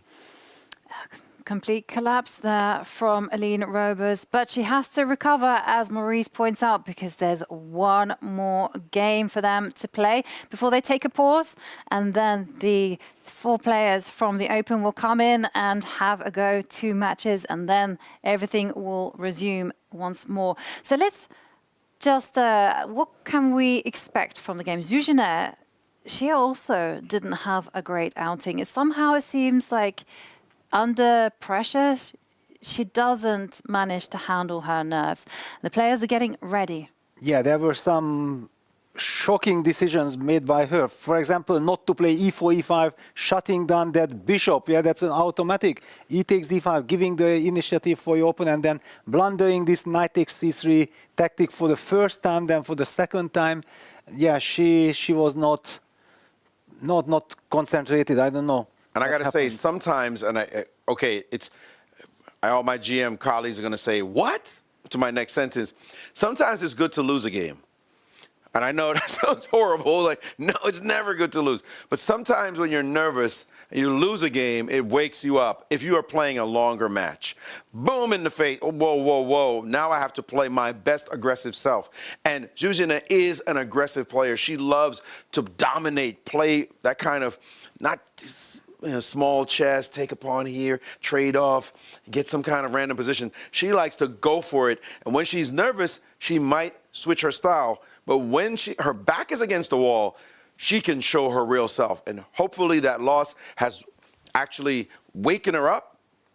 And she said, okay, it's time to go. Yeah, and then just to remind you that this is a 4-game mini-match where if after 4 games the result is tied, everything is going to be decided by sudden death. So this will be the first set of games in the first half, and you mentioned dynamism, and Zhu Jin, she has gone for the most aggressive approach to the particular opening strategy that Bibisara has deployed, taking control of the center, playing d4, and now for Zhu Jin, it's just about, you know, whether she can get in e5 and try to stabilize her center. And Bibisara is now going to start making sure that that doesn't ever happen. It's a big tussle there. I think it's fair that we switch to the other board because we didn't watch them at all, and we shouldn't have to follow the same 2 women, no? Yes, this was kind of the big question. Yeah, that what is the right way? Because we also have already some history here, but yeah, let's try to tune in on the other game. I'm getting it up. So I'll follow the other one just in case something is breaking. We can switch over. Okay. Elena Roebers, now after losing the first game, not yet in a must-win situation, but clearly, of course, if she could bounce back immediately, then she would be going into that break in much better emotions. Having to do it with the black pieces right now, calm herself. Both of them actually losing with white in the first game. And like talking about the match scenario, both, as you mentioned, losing with the white pieces. This isn't a must-win situation. Is it better to steady the ship, kind of calm the nerves, get into the flow of being in a knockout? Well, play your chess. I think this is important, that because normally when you are in a must-win situation, then you feel like you have to do something crazy. But here she can just play. However, knight g5 is played. Yeah, it's on the board. I was wondering that why did black let this happen? Black's king is still in the center. There's a tremendous pin against the black king on the e file. If white is able to capture on e6 and black will be forced to take fe6, that's a horrible structure that can be enough simply to lose the game. She's moved her bishop off that square. She heard you. And now f3, chasing her bishop backwards. Where did it go? Went to f5. And now she can't castle. Yeah, but if you play queen e2, then she can, because queen e7, rook e8, that's a very important kind of tactic that she set up. Queen e7 and then rook e8. I just wanted to point out there's that very important trick to get out of the checkmating threat. But also black's next move is going to be h6 and ask the question where it's going to go. And then you can get ready to castle. Yes, slowly you can get ready. Bishop d2 appeared on the board. So we'll be seeing h6, yes. Played. Now white has to fall back with the knight. Wait a second, can we play now queen e2? Yes. Yeah. Queen e2 is played, and now knight g8 out of desperation. Ooh, that's an ugly looking move. Man, a 2-0 lead would be really tough to overcome. What a trick by Anna Muzichuk with bishop d2. A small little move, but protecting the rook and setting up this queen e2. It's going to be very difficult for Aline to start to unravel this one. She has to... You don't want to be putting your king on the queen side. So the bishop goes back. Maybe, despite all of this loss in time, maybe she can still kind of cough a little bit and go knight to f6 and hope for some castling at one point. Yeah, but not easy. Rook d8 first, taking care of the d6 square. And then if after a4 was played, knight f6 is blitzed out. Finally, the knight gets back, and black is very solid. If black is able to complete development and castle, there won't be any problems. Absolutely impressive sequence there. In the other game, Zhu Jin just made a really poor choice of a move and has gotten herself in some real trouble in that game.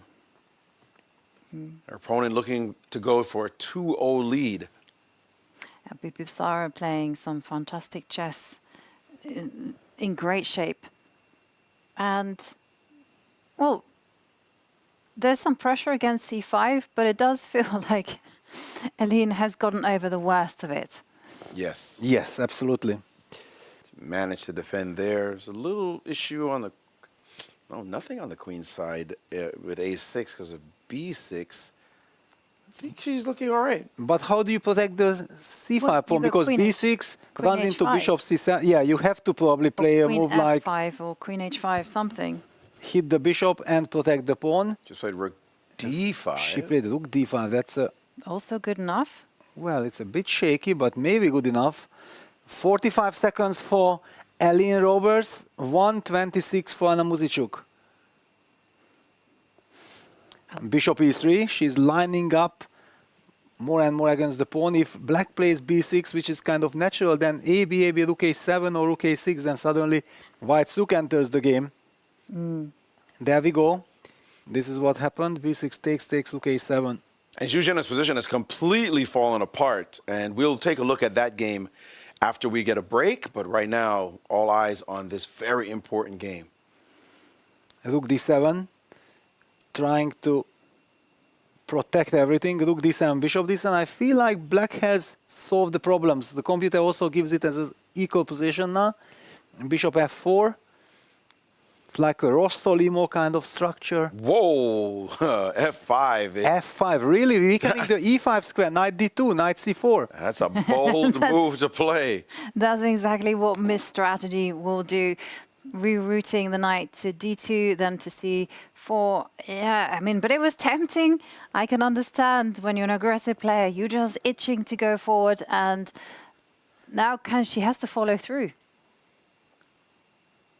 And the queen moved off the line, and now that knight is being quite aggressive, attacking that pawn on b6. And as you said, the e5 square, and she's come in, and now a trade giving very powerful-looking bishop. And your pawn, you got to compromise your queen side with this pawn advance in order to keep the pawn on the board.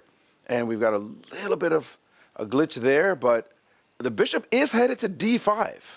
Yeah, but from d5, the bishop is just literally hitting on granite, whereas white has the targets. You know, a bishop can arrive on e5 and it'll start looking at g7. Yeah, black will try to defend with rook f7 and hold this position.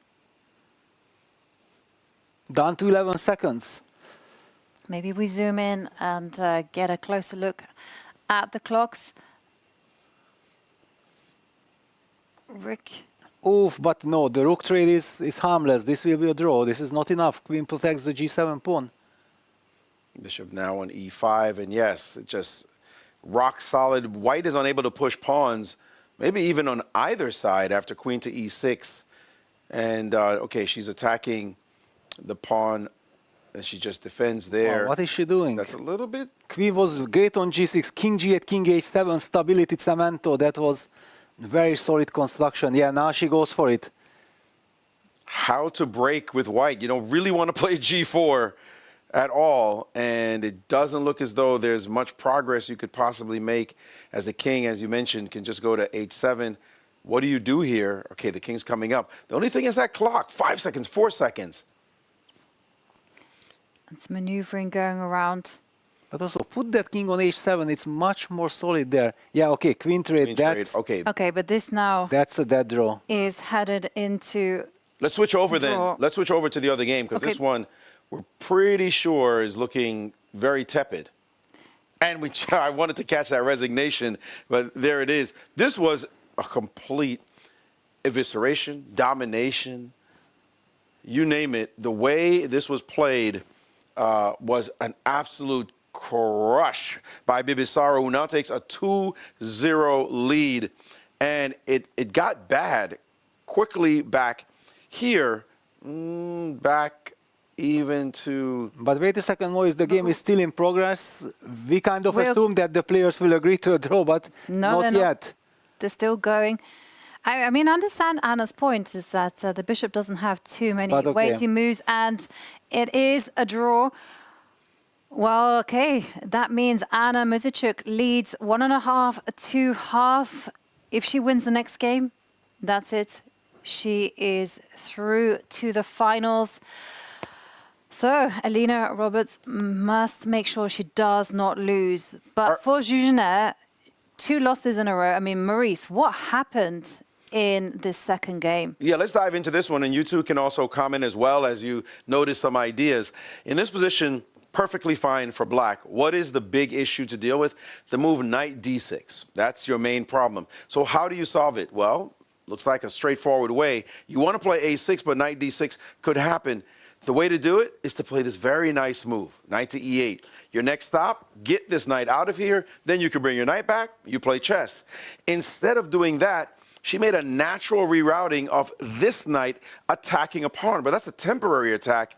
Her opponent simply played b4, and now you see the spatial lock on this side. The knight's going to land on d6 as well, and this pawn will feel some pressure because b5 is coming. White is starting to do nasty things. a5 came, she just simply shifted over with rook b1, and again, these pawns were super aggressive. The rook came to a2, that didn't bother the knight that's been wanting to go to d6 all this time, and again, at any moment, this advance might happen, and this is where she got desperate and played the move b5, just when she had a chance maybe to play the move b6. This move was met by the beautiful knight to g5, hanging this, but hitting this knight on this square. And I see the players are sitting down in this, but this was the move. This one was the one that got it started. And after this, bishop takes, this pawn dropped in just a couple of moves. Or sorry, the e pawn dropped first, then this pawn dropped, and it was all she wrote. Bibisara taking a 2-0 lead in that match. That's going to be tough to come back from. That is a very commanding performance there from Bibisara, who takes a 2-point lead. Now, Zhuzhina must win both games if she wants to tie the match and take it to sudden death. But it is now 2-game tie breaks for the Open. The players will be playing 2 games each, and it is Fabiano Caruana with the white pieces against Magnus Carlsen, and Arjun Erigaisi, who was so commanding in the qualifiers, against Nurbek Abdusattorov. This is what we are looking at. Peter, well. Exactly, wow. Magnus, Fabiano, that could be a final. That could be a final of anything. There would be a final of absolutely anything. And as the players are getting ready for their games to begin, we are going to head straight to Charlize, live from the playing hall. Okay, I need the boards. Maurice, you can select. You Where? can select there, this finished. This? Yes.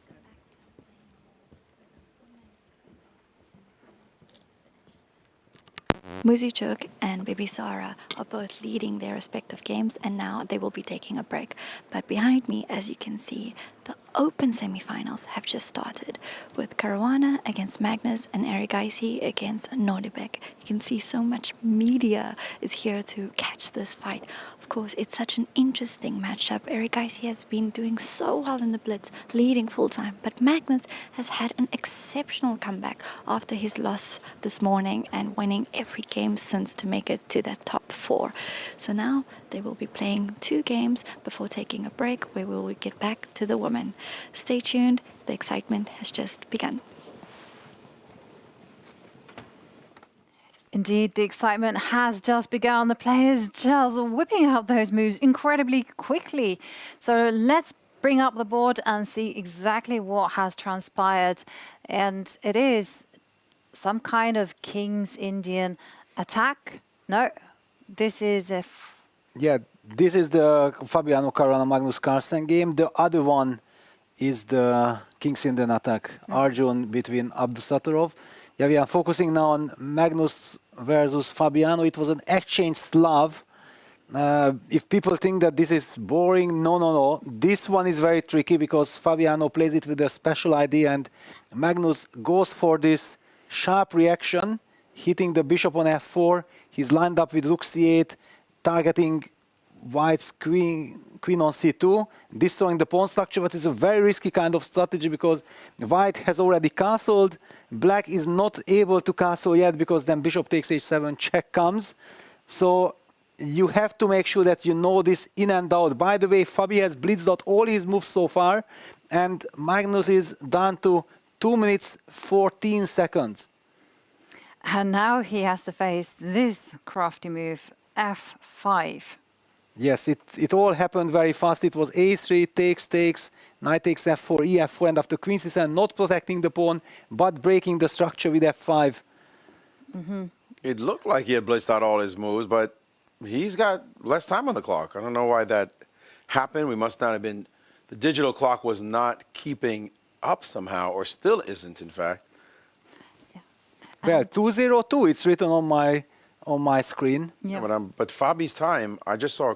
But clock. has Magnus made a move? He castled. He's castled. Okay, so he. Well, wait a second. No, this is a Oh, different that's game. what it is. It's a completely. This is the other a game. Yeah, different this is game. the other game.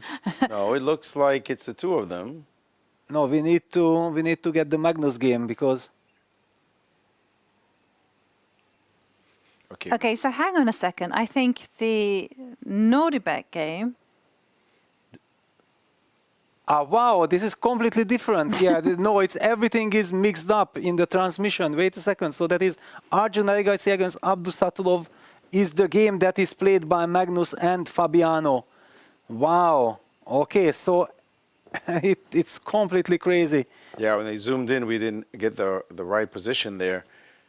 But this position we see, that's not. That's the Fabi Magnus game. This is yes. Fabi Magnus. We've seen the wrong names listed here because this is what is matching Fabi and Magnus as Arjun. These names should not be here. It should be white Fabi, black Magnus. Okay, and we're seeing queen to come to c2, setting up some potential eyeballs on h7. But first, everything is solidified on the queen side. And I've always kind of considered that when you have this pawn chain with a white pawn on e5, this is a signal that you're cutting the board in half and that you should be aiming at some point to attack the king. Yeah, black has lovely compensation. Forget about that pawn. The bishops are very powerful. The bishop on g2, knight on f3 are not participating in the game. Black will line up against that pawn on a5. On a4, because black has this access to the a5 square. Yeah, queen a5 played, knight g4. Fabi is activating his knight, but this isn't really the attack there against the black's king. The dark square bishop is missing in order to really create those sacrificing ideas on h6. And he just shifted over as though he's pointing at that side that he may sacrifice, but I don't see how he follows that up. Yeah, if black wants, he can even play bishop f8, just cement, but he's not afraid of rook b3, cementing it there. Yeah, he doesn't believe it. And that pawn on a4, would you take it or not? No, rook a b8, and then we go with rook b2, of course. Yeah, that's much more control.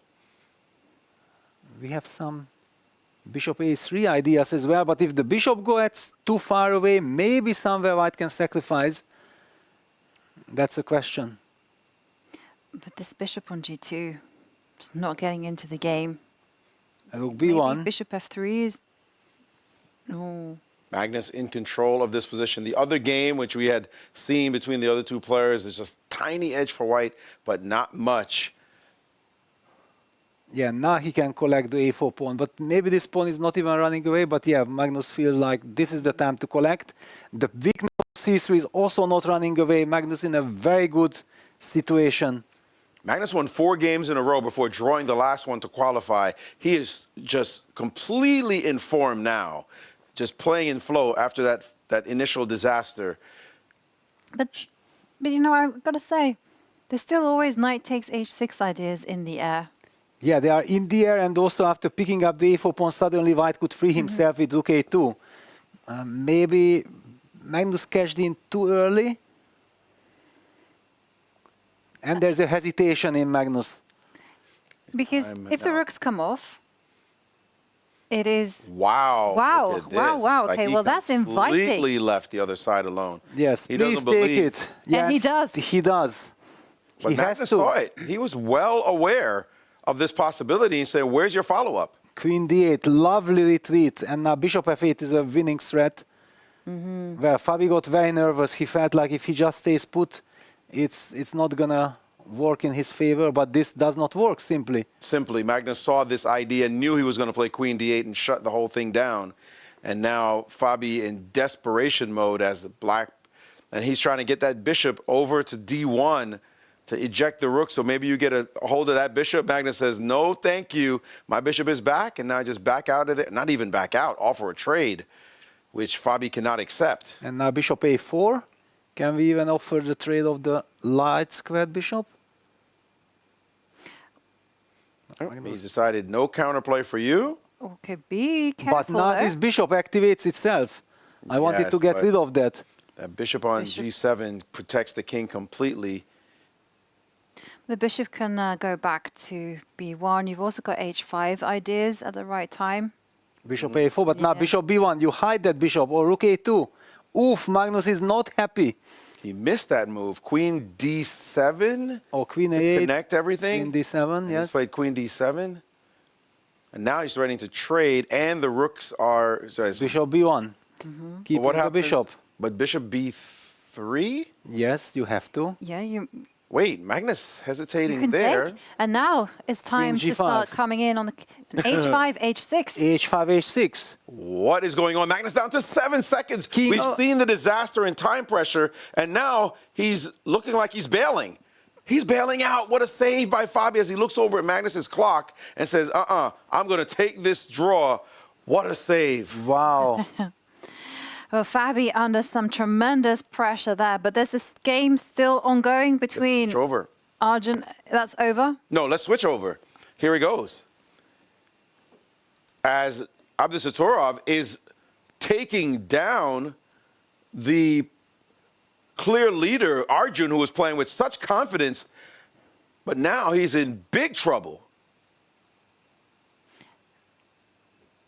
And only 10 seconds on his clock as he gets behind the pawn. Has he given him a chance? Look at he grabbed that queen. And no, another pass pawn. No, this is it's over. No, terrible. it's over. You can't move the king closer to the pawn. That's it. What nice a win. win for Nordebek. Being the first person to draw blood in the open, as the other game was a draw. How did that end up as a draw? We have a poor... something going on with our transmission for sure. What a position. But Maurice, maybe you can quickly show us exactly what went down when things... Okay, something must be wrong trouble. because the engine is showing this game is almost perfect. No. Yeah, no. Like, what? I don't get it at all. As I'm trying to figure out where was a critical point in this position, Magnus seemed to be dominating all the way through and took a pawn, and then just showing 0-0. So something, no, it's switching also. Maurice? Yes? You could stand just because you're in the... Yeah. Okay, perfect, I thought we had this camera shot, but I got to sort of get out of the way. Oh, there we go. Yeah. Okay, so queen takes on h6, and it's saying black's just slightly better. The engine's evaluating this as not that way. It's equal. It's a piece. Yeah, but wait a second. Here, why didn't Magnus play bishop a4 after bishop d1, rook a3, rook b2, bishop a4? Then the bishops what are you could have been traded. Bishop d1, what? Yes, rook a3 happened in the game, yeah? Rook b2. And now bishop a4. Why not bishop a4? He couldn't. Bishop a4 in this position. The engine's giving a straight draw despite being up a piece, the exposed king. Yes. That's hard to evaluate. Amazing. That's shocking to us. It must have been shocking to Magnus. Fabi's sacrifice was entirely correct.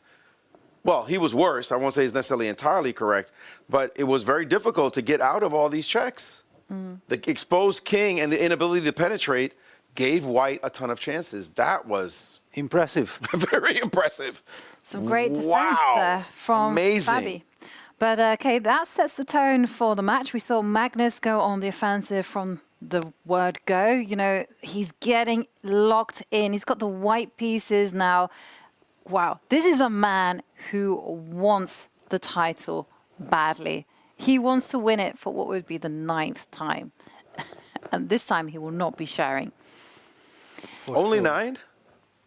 Only 9. Yeah.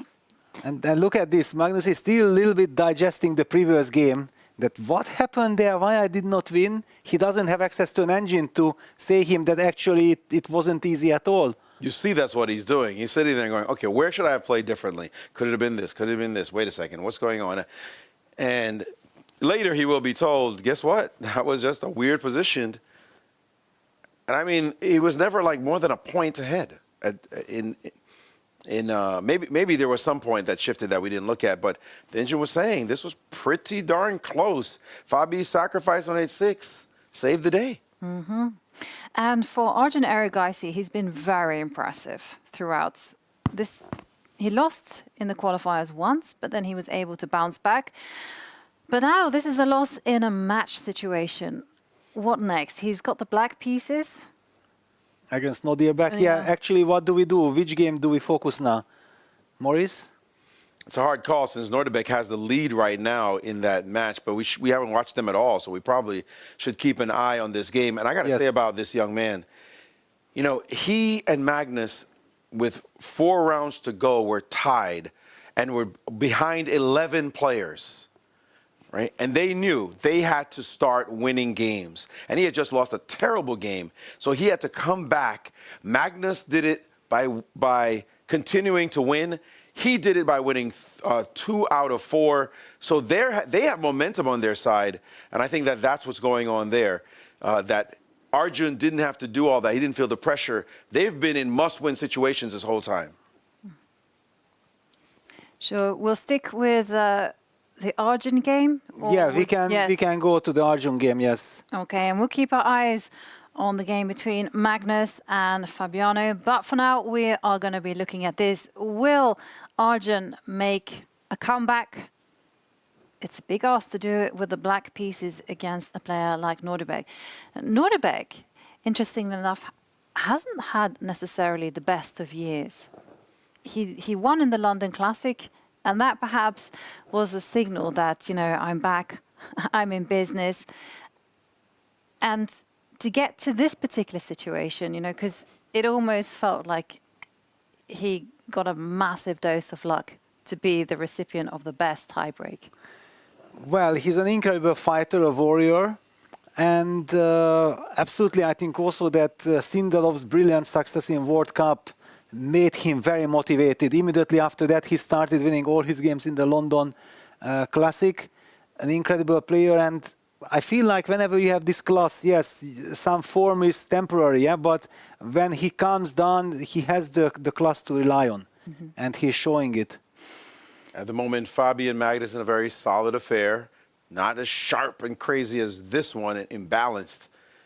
So we'll just keep an eye on that game as well. Well, knight e5, and I like the way that Arjun is playing, directly threatening to go knight to c4. That's exactly where every Sicilian knight wants to be. I'm a little bit surprised that Nodirbek has treated the game like this, because Black has a very comfortable scenario here. I'm not ruling out a bounce back from Arjun right away. Very easy game. You can play very quickly. Nodirbek now playing bishop g5, h6. The question is asked, what do you do now with the bishop? And the computer is screaming something for white in this moment. What could it be? Is not a sack on 8-6. The sack, maybe I don't have engine. We only and he takes on f6. Wow, it's a positional solution that you want to see as Black normally, but here comes f4. Yes, but this is great for Black. No, this bishop takes f6 should have not been played. It's very strange. Bishop g5, bishop takes f6 in a Sicilian like this. Guess what? The bishop h6 sacrifice was much better for white. Yeah, but also very hard to kind of evaluate. Very risky as well, so I can understand why instead Nordebek went for this. But the big question is how to handle the position, say after it jumped the knight, but the knight went back, just keeping cover for the king. Okay, on further analysis, bishop takes h6 was only a little better for white, but it was definitely playable to sacrifice on the h6 square, and the best move for white, in fact. But now Arjun is taking over, right? Yes. d8, he's got the bishop pair. Yeah, there's no immediate attack. Yeah, bishop h5, at least white is trying something, but I'm not a believer.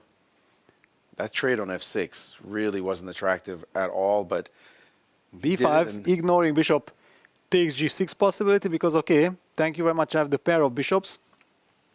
The bishop is getting to b7. So Noribek jumps back with the knight to d4, putting pressure on the e6 pawn. Yes. Well, you got to be careful, right? How to... You can't just slide the queen over to e7. Rook b8, I think, was played. Could it be rook b8? A slightly mysterious move, but probably hinting at some potential a5, b4 ideas if the pawn on b5 will be protected.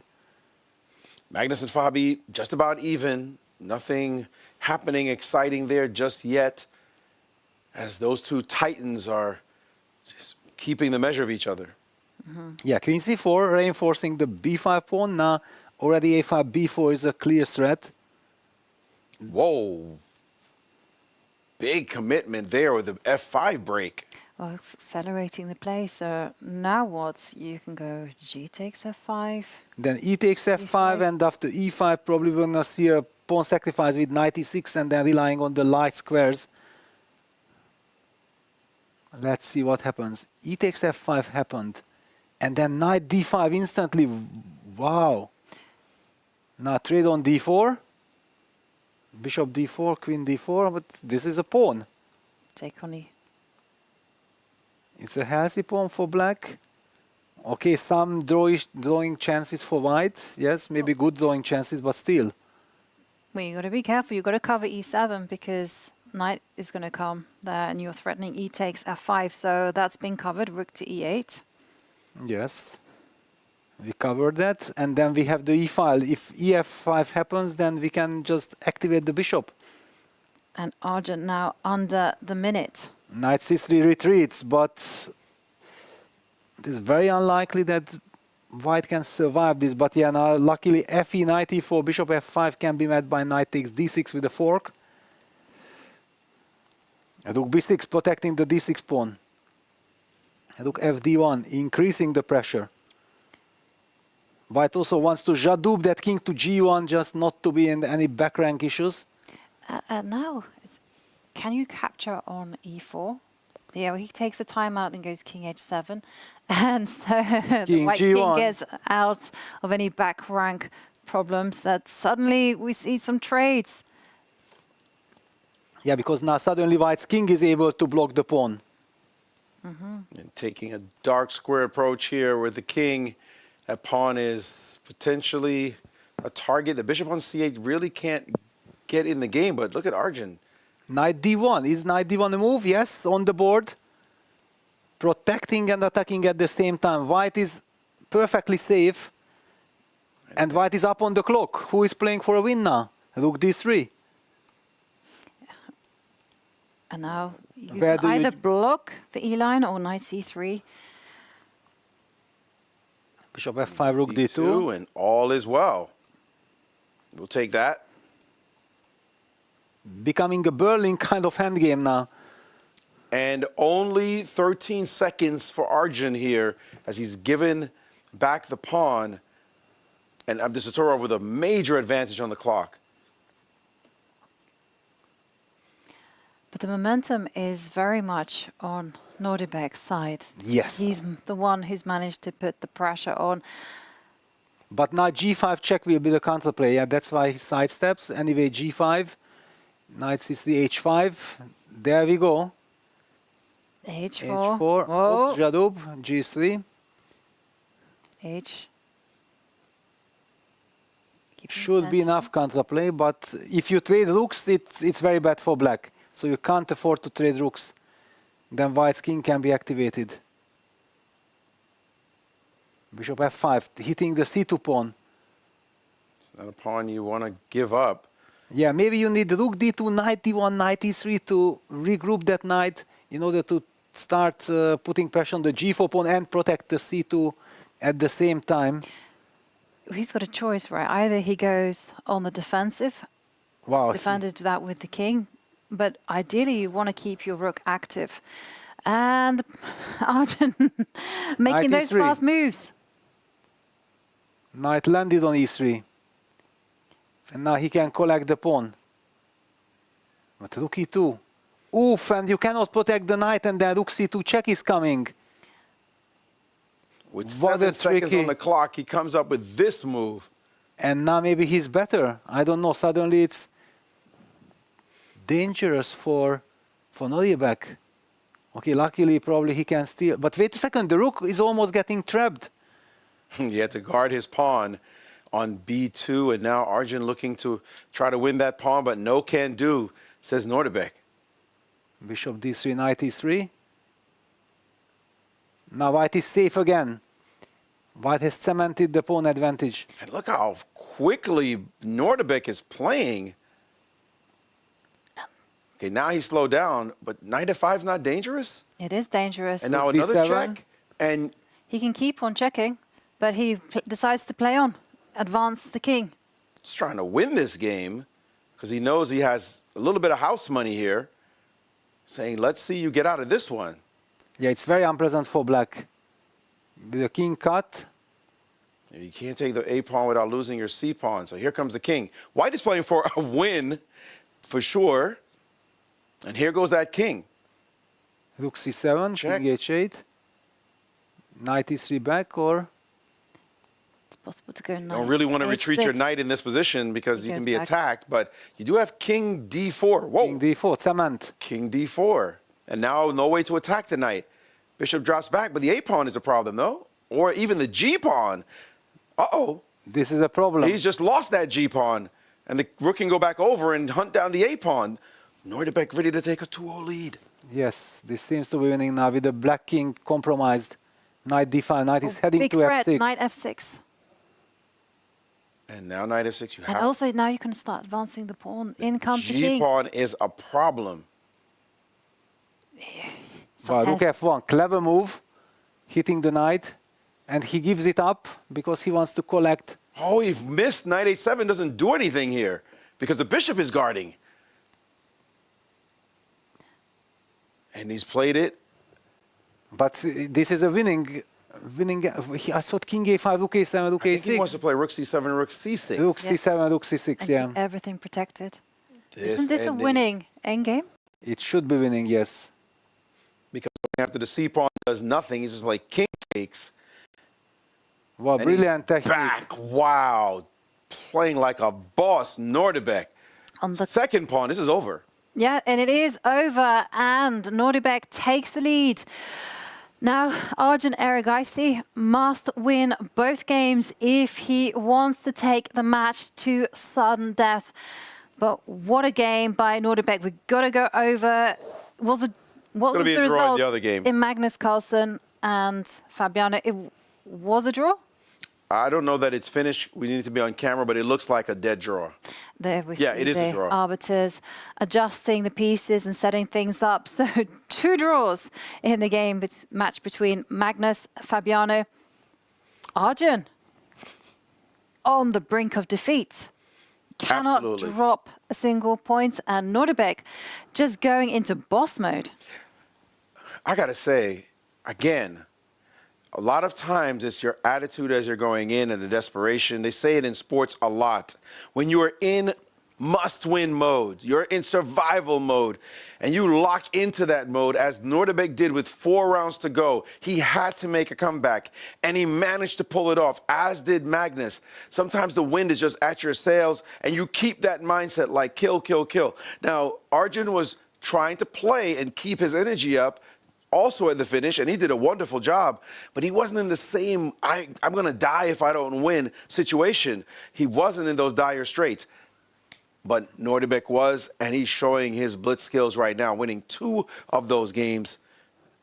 All he needs now is a draw, and the leader who looks so dominant, Arjun Erigaisi, will be out of this competition. Yeah, Arjun needs to score a point, needs to win. Otherwise, he faces elimination, and Nordebek will advance to the final. Someone else who is facing elimination has her back to the edge of the wall. It is Zhu Jiner. As the women, they're going to re-enter the stage. Zhu Jiner, she went 2-0 against Bibisara Asaubaeva. What is it about for her? I mean, she's had some time to just recover a little bit, just to think about what needs to be done. Well, what needs to be done to start playing her chess? Yeah, as Maurice said, that This first game with the white pieces signal that she's just not ready, mentally not ready. Something was missing. It was not Jujine that we knew before. Yeah, that always going for the maximum, very aggressive, putting pressure on her opponents, and she needs that. She has to signal this as quickly as possible. And Elina Roebers, she's trailing by 1 point. So as long as she doesn't lose, everything is still okay. So I think we should be focusing on the Jujine. Of course. Jujine, we are going to be keeping our eyes on whether Jujine can strike back against Bibisara Asalbaeva. If Bibisara saves this, if she draws, she will be into the final and she will also secure herself a spot in the FIDE Women's Candidates. So much on the line here. Everything is at stake. And we got a very rich position. I think this is great news for Jujine. The only bad news is that Bibisara is a big boss in the King's Indian, so she knows all these things. I wonder how much experience Jujine has. In any case, in her first game, she started with e4. She did not want to enter all these King's Indian jungles. No, she didn't want to enter into any of those complexities. And just looking at the start of Elina Roebers, she's really captured the hearts of everyone, especially with her opening choices. It was a nice e3, e4, e5, nice e3, and then an f4. Ah, okay. Yes. The Johnny Hector kind of specialty. And look at Jujine go. She's advanced up the boards with her pawns, h5 in the offing, but Bibisara, she has to be ready for this. This is the thing with the King's Indian. It looks very unpleasant. Yeah, but exactly. This is the type of chess we are expecting from Jujine, going after it, playing a very critical line. And she seems to be doing great. I don't know exactly the theory. I'm not a King's Indian expert, but White seems to have succeeded with quite a lot. Kicking that knight back to e8 with the pawn on g5 feels very nice for White. The Indians always give White a serious edge in the King's Indian because of all that space. And it may be the case with perfect play, but King's Indian players know that they have a lot of dynamic potential in their position and will be able to bounce back if you make an error. But right now, the Indians saying good for White thanks to that space, and those pawns do look menacing going down the board. Meanwhile, Elina Roebers is making a serious comeback bid against Anna Muzychuk. She has a fantastic position, a wild position in the opening. By the way, if we could just jump to that, let's just jump to that because this position is developing and it's getting there. But if we just jump to the other game, look at the board position. Not that, on this one. If we could get this board position, look at this. Look at the pawns that she has. Yeah, it's just a winning position. Right? Just fantastic. She could keep her nerves here. She wins this, it'll be a critical last game. So a big job ahead for Anna Muzychuk. We can go anywhere you want if we want to go back to the other game. I just want to show this point that she's dominating right here, right now. Yes. Very impressive. 2 pawns in the middle. I think we should stick with Bibisara's game because Bibisara just half a point away from getting into the final and also getting a spot at the women's candidates. All right, let's switch boards to that game. F5 played and en passant, and the pawns are dropping off the king side. Yeah, who is attacking whom is kind of the question in these positions. That white king on F1 usually likes to be tucked away elsewhere, maybe on C1 or B1, but on F1, it could be a target itself. It kind of feels that this is a bit of a free-for-all because Jujine no longer has control of the position. I mean, there was a big decision earlier on whether to advance the pawn to h6 or to open up lines. And she takes bishop takes e5, but this is a very critical moment. Yeah, bishop takes e5, d takes e5, and if ever this bishop gives a check on the diagonal to black's king, then it will be horrible. And takes bishop c4 on the board. Well, big threat now, d6, as you've indicated, so you have to chase that bishop away. With b5. b5. You have to sacrifice the pawn.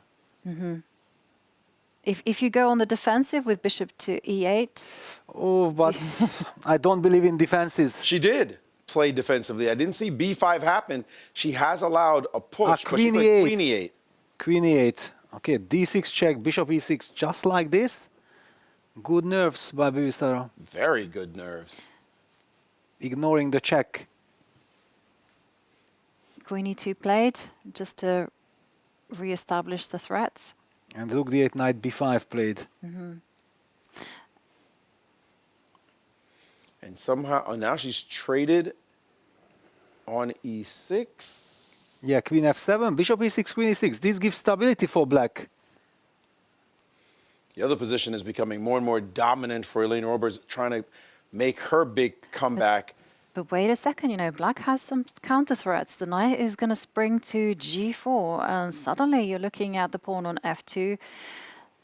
Also, Yeah, and if you go to g2, then knight h5. yes. So that's why g4 square was covered with rook h4. And But Knight there's h5. h5. This game is turning. There you go. Queen c4 offering the queen trade. Yeah, that's very smart. Because Shutting. an attack was coming her way. She tried to shut it down. Her only hope is that that bishop on g7 doesn't come into the game. This now looks again very good for white. White's got complete control. But still knight f4. And then the bishop will kind of relocate to f6, and you start to blockade the d-pawn and try to generate some counterplay along the h-line. Yeah, but long run, white should take this actually. Can she keep her nerve? I also felt like Bibisara, with her more experience in Kingston, then maybe she will create counterplay, but no, Georgina has controlled it nicely. King f7, great move. The king is also trying to get closer to the d6 pawn and setting up the rook h8 idea after knight f4. Rook d1, knight f4 played. And Bibisara down to final 25 seconds. It feels like that pawn needs to be on d7, but it can't be protected so easily. Maybe a knight on b6. The good news is that bishop on g7, again, can't really go anywhere because of the knight sitting on c4. So white's knights just make an real nice impression. But what does the rook on h4 plan to do soon? That's my biggest concern. Okay, now rook h2. He's got to decide what to do because he got pushed away. Well, Now she can maybe put it on c2 in some. Also king f2. With f3 she has prepared the king f2 just to get coordination. King e6. Coming closer. Computer doesn't like it. Knight c7 check. Where are you going? Rook h7 is coming. Uh-oh. Be careful. The king is going the wrong direction. King d7 runs to rook h7. She had to go back to f7. She lost a big tempo. And Elaine Roebers is completely winning. She's going to win that game as we suspected. All eyes on this one. well, Counterplay with g4. fg4, king g6. All played with 4 seconds on the clock. Maybe we can zoom in a little closer. Yes. There goes That's that perfect. pawn. The bishop finding a job, and now What is this? What is Knight that? h6. Terrible she blunder. blundered a piece, Oh no. how and the painful. match is over from a fantastic position. Let's switch to the other game. We can look at that in a second, but that was a complete disaster as we have one finalist. And it's not just a finalist. Oh, she's got the candidate. She's got the candidate spots as well. Congratulations, Bibisara. She held on. She clung with some really strong defense, and she managed to make use of the blunder that was there from Georgina. And we have a first finalist. Who will Bibisara face in the final? Let's go over to Elaine Roebers, but what a moment for Bibisara. She has equalized the score. She has won her game against Anna Muzichuk. And Bibisara, very big congratulations. But what a crazy game and very nervy game it was. Wow, and she blundered there. We saw this one when it was really bad already. This position eventually happened as the pawns got lopped off and white was just in a really fantastic position. She did make a mistake taking here, giving her opponent a real chance to take on e5, takes, and now rook takes e5. So there was a chance, but then in this position here, she played the move rook to e6. Oof, blunder Like a rook g8. Yeah. Stunning blunder. Rook to e6 with nerves and allowed rook g8 and gave her opponent a queen on the next move. And of course, now it's just over. And now the match is tied. Who's going to win the next one? Because the decisive games are coming up. But Yeah. wait a second. So instead of rook e6, there was only move king f6, right? I think king f6 was the only move. Yes. And if bishop c6, then rook e6, and then rook d6 check. With the idea of bringing the rook over. Wow. Get the king out of danger. Yeah. Small margins, not easy We're to feeling keep the tension. You your imagine what head. they're feeling. I mean, this is the thing where the clock is ticking down. You're thinking is tick-tock goes the clock, and you just make a move, and such blunders happen. And for Zhu Jin, I mean, that was so painful, you know, to play such a great game, to put the heavy pressure on, and it looked like she was... But what can we say? We talked about resilience, and that was Bibi Sara. She did not crack. She was making her opponent's life difficult, and in the end, one final blunder, but you make your own luck. Yeah, maybe Maurice, can you just show us what happened? Yeah, in this exact position, I was looking at these two pieces that were interfering, this one being active, this one guarding this square, and I thought maybe you need to trade one of these minors to get it out of the way. So my instinct, when she grabbed the knight, I thought she was going to put it on d5 and offer a trade and cause real problems for her opponent. Instead, and by the way, she's got this pass pawn here, this pass pawn here, so you can't trade off all the pieces. You're just going to lose that position. Instead, just bringing her knight to the middle with a devastating advantage, she put it there and just hung a piece straight. From such a great position, it's just completely winning to completely losing. And what just a whitewash of a match. 3 losses. She put up no resistance. Bibi Sara on her way to the finals. Yeah, Bibi Sara on her way to the finals and also on her way to Cyprus for the candidates as well. Big congratulations once more to Bibi Sara. But we will find out who is going to be joining Bibi Sara in the finals. Well, we have one more game, one more match still ongoing in the women's between Aline Roebers and Anna Muzychuk. And everything is level. 1.5 points each. Whoever wins is going to walk themselves into the big final. And if it's a draw, we're going to be seeing for the first time a sudden death match. With some bidding procedure and everything, a very mysterious kind of stuff. But yeah, we are not there yet. Anna Muzychuk has the white pieces. We have seen in the previous game she got a very nice opening. Yeah, this also plays on the minds of the players. Clearly they had like half an hour, something like this, no? While the open section played their semifinals to relax, but I'm pretty sure they were also checking some lines because you need some clarity in your openings. How do you feel as Anna Muzychuk in this setting? You saw 2-0 happen and you were hoping, please, Eugenia, come back. Please, please come back. Give me a chance. Come beat this woman so that I can get to Cyprus. And then you have this position where you're leading in the match, so you're really feeling good about yourself. And in one fell swoop, you lose your game, she wins hers, she's going to Cyprus, and you're fighting for your life just to even get to the finals. The emotions that these players have to go through each and every time, everything shifts so quickly, especially in Blitz, when results happen one way and swing the other way. Well, that's why Anna Muzychuk just raced to the board. She's playing with the white pieces. This is where she wants to put the pressure. And look at that. We have an Alekines on our board. Wow. Where Aline just completely ignores the rules of classical opening development and instead provokes white to go forward. And this is the big strategy. And this is an aggressive, actually, system from white. White wants to go knight c3, queen d2. And if you're feeling really lucky, you want to castle queenside. If you want to play it calmly, you just castle kingside and just claim black has got no space. Yeah, I also feel like, yes, it was a terrible shock for Anna that Bibi Sara has already qualified. On the other hand, she can forget about this candidate's business and just focus on the title. Because after all, this is the Blitz World Championship title is on the line. By the way, she's won it how many times? like, is it 2 or 3? I know she's won it at least a couple of times. Bibisara has won it a couple of times. Bibisara and her were fighting for Cyprus. If she wins this match, who does she play? Bibisara. This woman is going to be in her nightmares unless she seeks revenge in the next match.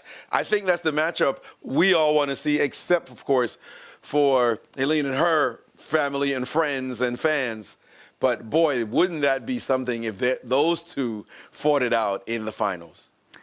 Well, you're right. Back in 2014 and 2016, Anna did win the Blitz title. So she is a two-time Women's World Blitz champion. And, well, D5 I is like played. White's position. I always like this type of stuff for White. You know, it's just all about stabilizing the center. And then, you know, you slowly start to push Black back and you start to argue that they've got no space. And that's why we see G5 as a response from Eileen. But now knight D4, there will be the F5 square. The weakness on the F5 square, knight D4, bishop G6, bishop to D3, for example, is a very tempting kind of move, yeah, on the board. And who will defend Black's king once something lands on F5? It's difficult to push the pawn on E6 or push the pawn on F7. I mean, they push the pawn from E7 to give up that square because E6 is covered. F5 gives up the E6 square. So this is not a position that Black is going to resolve very easily. She's now played queen to D7. That allows bishop takes. And that E6 square I was talking about is now juicy tenderoni as the knight has landed there. This is not looking good at all for Black. No, it's horrible. Computer gives a almost +5 advantage for White because this is such an overwhelming position, and even humanly we understand that this is completely losing. Terrible. She played queen D3 now, knight to E4, possibility of taking, or not any possibility, the likelihood of a capture taking place on G5. She's got to deal with that. Black is busted, and a knight on B8 not in the game. And the knight on B6 also not in the game. So just a horrible position now for Black. And Black's position is really cut in half. That knight on E6. It's a beast. Yeah, even G4 is kind of a very tempting move. G4. Okay, she plays A4, just trolling, yeah, that A5. I can even win on the queen side. No, but A5, and you're going to have to go knight A8. And then bishop A7. A7. She can just collect. But finally, if Black gets rid of the E6 monster at least, it is losing, but not checkmate. And now bishop to D4, threatening the bishop on G7 and asking for a trade so that the queen can threaten mate. And the thing is, you probably have to go for something like that. I think you have to play, and she did play bishop E5. I'm not sure if it's any good, but it felt like you had to keep this diagonal but shut. After G4, what happens after G4? Got to move your rook. Yeah, but then, yes, you have to. I'm not even sure where you put your rook, because the sacrifice on G5 is just waiting. Rook F7 is playable, but it is possible for some double, like a sack on G5 and then just get pawns. She has to put it on F7. Where else can she put it? She's put it there. What do you think about this idea? No, I don't want to sacrifice it. This decisive game, why? Yeah, when I'm completely winning. I was thinking you can just go, you can sacrifice, but also I'm thinking bishop takes bishop and try to pick up the E5 pawn. That's a very systematic approach and a very easy one, but she played queen E3. And now something has to go to C7. That knight is annoying, and you have to hope and pray that nothing bad happens to you on the other side. And there she does it. But isn't here is the moment though she can get it, and there's the sacrifice. Boom. Black's position on the verge of falling apart. It is falling apart because she is going to pick up the E5 pawn as well. Pawn with her move. So first she cleans up the noise there, then takes the rook, and now takes the pawn on E5. And she's just got too many pawns. Having captured all of that, it's a rook and 3 pawns against 2 knights. But it looks better than it was before for Black. Kind of. Yeah, it was so bad that this is already an achievement. Knight starts to jump, knight C5. If there is a queen trade on D6, then suddenly there's E7 pawn. Of course, White does not want to trade, and rook F1 is the move. Yes, putting the pressure. Knight c5. Yes, the knight starts jumping. Rook c3. Knight d3 was an idea there. And probably now it's time to swap off queens because the black king can't survive once the rook starts sniffing around on the f3. Yeah, unfortunately, those are very strong. This Yeah. position looks really good for white. It is lost. I wanted to sound it more dramatic, but yeah, I can't sell it. It's just very bad. Just too many pawns. Majorities on both sides of the board, and pawns will be moving forward. You can't blockade them properly. And she's looking for a way to move something, but rook f3 is just such a threat. Only down to 13 seconds. Her She last takes. moments. And yes, no f4. Bring the rook back so you can play check to the king. And the king will be driven backwards. So how do you get this? Oh, and Well, you d4 start pawn chasing too. the knights. You gotta. And you can throw in a check, rook f3, just to drive the king that little bit backwards. Okay, at least you can't quite push your pawns on that side yet, and she's looking for a way to get there, so she holds down the king. Now you have to play, looks like king f7 or... Whoa! E5, vamos. Whoa! But you can just take en passant. Get rid of that weakness. Yes, it's already the fourth pawn. F4 is coming. That's a lot of pawns. That's a lot of pawns, and now trying to trade with 9 seconds left. I mean, white is in complete control. Can she keep her head? A win here puts her into the finals against her arch rival for at least the place in Cyprus, and we'd have an incredible grudge match going on there. 7 seconds for black. 6 seconds. Knight h5, king f6 is the idea. If suddenly king f6, knight g7, knight takes f5 is possible, it's a fight. Potential blockade. Whoa, allowing Rook d7. Yeah, but then she's going to come king f6. How are those knights holding up this game? Yeah, and then Well- another rook is coming. But then the problem is now you're going to double. Anna has more than adequate time to hold her Yeah, left. rook e2. Rook That's d3 is the winning one. Yeah. Knight a6. Okay, now everything is falling apart. Trade and then a check. Checking another check. And wins the Force game. the king up. Oh, that's bad. Now you can't go up because of rook f7. And so she has to back up. And if f6 ever happens, the game is over. Now also c5, bc, b6 is a breakthrough, but okay, she plays b5. Now going after another pawn. Knight g3, knight Yeah, is but jumping, f6 is not f6. playable. F6 looks finished. And now Knight f7. e4, f7, and that's it. Why That's can't I it. play f7 and then rook d8 even on the next move? But then knight takes e6. Knight takes e6. Yes, Point. That would have been a crazy. nasty trick. The Okay, but knights- these knights cannot possibly stop these pawns. No way. Yeah, the b pawn is coming. And that is going to be disastrous.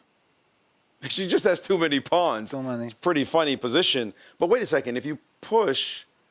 Rook c7 check. Ah, nice. And, And now you can b7. push And b7. now b7 with 7 seconds now left. 3, 2, 1, and resignation. Oh, and we have it.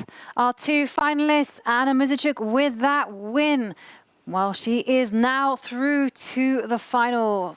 There we're going to be seeing an epic matchup between Bibisara Saubayeva and Anna Muzichuk. These two went head-to-head against each other for that final women's candidate spot. In the end, just by being in the final, Bibisara Saubayeva was the one that pipped Anna Muzichuk. And now we're going to have the match that we all kind of wanted. And Anna Muzichuk, she's got some time now to prepare for the final, because we're soon going to be finding out who is the Women's World Blitz champion. This is a dream final. Two-time winner Anna Muzichuk against two-time winner Bibisara Saubayeva. And they were neck and neck all year for Cyprus. Kudos to Saubayeva for getting to this point, making that happen, but now they get to clash directly. Of all the women who were playing in this competition, and we had that as a backstory, and for them to zero in and make it the story is incredible. And now they play each other. Now they play each other, and that is going to be absolutely wild. It's going to be one we're going to keep our close eyes on. But for the time being, we are going to be focusing on what's happening in the Open, because there we have a tale of two different stories. We have Arjun Erigaisi, who has his back up against the wall because he has gone 2-0 down against Nordibek Abdusattorov. And then this match is even Stevens, 2 draws, and now it is Fabi with the white pieces who is looking to draw first blood. Yeah, but let's head then to the Arjun game. Because Arjun is on the verge of being knocked out. If Nordibek draws, he makes it through to the final. I'll keep an eye on the other game as it develops. Those two titans of world chess, legends by now, both in their 30s. It's kind of interesting, the two 30-year-olds, 30-plus-year-olds are playing each other, while the two 20-plus-year-olds are they even 20?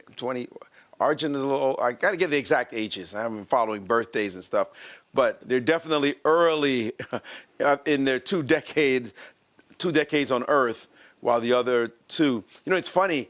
I was talking to Fabi and I said, when are you going to have a kid? You know, not that Magnus had a kid, Hikaru had a kid, that's your generation. He said, Hikaru's not my generation. So what are you talking about? He's like 5 years older.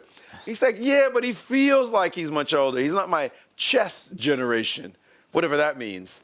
And here, though, these two are definitely of another generation from those two, so to speak. And we have it, the current, the present of chess and the future. Mm-hmm. Well, basically, yeah, I think that Arjun should be 22 and Nordibek just turned 21. I believe that's kind of the correct. Yeah. Well, they're different school years at least. And here, it's a very unconventional position because the king is out there on f2.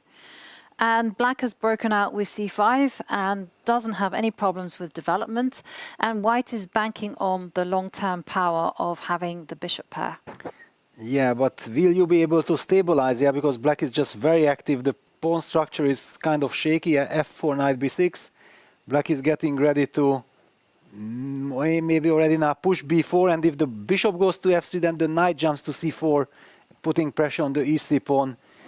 I believe that Nordibek is on the verge of getting into the final because this one is a dream come true for black. I also have the feeling like Arjun did not recover from the shock of losing the first two games. And you're right about the ages. Arjun is 22 and Nordibek 21. Mm-hmm.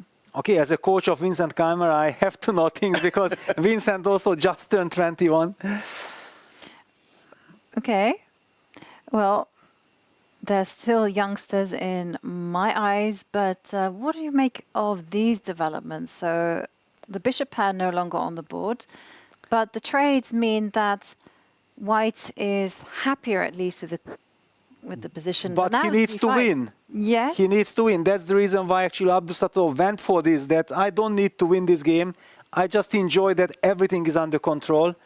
And white needs to survive this, but survival will not help him at all. Mm-hmm. But at least he has the d4 square for a bishop, and also there's a knight d5 square coming in. But he goes for the pawn. EF, GF, rook, bishop e3, attacking the rook on d2 and the pawn. Knight d5 and knight takes b5. Knight b5. b5. Wow. Hitting the queen, hitting the bishop. Is this sound? If the queen defends... Queen c5. Oh, there's rook d3 he calculated. But then he still drops the pawn. Whoa, he just sacrificed the...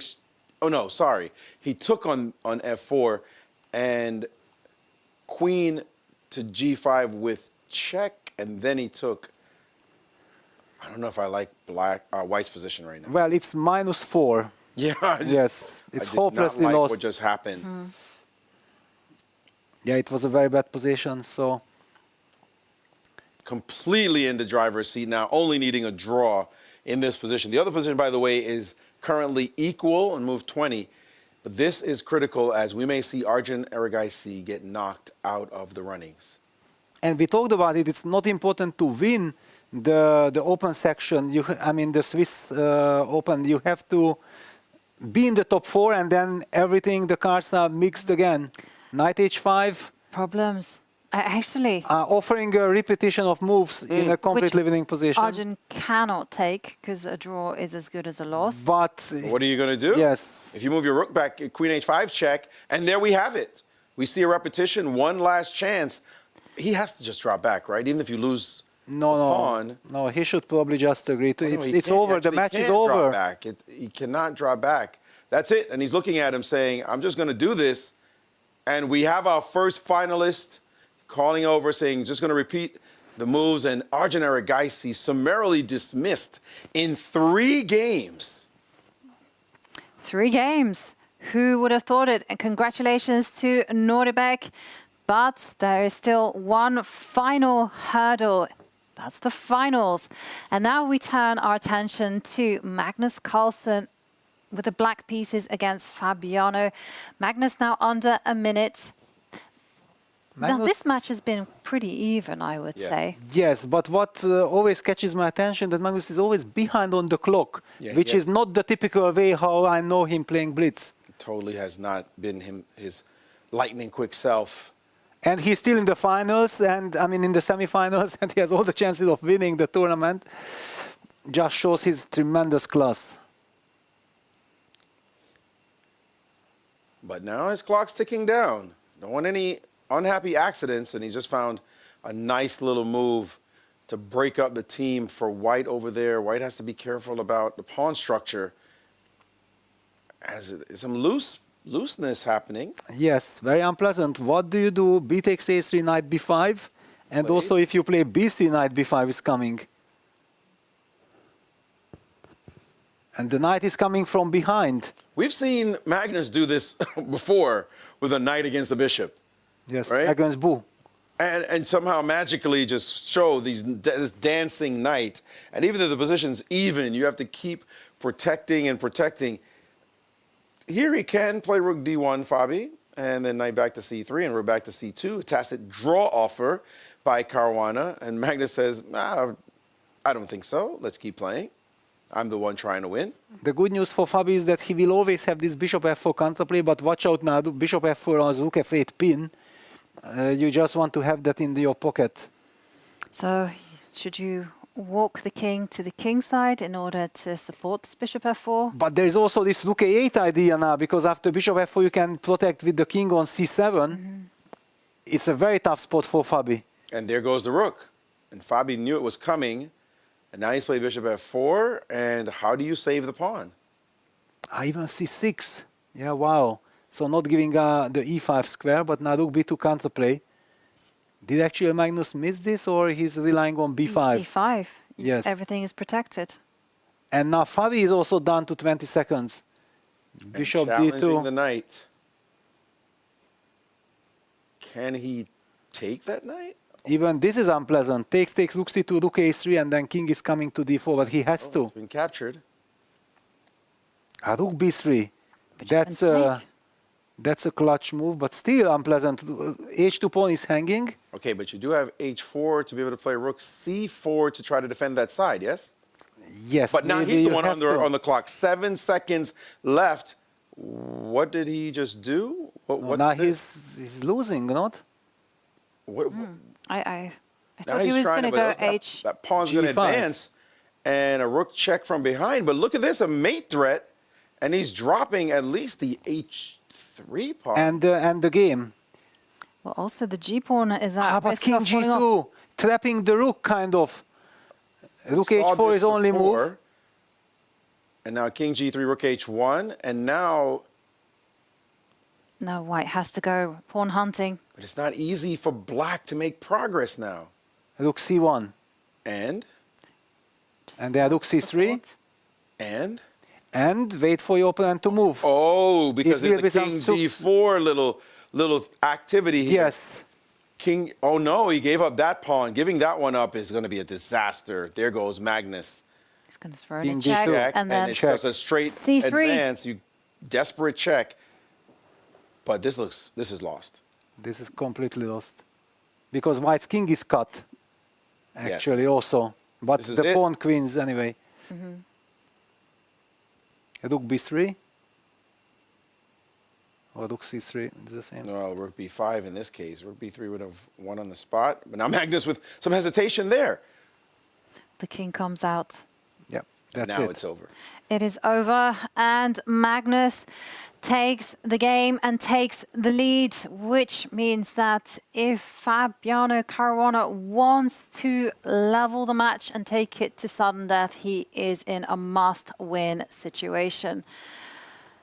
With the black pieces. With the black pieces, just to add to his woes. And Magnus Carlsen, as we all know, he's world #1 for a reason. He's also shown us, especially in the Rapid, that he knows how to lock down the game. And look at this, the way how he's walking away, it just shows that he is so happy, he's so comfortable. He feels like, yeah, now I'm there where I wanted to be.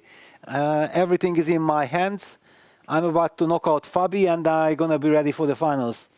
He's going to be ready for the finals, but we've got to actually break down exactly what transpired, because Fabiano looked like he was holding on for a little while, and then it kind of all just went wrong. But it was always very unpleasant. Mm-hmm. Yeah, I'm looking at the moves now, and it looked like as Magnus played, he just kept getting a little something and a little something. Every single move, it started to look just a little bit better in this trade. And then rook here takes, rook takes c3, king d5. And I was suggesting the move h4 here to try to get the rook up to c4. But the engine points out this move up, check, and then this move and this really dominant king position with the mate threat. You can deal with the threat, and there are different ways to handle this position. Rook a5 is one. Also king f3, again mate threat and eyeing this pawn. Actually, no. It looks like this is the move to play. What a weird move, though. Sorry, king After f1, king f1, rook a5. This move to play, back to business with this pawn again. And what do? You're going to drop this one. There's some nuanced technique to realize you could pacify your rook on, or play a passive rook on the a5 square. But still, Magnus's technique, so impressive. It's incredible how you can just take the position and say, okay, listen, we're in an endgame now. I'll show you what it's all about. It was amazing, but then can we actually ask Engine that what was the saving move? Was there a saving move for white at all in this rook endgame after rook b3, rook takes a2? No, it was just... It was lost, yeah? It was after h3. Actually, apparently Magnus played, okay, the engine calls this a blunder. And rook c4, I don't see that as... Rook c4 and king e2, see some kind of endgame, but this allowed the king to march in. So he gave rook c4 as the move. Well, the players don't have too much time to recover because they are off for the final game in the match. And remember, Fabiano with the black pieces is in a must-win situation. Oh, boy. In front of him, it is Magnus Carlsen, probably the GOAT of chess, one of the world's best players. And it is a Sicilian there from Fabiano, and bishop to c4 in order to keep the position closed. Fabi knows it's going to be a tall order. Losing with white in that game, you just feel like, what am I supposed to do now? Magnus knows how to shut stuff down, and that is very likely to happen here as Magnus says, I'm not going to lose with the white pieces, sorry. We're going to do the right thing. And Magnus has already played this twice against Sadan and also against Salem during the tournament. So he's very much into this bishop c4 Sicilian business. And Fabi is taking his time. He's definitely caught by surprise. The beauty of the system is that you're just playing for like c3, bishop c2, and eventual d4. And you keep everything very, very flexible. Bishop a2 being played, but still it doesn't stop white's plan, which is simply to go for that little pawn center and then catch black when the time is right. But after all, Fabi should also be very happy because he got a normal position to play with, all the pieces on the board. Yes, Magnus is kind of happy with this, but black should also be enjoying that he at least did not have to do anything crazy to get a game. Yeah, that is true. But Magnus, the GOAT of chess, is literally in his element in this type of chess. Well, and already in the tournament, in Yeah. his element, yeah, after bouncing back with some sensational play, d5, e5. Actually, I have to say that my feeling is that I'm even more happy when I see Magnus coming and bouncing back from crazily difficult moments, and then we can admire his tremendous power. When he crushes everyone and he is winning the tournament by 2 points margin, you don't get to see this incredible resilience that what he's capable of. So we talk about resiliency being that essential quality in chess, and he showed it, as did Nordebek. Remember, with 4 rounds to go, tied for first, Arjun Erigaisi, Maxime Vachier-Lagrave, and Fabiano Caruana, exactly on 11.5 points. A full point and a half behind Magnus Carlsen and Nordebek Abdisatorov. But they had to come back. Just now when we are jinxing, Fabi has played a brilliant pawn sacrifice with d5, d4, saying, guys, don't praise Magnus yet, because I'm fighting. He's fighting, but look at that in response. h4, saying, hey, why don't you take the pawn on h4 and see where that gets you? Also, now a rook coming into the game. I got shades of King's Indian attack here, you know, with knight h5, the rook coming over to g4. But we'll see what Magnus's plan is. There was a move from Fabi at the bishop. e7. Moves back yet to the diagonal, hinting at the rook, because the rook cannot really move yet because of the hanging pawn, but queen e2 protects the pawn. Now the rook can already move. Yeah, I'm getting shades of knight to g5, knight h5, you know, Bobby Fischer style. Yes, also Magnus says, wait a second, bishop d2, I haven't developed that bishop yet. The rook is joining the party. Oh, this looks very dangerous. And knight g5 incoming. Very good position for white. You hate these positions when you're playing black and it's sort of almost automatic pilot as the white pieces gravitate to that side. That pawn on e5, that's the key pawn in this position. That pawn holds things down, keeps the black pieces at bay, and then suddenly all of white's pieces just migrate to that side of the board, and your king looking forlorn, so lonely on h8. This is not looking great. I mean, how is black meant to defend this with queen h5 on tap? Like, yeah, very tough. Normally there is some queen e8 kind of idea in the King's Indian attack to meet it with f5, but now there is a bishop on a2 lining up against the pawn on e6, so you can never move that pawn from f7. well, wait 1 second. Some tactics. Oh, knight takes f. Yeah, there you go. Wow, needing only a draw. Look at Magnus. Incredible. He feels like if this is not winning, then nothing. That's right. His queen is going to go to h5. There's going to be a bishop h6. It's just a mating attack as the rook is currently under attack. But it's just all white's pieces. We talked about those pieces getting over, jumping over to that side of the board. And Magnus, many players might play it safe. Magnus says, I'm looking to blow this guy away. Incredible. Yeah, it's like Magnus is leveled up to Terminator mode. This bishop takes h6. That's a killer blow. Queen h5. Knight is also coming in. The rook is primed, you know. And rook f8 is, nope, he's decided he cannot play rook f8 because of the sacrifice. And there goes Magnus picking off too much material. This game is over. What did he do? He captured on e5? Yes. Yes, he captured on e5, but yeah, takes bishop f7. White is cashing in. The bishop on f7 is the bishop on e7 is hanging at the end of the line. Bishop Magnus, f6. more time on the clock. Well aware now that he is winning this position. Rook c6. Okay, Fabi has done great to have survived at least a little bit, but the bishop is heading to e4. The e4 square, the lovely e4 square, decides the game. By the way, Fabi has to win this game. So surviving the game does not do anything. Yeah, and he will not survive. Not also with that time difference. He's got problems with the light squares around his king. The knight is coming in. The bishop can just solidify the position on e4. Absolute beast mode from Magnus. Bishop takes f5. Knight takes. Magnus Oh, maybe he can go pawn takes knight. But then bishop d3, but at least there is something, and then queen f3, double attack. Look at Magnus. He just looked away, saying, thank you. I got that. It's over. Incredible. Takes the bishop. And the bishop protects back the rook. So rook f6. An extra piece in the pocket. And that bishop, so that's wonderful diagonal. Also the Take five pawn, yes. You see how Magnus took the pawn with his queen? Queen takes pawn. Yes. Not take out the pawn and take. That's how you do it. And queen d4, you can just even, all right, rook d1. No. Nasty pin.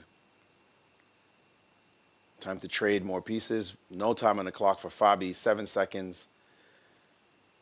h5 will be played by You can do Magnus. queen a7. Knight h5, okay. Going for knight f4. Give us This is it. check. That's a Trading clincher. queens. Magnus Carlsen makes it to the finals with a powerful display there. He really entered into monster mode. Knight takes f7, bishop takes e6. It was just a demolition job.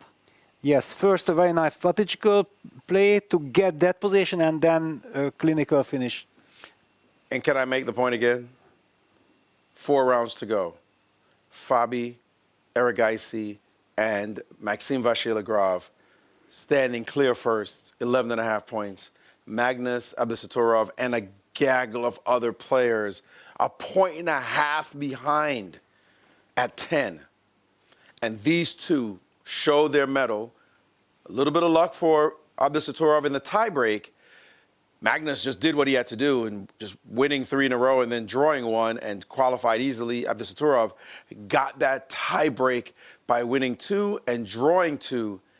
And now all the others have fallen away, including those 3 leaders, and these 2 stand alone. And actually, they battled it out the 19th round against each other. You remember that game that finally ended in a draw in a queen end game with perpetual check? Worked for them to perfection because MVL did not win that king and pawn end game against Nyepo, which should have been a win, and Nyepo swindled MVL at the very last second. And MVL would have been in with that win. So here we go. We get 2 players who have been playing on the edge. They've been playing playoffs, tie breaks since this whole time, all day.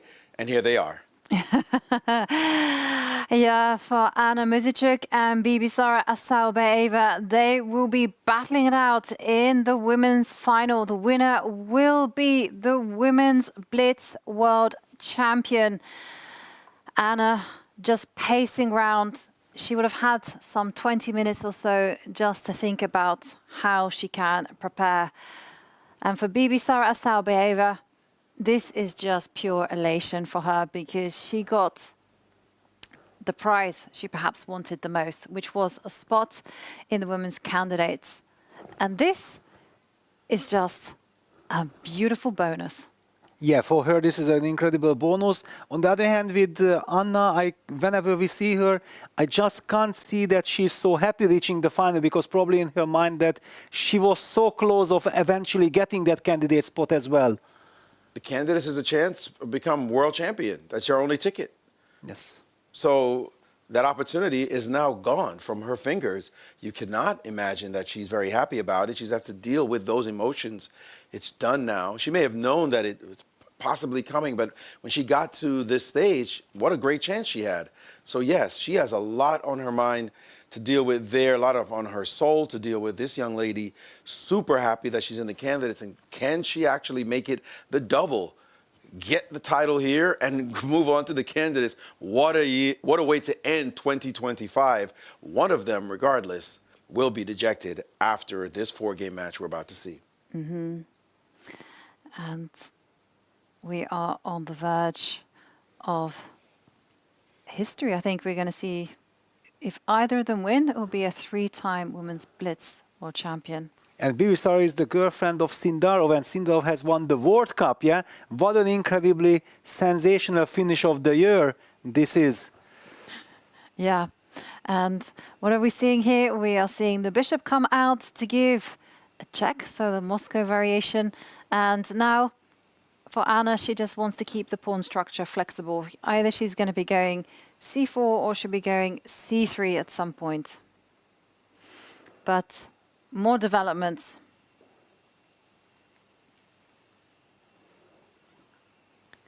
What are we saying? Yeah, let me get the game because it did not update automatically. I have to restart. Well, a pair of rooks have come off. We also see that Anna manages to break out in the center. And they're playing some heavy-duty theory. Exactly, yeah. This is a very tricky line in the bishop b5 check Sicilian with knight d7. You have to know your stuff. Just one mistake. Yeah, rook takes e4. This is a very sharp line, and then takes c6, knight b6. It's actually a forced draw if you play correctly, but if you miss something, c7 check has been played now. Bibisara has been blitzing it out all the way king e7, played. And yeah, black is a rook up because white has sacrificed. White has this incredible pawn on c7. The knight might be threatening to go all the way to c6, creating some problems. Yeah, knight d4 played, g6, trying to get bishop g7. But wait a second, after knight c6 check, you have to walk into this discover check business. Very scary situation, but white also has many other moves.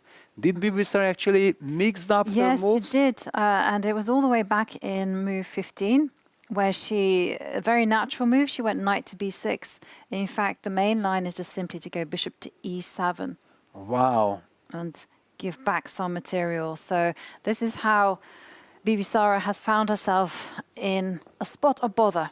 But this is a very tricky situation because sometimes objectively this is a mistake, but in a blitz game with so much at stake, now Anna has to prove, Anna has to find kind of the punishment.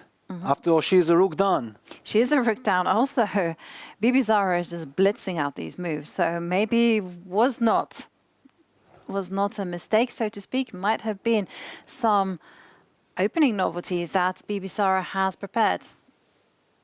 Yes. Now, what is the move? It's a very complex kind of position. Because knight c6 check, king to d7, I don't see the killer blow. And if not, then it helps black to get closer to the pawn on c7. Can you simply develop?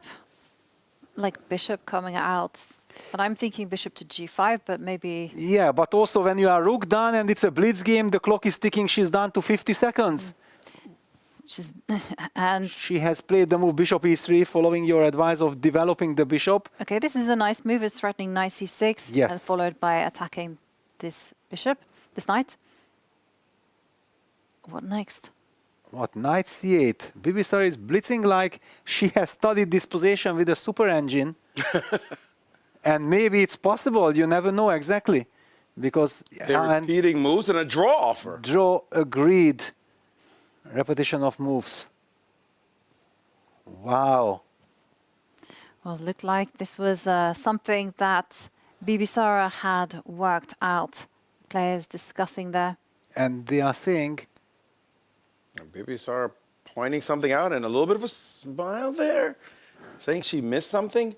Did she mix it up after all? But she kept her poker face. It worked to perfection. And she kept the pace up as well, you know, because that was enough just to bamboozle Anna there.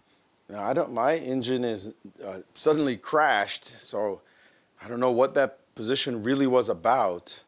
Wow. Yeah, and this is such a position that without engine, good luck navigating it. You can analyze it for a week, like in old times in correspondence chess. Yeah, that is very true. And the main moment was back in move 15, where Bibisara just bashed out knight to b6. That had never been tried, at least on my database before. I'm going to check. Yes, it has been tried on the Lee Chess database, and then after c7, I don't think... the players did But wait a too much second, can you tell me that after rook takes e4, instead of queen e4, knight takes e4 is also in the data, isn't knight takes e4? Knight takes e4 is also in the database, but mainly queen takes e4. Queen takes, yeah, okay. Maurice? Yeah, we're trying to assist you, Maurice, so we'll get you into the frame. But queen takes e4, knight takes e4. They're the main moves. c6 and then knight b6. Maybe this is something that... Yeah, we can catch it on your screen, Yes. Peter. So this knight to b6 was the key, which looks like this was just some heavy preparation from Bibisara. It is heavy preparation, but the engine line. Okay, knight d4, g6 is correct. According to the computer, bishop e3, knight c8 only move, correct. Oh no, and okay, here the big finesse is that you can play the move h3 and you are tiny bit better, 0-6 advantage, with the point being that after bishop g7, now you give a check, and after king d7, you have different ways to play. Queen a1 is an option, even the move c4 had been suggested by the computer, and it's just a complete mess. The computer says that you can take on c6 and good luck. Even if you know it, you might not be happy playing this kind of stuff. Repetition is a draw. In the pocket, Anna had only like 40 seconds left. I think she can live with this draw. I think she will be very happy with this draw, although she might think that perhaps she's wasted a white. And traditionally, you know, you try to press with white, you hold with black. Yes, okay, but then let me come back to the position. If you want a little more reasoning why I think, yeah, this is after takes, computer says c4, knight d7, queen a8 check, king c7, well, it's rook and two pieces, and we knew that Anna had 46 seconds, yeah, I'm seeing it in front of me, and then b4 and you just play. Yeah, right. Better to have that draw in the pocket, I think, than gambling here. A draw is in the pocket, and both Anna and Bibisara, they are sat at the board. They are waiting for the games to begin. Bibisara with the white pieces now. We'll see what she has up her sleeve. She was very, very good shape against Jujiner, and Bibisara does her trademarks there. Will she go e4, will she go knight f3? She's able to serve with both hands, so to speak. It is knight f3, c4.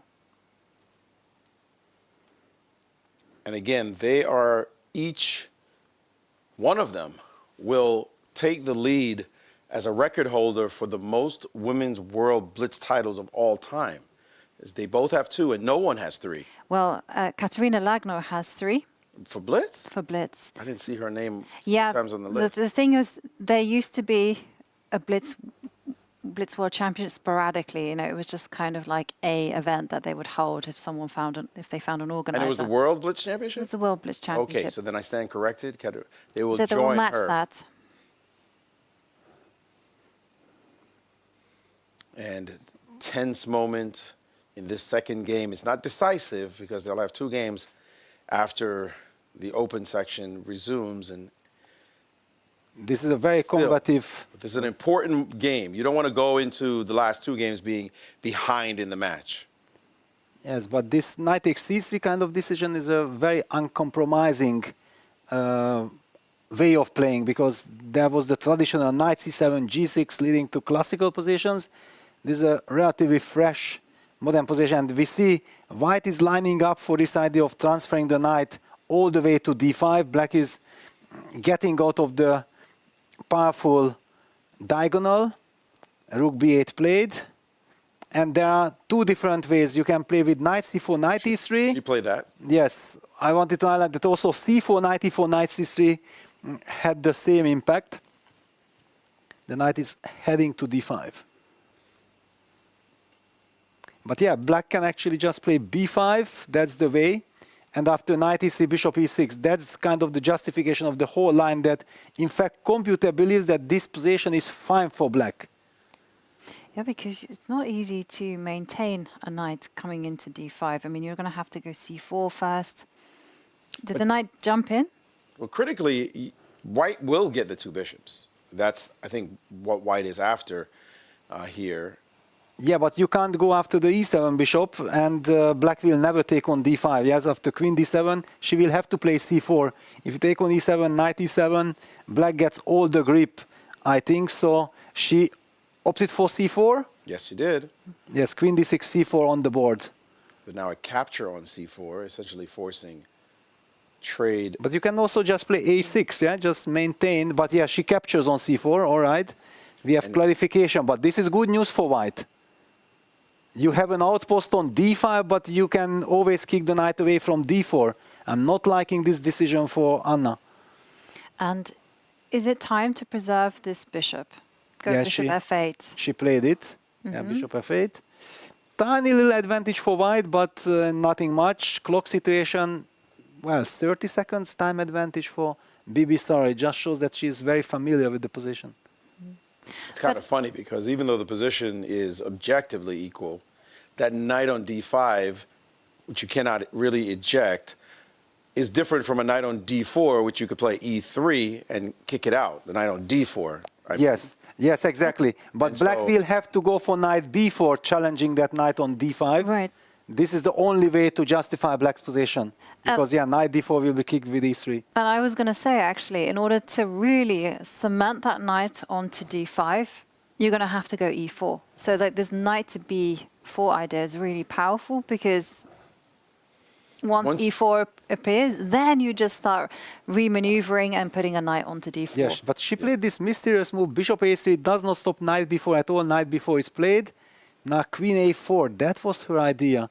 Is this the right direction, though? Because wait a second, knight takes d5, c d5, bishop d5 is possible or not possible? Because there is the pin with rook d1.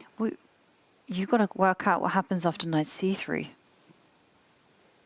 Yeah, but no, knight d5, c d5. I was yes, showing this okay. line. I was thinking. I just go felt rook like d1. there is maybe bishop b3 here. But you have to spot this tactic. Queen bishop takes b3. Will be she able to find it? Let's take a look. Knight takes d5. Played. We're all there. She's taken. Rook d1 looked like a winner, but bishop b3, queen takes b3 can be met by rook takes on b3. And she captured on d5, yes. Wow, she has spotted rook d1, bishop b3. A stunning, incredible tactic. Let's point out that line. Bishop b3. Queen b3, then rook b3, and after rook takes d6, there is rook b1, check intermezzo, and then we are picking up the rook and winning the game. So she can't play rook d1. She falls back with the king, but then She white just lost the pawn, right? just won a pawn, yeah, and black has also cemented the advantage. Because just takes, queen c6 checks, c4, you just push.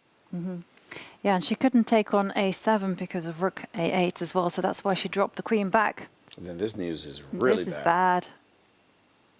King g1, now she needs to fight for her life. c4, everything is easy. Bishop f8, rook f8. Not only a pawn, but you are beautifully supporting it. But let's again point out, in these kind of major piece endings, it's often hard to eject the blockader simply by itself. Yeah, this queen c3 rook d1 was a very clever setup from Bibi Sara's side. But I have seen Anna play this type of position many times, and she is in her element here. Of course, yeah, she has very good class. Yeah, but this type, the rook is on the 7th.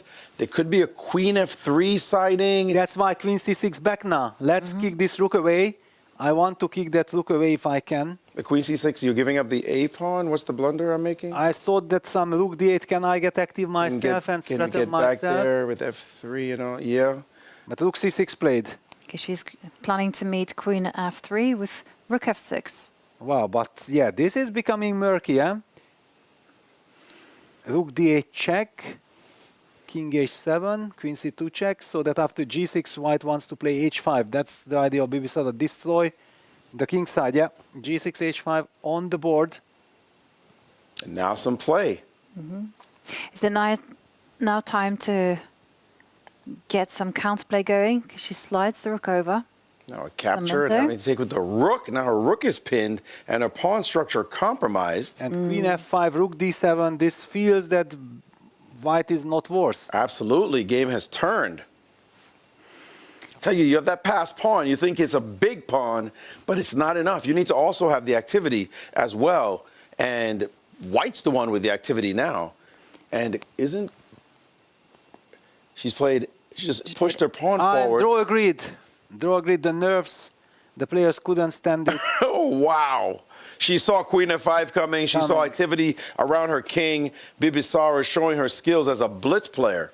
Well, I think she had to take the draw because Queen would come to F5, as you indicated, and the only way to deal with that was to block with the rook. Yes. And then that would invite the Queen Queen to G4 check. Repetition of moves. And it would be repetition. So very cagey start. Well, let's show that. Let's show that on the screen. Let's show that quickly on the screen. Very quickly before, as they are now tied, a titanic battle between the two of them. And in this position, as you pointed out, Queen F5 hitting the pawn.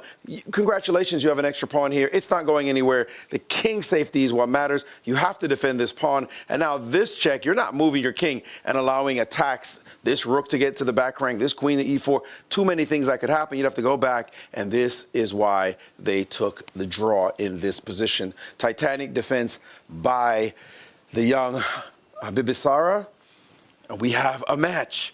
2 draws, and the next 2 games will potentially decide, because we still have tiebreak possibilities, but now it's up to the open section as the 2 stars of chess, 2 of the biggest stars in the game, now take center stage.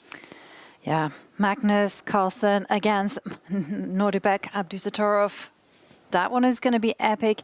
Magnus, the GOAT, won nearly every, I think actually that's won everything, right? Yes. There's nothing he has not won. Yes, the World Cup was missing, that he has done he's collected 2023 that. in Baku. The EWC was missing. He's collected that one as well. And now he has his eyes on winning the World Blitz Championship for a record-breaking 9 times. I mean, 8 Breaking times. Breaking his enough. own record. I know. And he's just trying to cement his place in history as the best player of chess. But in his way, it is the young Uzbek star Nordibek Abdusatorov, who has been world rapid champion. So he's got strong nerves. He's also ambitious. And also, I feel that he would be very grateful to be here, having run that gauntlet in the qualifier where he was by no means guaranteed that he would make that final 4. He made it by the skin of his teeth. He won against Arjun Erigaisi in powerful fashion. And now, biggest test yet. Yes, and I'm coming back to this final game between Magnus and Nordibek. When the game was finished with a draw, we could see the slight disappointment on the face of Nordibek. Okay, draw against Magnus, not bad, but I'm not making it. But he is here, and always the way, even after the game finishes, with the speed and energy he sets back the pieces, it feels like, okay, give me the next game. Yeah, he has this incredible aura, he's looking for the next challenge. And he smashed, let's just, no finer point, like he smashed Erigaisi 3-0. Arjun was playing wonderful chess. You could not have seen that coming. You thought it'd be a dogfight, and he won every single game that they played 3-0 and sent the Indian superstar home. He is guaranteed a silver medal right now, and having won the Rapid title at age 17, I believe that's a record, youngest ever. Now he's trying to win his first Blitz title, but Magnus has already won 8. I was going to say not 1, not 2, but the number gets too high to all the way to 8, looking to get his 9th. Sometimes you could think it's a battle. We set it all up. You know, it's going to be a battle. And then Magnus just says, no, it's not a battle. I'm just going to wipe this guy out. But let's see whether or not Nordibek can put up some resistance against the GOAT. Well, the games will be beginning in about 5 minutes, so we're going to go on a very short break. Enough time for everyone to refuel themselves with whatever you'd want. Coffee, tea, grab your popcorn, because this match, the finals, is going to be an absolutely big one. So see you in a few minutes, and be prepared. Happy New Year to all the chess fans, and Merry Christmas. Oh, Happy New Year's. happy holidays and happy New Year to everyone watching. I would like to congratulate you with Happy New Year, and I wish you all the best. I would like to wish you all the best and have a successful this year and also in 2026. Very happy and a lot of success and good health. Happy New Year to everyone. To everyone listening, Happy New Year, and I hope you had a great Christmas. I would like to wish all the chess fans the best for New Year's. Happy New Year and Merry Christmas, and wishing you all the best for 2026.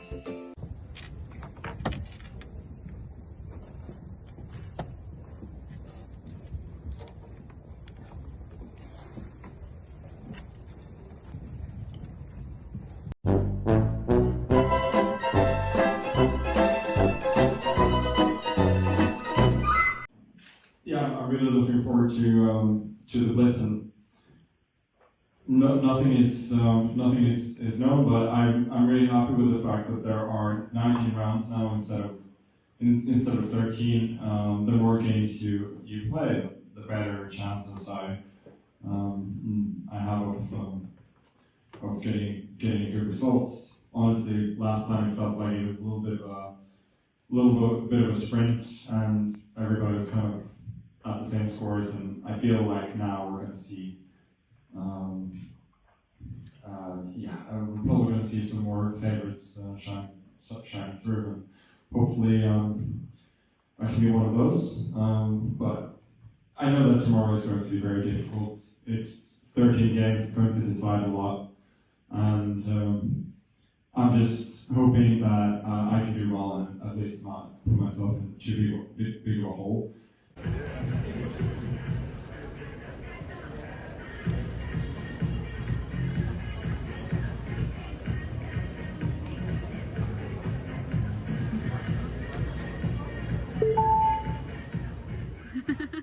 Take a look at the clock.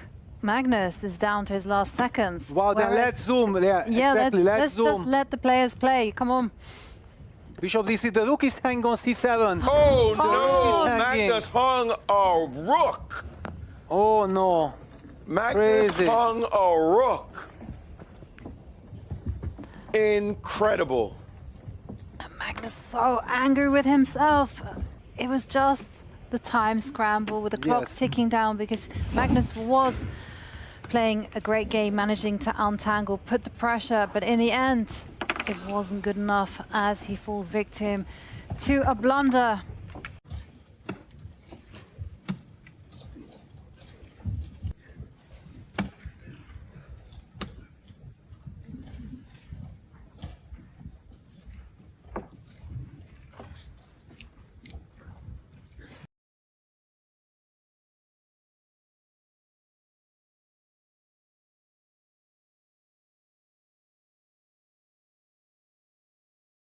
With the white pieces against Nordebek Abdusattorov, we reach them just when they have opened up with a Queen's Gambit accepted, A6 being played, and B3. So a relatively quiet start, I would say. And not no having E4. the moves yet.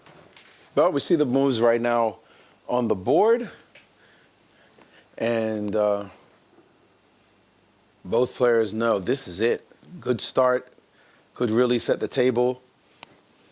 Magnus has been here so many times before that he might feel some nerves, but it'll be nervous tension because he's in for the fight. We'll see how Abdusattorov handles his nerves. I think he thrives on these big match moments.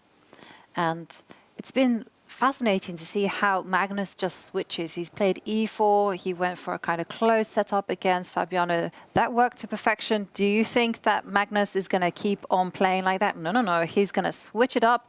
And now he's just taking on a slightly more positional approach, very classical, C5 being played, and now there's a big challenge in the center.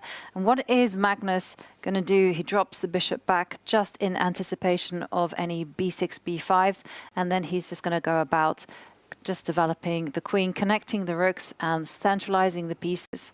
Yeah, I was trying to make sense of what we have seen here, because this was a Queen's Gambit accepted with D takes C4 and then this low E3 setup. Black has not committed the move c7, c5 too early. He played first this a6, b6, bishop b7. Very smart kind of stuff because avoided any kind of Magnus preparation. And he has more or less equalized. Looks like pretty solid position for Black. It is pretty solid, but it's what I call baseline chess. You know, no side gets crosses the halfway point, and you just start putting pressure on the pieces again, putting them on their best squares. There's almost like a direct threat. It's an interesting move. A5. Maybe normally you see B5 happen in these structures. But then knight A5. Knight A5 was the problem, exactly, Yes. because the queen moved from the D8 square. So this move has weakened the B5 square in order to stop B4. So you can't have it all when you start pushing pawns. And Magnus now saying, I want to create some issues with the weak light squares that you have created by playing this move A5. And he's played the move bishop to F3. Yes, offering the trade. Black has lined up against the a3 pawn, so it's not so easy for white to really move. But as Maurice beautifully explained, the light squares are the soul of this position. So Magnus is inviting the trade. Bishop f3 had been played. We're expecting Magnus to capture with the queen. And how is Black reacting to that? Knight to d5. Wow, but if knight d5, this is a little good scary. News. Knight Knight f5. F5. Yeah. Knight Watch f5. out. He allowed knight f5. Ef queen takes d5. This looks... Something went wrong for Nodiebek. That last trade, not very good. And now Magnus has that light square bind. So simple sometimes his play.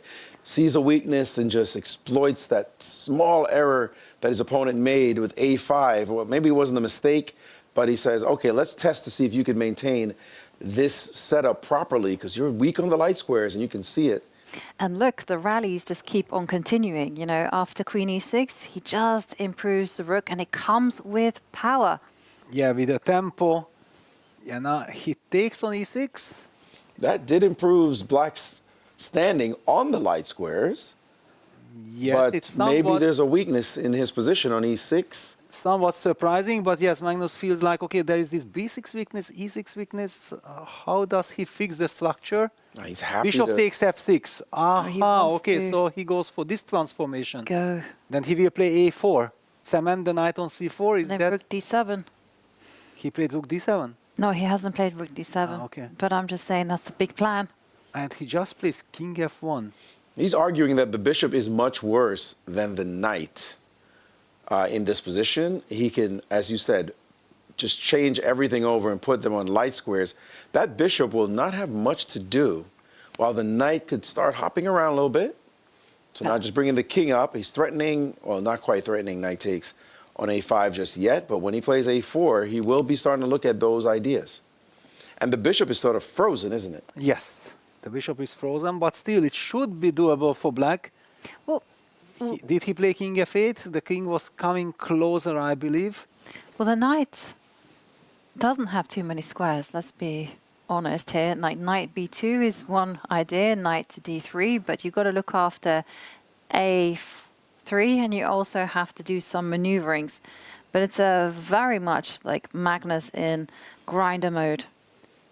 As he calls it old man chess. He doesn't want his opponent to have any activity. We know you're sharp. We know you're young. But if I just control the whole game, you know, And he's proud he is of doing exactly that. We're just going to control the game, and it might be equal, but guess who has that superb technique? This is the Ulf Andersson kind of chess. Yes. Yeah, knight b2, knight d6, then rook c4, rook h4, perfect harmony. Exactly. It might be equal, but you're the one defending. Yes, you have the weaknesses. He's putting a lot of pressure on white, on Black. Yeah, on the light squares, king d7, rook c4. Yeah, the rook is joining the battle. And now you start to feel it as the rook makes this threat to go. And now you have to play bishop to f8. Feel the weakness of that bishop, almost a useless piece, as it doesn't have any target at all to look for. You look on the queen side, you see white's pawns are on light squares, and the bishop just can't. You can move the bishop around as much as you want. You're not going to find a good target for that. Yeah, but he's also preparing b5, which means that his rook d5, king d7 setup was very clever. He's fighting like this. He's got to break that bind as much as he can and try to eliminate down those to 18 pawns. seconds. Rook h4, h6. Okay, he's going to hold the tension there. He would much rather that black play b takes a4. Yes. 9 seconds though. Knight f4. Where is this knight jumping with 9 seconds on the clock? Rook Not c5. clear at all, as the rook is getting a bit more active as well. Wow, knight g6, really? Well, the bishop has to step. Very ambitious. Very, with only 8 seconds left. He has to move that bishop. He can give up the h-pawn and try to get some activity with his rook, and he has done so. And Magnus has taken the pawn. Magnus up a pawn at the moment. Wow. But the okay, queen c2 side, check. the queen side looks very vulnerable. Exactly, rook c2 check. And now he's giving the f-pawn away. f2 pawn. ab. Rook g2. Magnus has 2 passed pawns on 2 sides of the board. Is this winning? Well, the bishop is a great piece to defend with. Whoa, Magnus just almost blundered his knight. And now Magnus is nervous. And suddenly Magnus may be in trouble as an a-pawn is racing down the board, and Magnus has lost. Wow, crazy. Why was he going away with his knight with 9 seconds on the clock? This is just insane. We cannot believe it. We've seen him do this again and again with 10 seconds left. He has not maintained his equanimity. He is just usually the picture of poise, but we've seen it multiple times now in these championships, him just start to get super nervous, collapse under the pressure of the ticking clock. And he is furious at himself for losing such a game. Yeah. And there, you know, with the moves being made really, really fast. I mean, can we just check out what exactly happened in those final moments? Because it looked like Magnus was the one, you know, 2 passed pawns, and then it suddenly collapsed and Magnus just lost. So, Maurice, can you just tell us, how did this all transpire?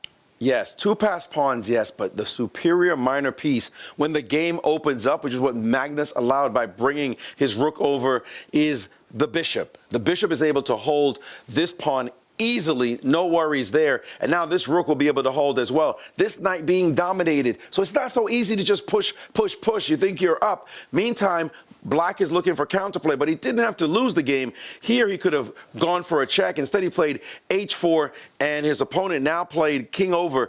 e5 was even stronger, but now I can take this pawn, no problem there. Magnus played check, and then he almost moved his rook to f7 and instantly lose the knight. And this is where he panicked and had to move his rook back, losing a whole tempo. Check was pointless, driving the king up to this pawn, and now there goes the pawn. Now Magnus is panicking, defending his knight. That's like 3 moves he wasted to get the pawn to this position. And now after this, simply king takes, and in desperation attacking the bishop, bishop to b4, rock solid anchor. The threat is actually mate in 1. What to do here? You have to resign. It's a mate threat. The only way to do anything is to play e4, and then you lose your rook. So Magnus literally just played 5 moves in time pressure that made no sense and ended up costing himself the game. Yeah, and that could be a very painful loss for Magnus.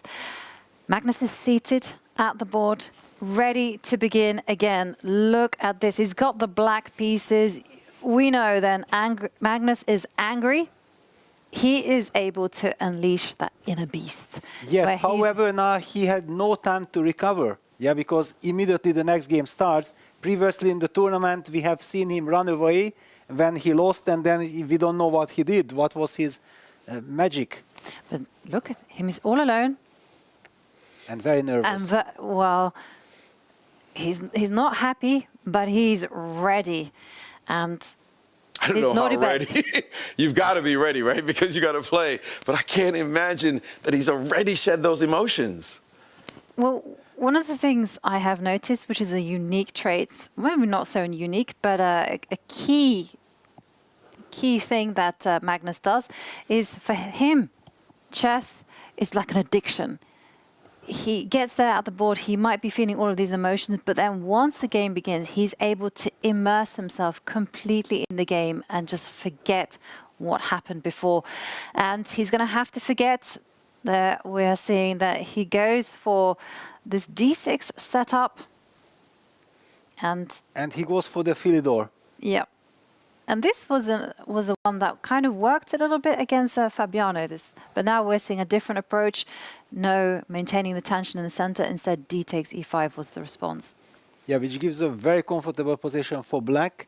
So I think Magnus is kind of happy with this, but it also signals that Nordjebek thinks like, I just won this game, I want to maintain my lead, I don't want to challenge Magnus too much in this. Safety first approach. I don't know. Is this the right approach, Maurice? I don't know. You got to go knock this guy out. Just taking one game is not going to be enough. If you give Magnus 3 games, it's odds are he's going to win one of those games. You're not making 3 draws. So I don't know if that's the right strategy, but if he could try it out. In this kind of structure, we've seen Magnus play extremely well. But can he shake what just happened to him, losing the way he did, and just be his normal self? His back is up against the wall. You don't want to lose this game. Although last year, when he won 2 in a row against Nepo, he did manage to lose 2 in a row when Nepo came back. Again, no lead is safe. No lead is safe. And Magnus, he doesn't look happy, but the moves that he's making, they are good. Yes. Bishop to d2, bishop to g5. Okay, bishop d2 was played. Targeting the pawn on a5. It's somewhat strange, this whole structure, because normally white puts the pawn on a4 in these positions, but like Nordjebek is trying to provoke something like, yeah, play the move a5, a4, which I'm allowing you to do. And Magnus is hesitant because he's also a little bit surprised. What's this? And it's a decision to make, and we've seen him be the one on pause on the clock. And a kind of a little face before he made his last move. A4, played, trades. Actually, it looked like it was b4 that was played, bishop back to f8. It's not a must-win game for Magnus, that's for sure, but it would be nice if he could come back right away. But wait a second, white is getting something. Yeah, bishop f8, bishop c3. And how does black protect the e5 pawn? There is quite a lot of, bishop b7, rook e1. This has all happened. And there is this tremendous pressure on e5. Did Magnus get careless? Slightly so. b4, he's hoping for counterplay against that. But he's played bishop d6, offering the bishop. I don't think you want to take that piece since you can take it at any time. This is not a happy move that he played bishop f8, now he goes back to d6, because he definitely missed something. And now for Nordjebek, what's he going to do? Wait, there's some captures that are taking place. Looks like Nordjebek has gone for the pawn on e5. And Magnus now looking for counterplay, and that was not a great sequence for Nordjebek. Yeah, queen e7, double attack on the b4 pawn, on the hanging knight on e5. And the pawn on e4 is also going to be pressured. So looks like the comeback is on as he grabbed the pawn maybe a little too soon. Then Nordjebek releasing some of that tension, that pressure that he had in the position. It looks like Magnus is now equalized as he's going to get back a pawn either on b4, maybe not e4 just yet, but at least b4 will make his life a lot easier. And he will have a very comfortable position suddenly.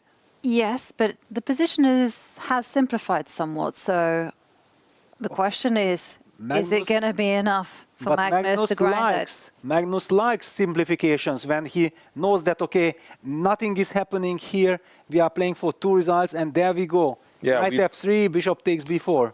We've seen him play those simple nothing positions and just take over with his advantage of his incredible endgame technique. So his opponent has to be careful. Don't think an equal position means anything whatsoever against Magnus.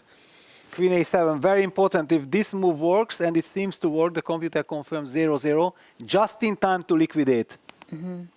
Because bishop takes e4, then you get access to the c7 pawn, and there is no way to hinder that. Yeah, Magnus captures bishop e4, bishop takes e4. And the c7 pawn is, and both of them, I was going to say c7 pawn is hanging, both of them with a problem on the back rank. have to be careful that you don't fall for mate on the back rank, and neither one has made luft. So it's not like Magnus can get away with it. He has to do something here. Because there would be a check on A8. Yes. Yeah, yes. after rook takes bishop, you just simply capture. Magnus looking a little frustrated right there. What did he do? He took with the... He took with the rook. Did he? Ah, because there is queen A8, queen F8. So, okay, that's why queen B8 check. Okay, now this is dead drawn. Queen F8, queen takes C7, rook E1, knight E1. Exactly nothing to play for. You're not winning this position. It felt to me like Nodiebek's plan was just to make a draw, to cement his lead and put the pressure on Magnus that with white you have to win, my friend. And he's looking at Magnus there as though he was saying, well, you ready for the draw? And Magnus said, let's make a move first. You can hope all you want, but I'm going to keep making moves. Queen E5. Now queen. Inviting to a trade. Yeah, trade. What do you think? Trade? Yes. Okay, but now this is... King F8. Both kings will charge to the middle of the board, and you lose this as Nordebek. Well... Knight C6 is a natural move, right? To stop king E7 and also lining up for knight D4, attacking this pawn, and then bringing the king. Agreed. It's just hard to imagine how this could be anything but a draw. The king king F1 races. King And now E7, king E6. E2. And knight F3, and now he has two directions. Right, knight G5 is a problem now with check, and the F7 pawn is hanging, and knight D4 check, and suddenly Magnus has to be just a little defensive in his posture. Wait, he's gone up the board, and Magnus, wait a second now. Magnus saying maybe I'll go after the C pawn and get a pass pawn myself. This gets sharp now. Just got interesting. Okay, now the big question is, does white capture on F7? you got 44 seconds, or do you just simply go king to D7 or king to D1? King to D2 played. The F7 pawn is not going anywhere, but Magnus also Knight understood G4.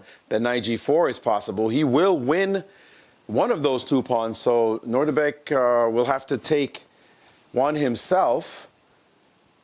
It's incredible that this position has gotten sharp. Yes.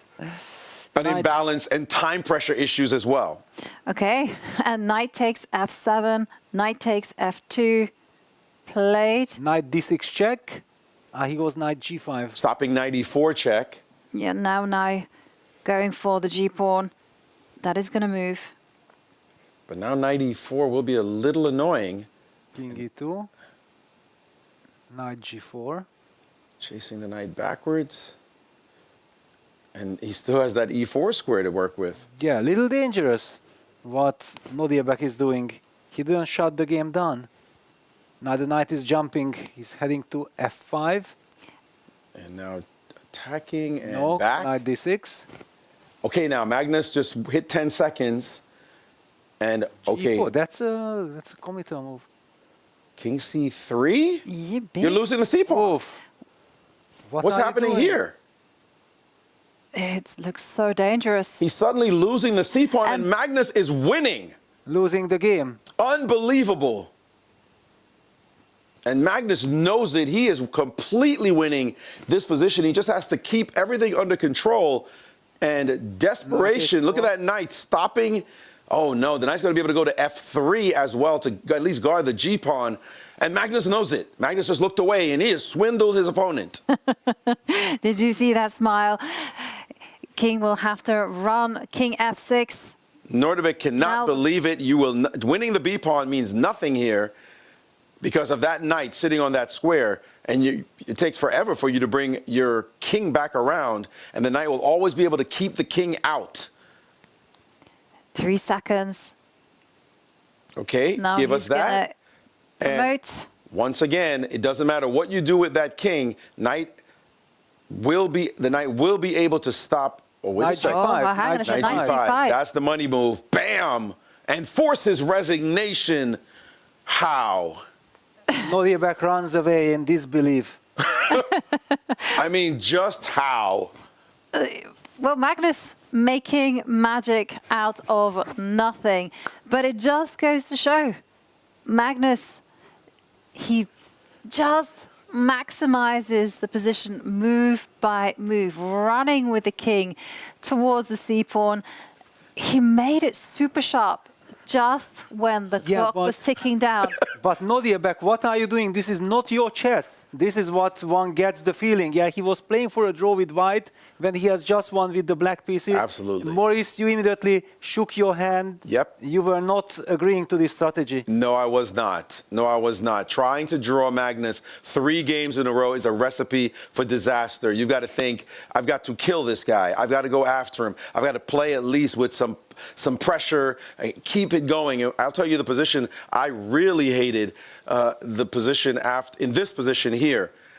He's completely owning everything on the board. Magnus has no threats. Magnus is wondering what's coming next. You can play a move like h3. Keep the tension. Just say, I'm going to keep improving. Queen a7 might come in any time. You have it all. There's no reason to just think, I got to liquidate against this guy. But given that still, I'm saying all that, I'm back to how do you lose? But g4, I think g4 was already practically speaking the big mistake, because here he's suddenly having some difficulties. But if you move back, I mean... Okay, but then you see goes that the black king can go towards the h. But knight f5 is coming. I mean... But you have knight e3, king c3, and then one is already seeing ghosts. Okay, but what are you doing here? I see ghosts, and you know, I can go wrong. Even then, king goes to e4. King e4 in this position, yeah, I guess. No, but how do you end up in this when you had everything under control? I mean, the word again is how. How does he do it? Time and time and time again, taking positions like this. And he just goes into like, we're going to go into the simplest thing. This looks so easy. And as a low-level grandmaster, but sitting across from a world champion candidate, Peter, Magnus, you've got to be mystified.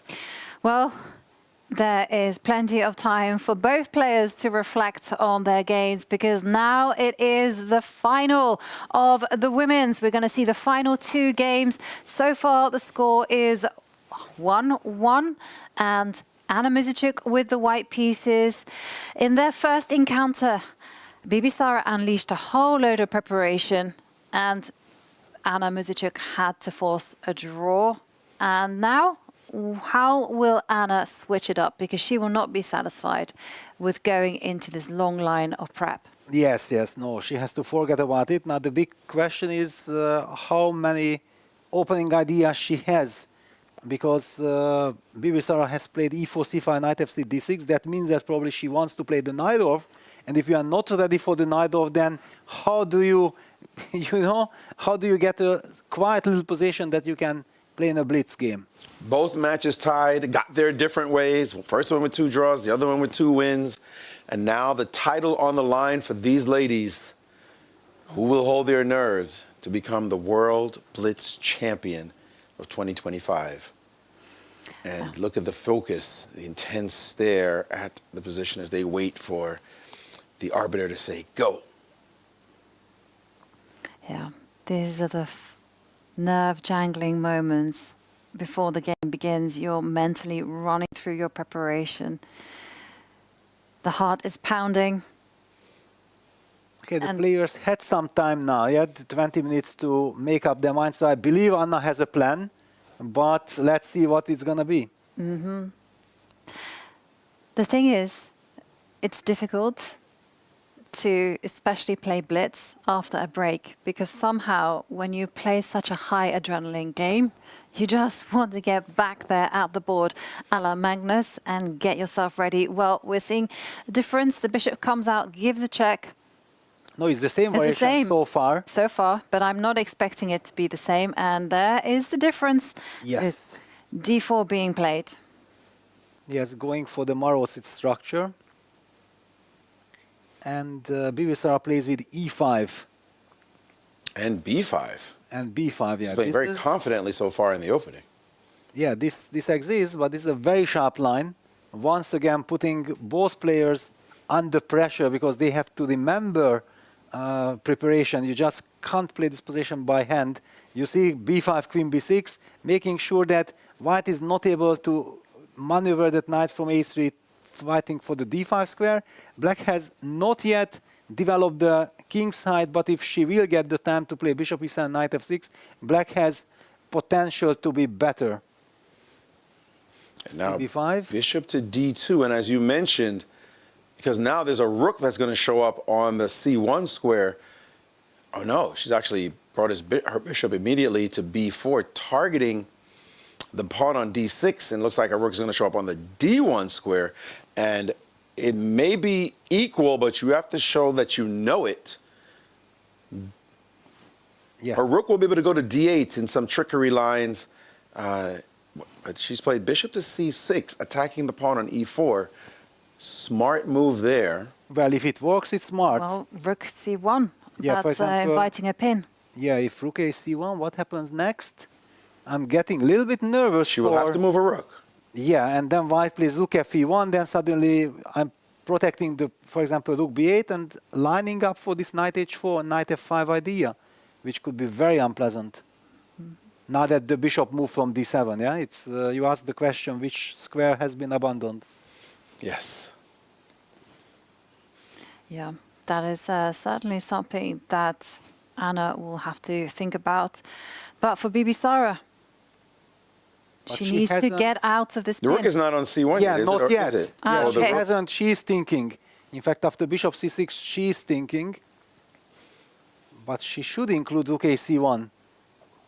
And she's now down 30 seconds plus on the clock.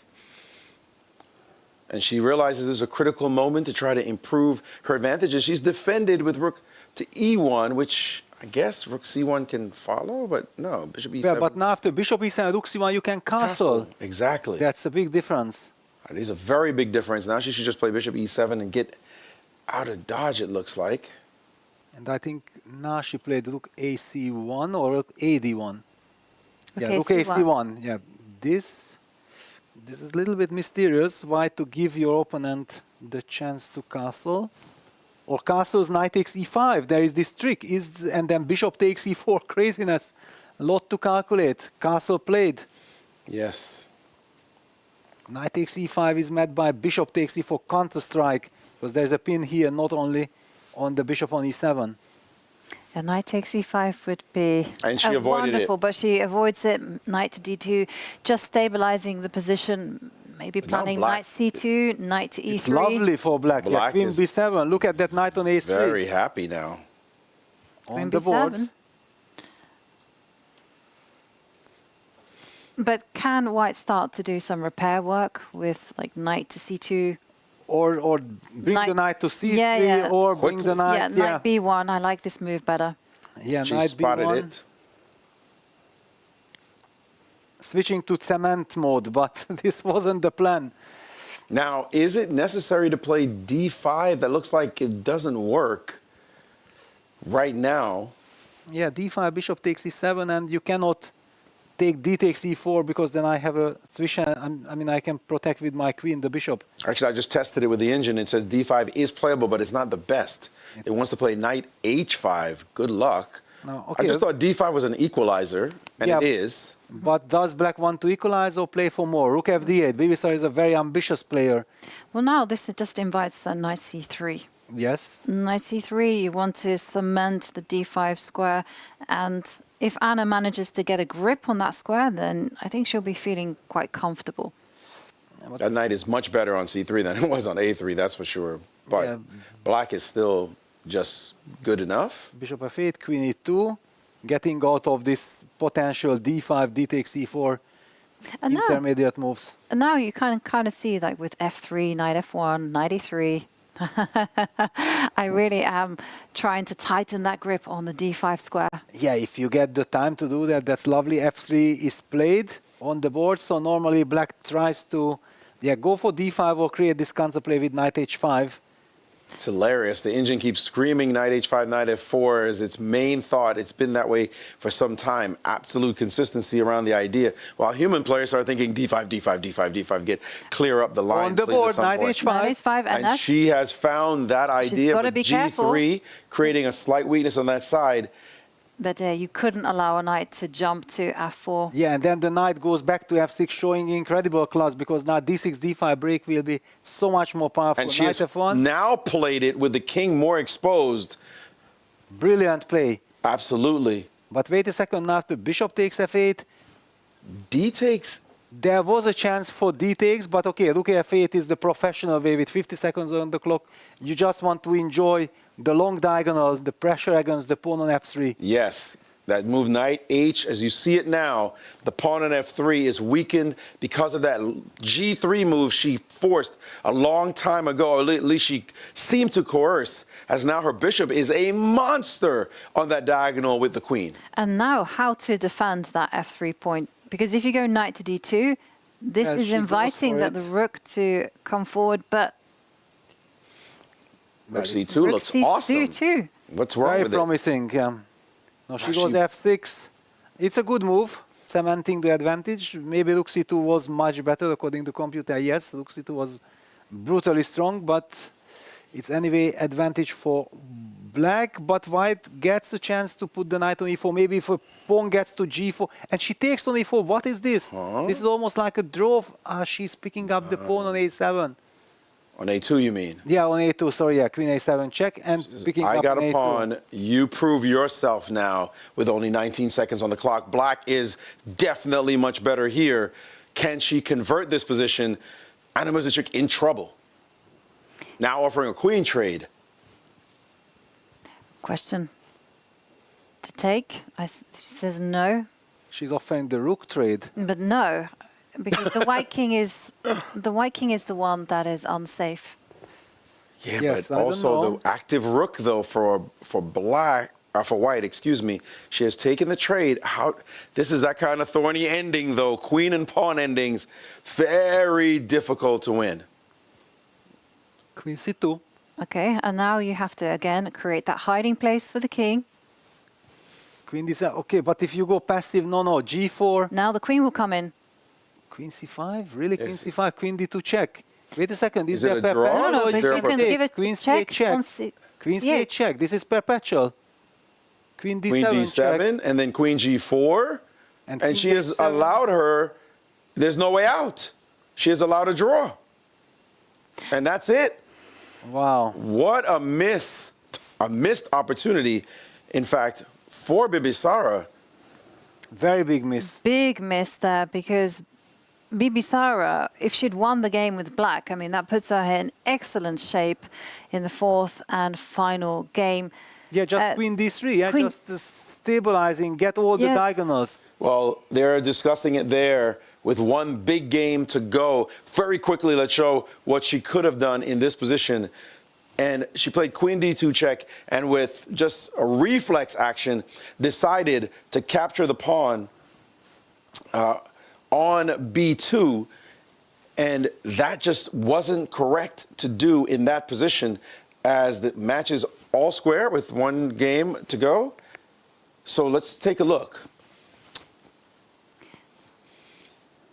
In this position, instead of taking this pawn and allowing the perpet, this diagonal we know is a sensitive one. She could have played queen to d3, guard her own pawn, guard the diagonal, threaten a new pawn in the position, and this would have been very powerful for her with a gigantic advantage in the position. She decided to take the pawn. She wasn't sure about the position and allowed this perpetual to happen.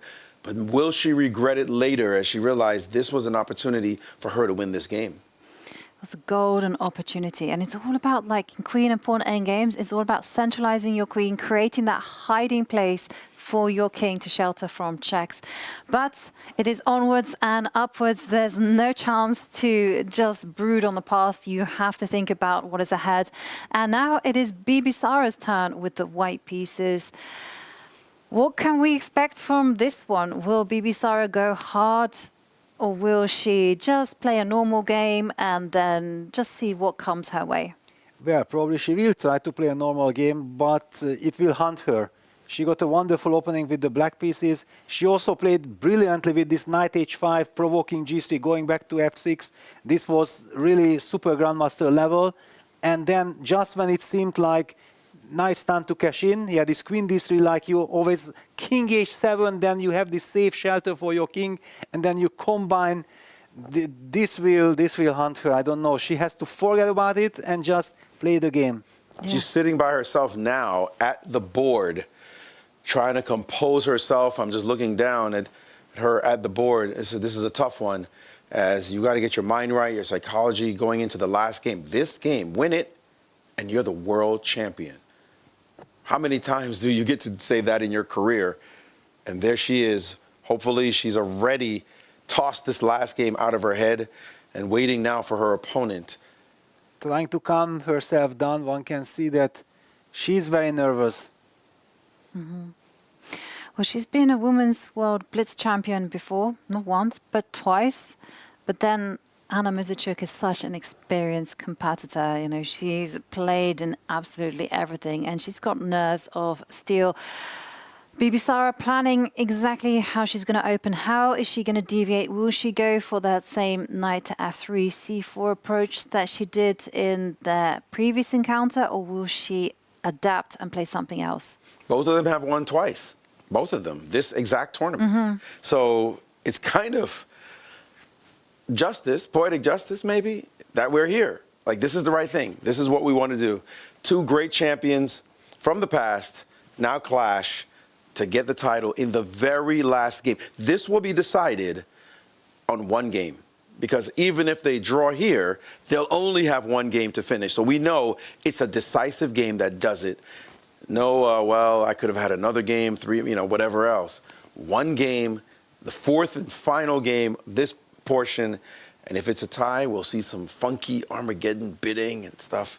Yeah, if it's a tie, the players will go to another room and make a bid for how much time they would like to have on the clock in order to play black and get the draw odds. And white will play with 4 minutes and 2 seconds on the clock. But it's still far away. Yes. And we see that, Bibisara is trying to calm herself down. She's probably also already very exhausted. It's a very long day with so much emotions on the line. And Anna's back. Jadubing adjusting her pieces. This is also the trademark movement of Magnus before starting any game. The handshake. And here we go for the title. Okay, we're seeing similar.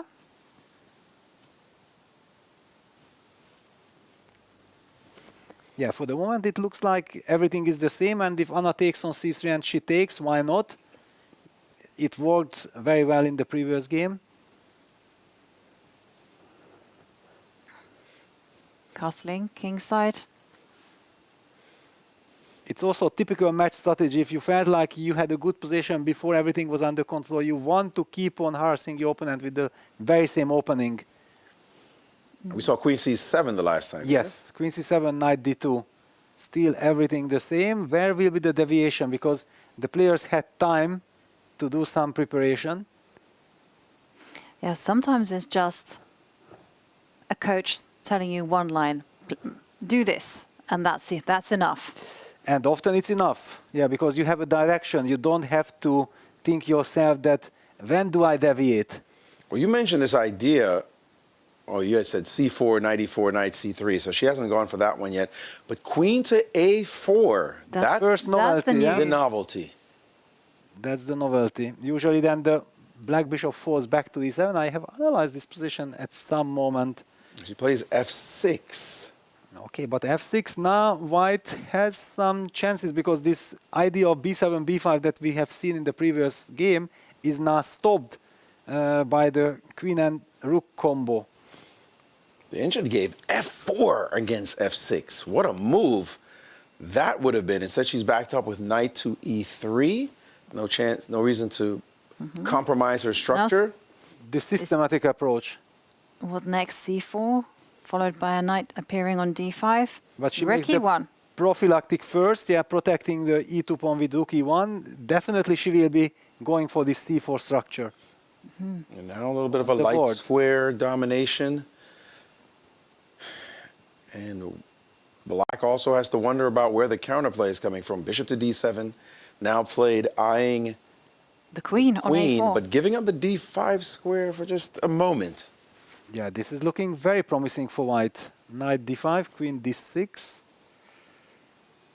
Okay, bishop to d2. Yeah, probably white's bishop will go to c3.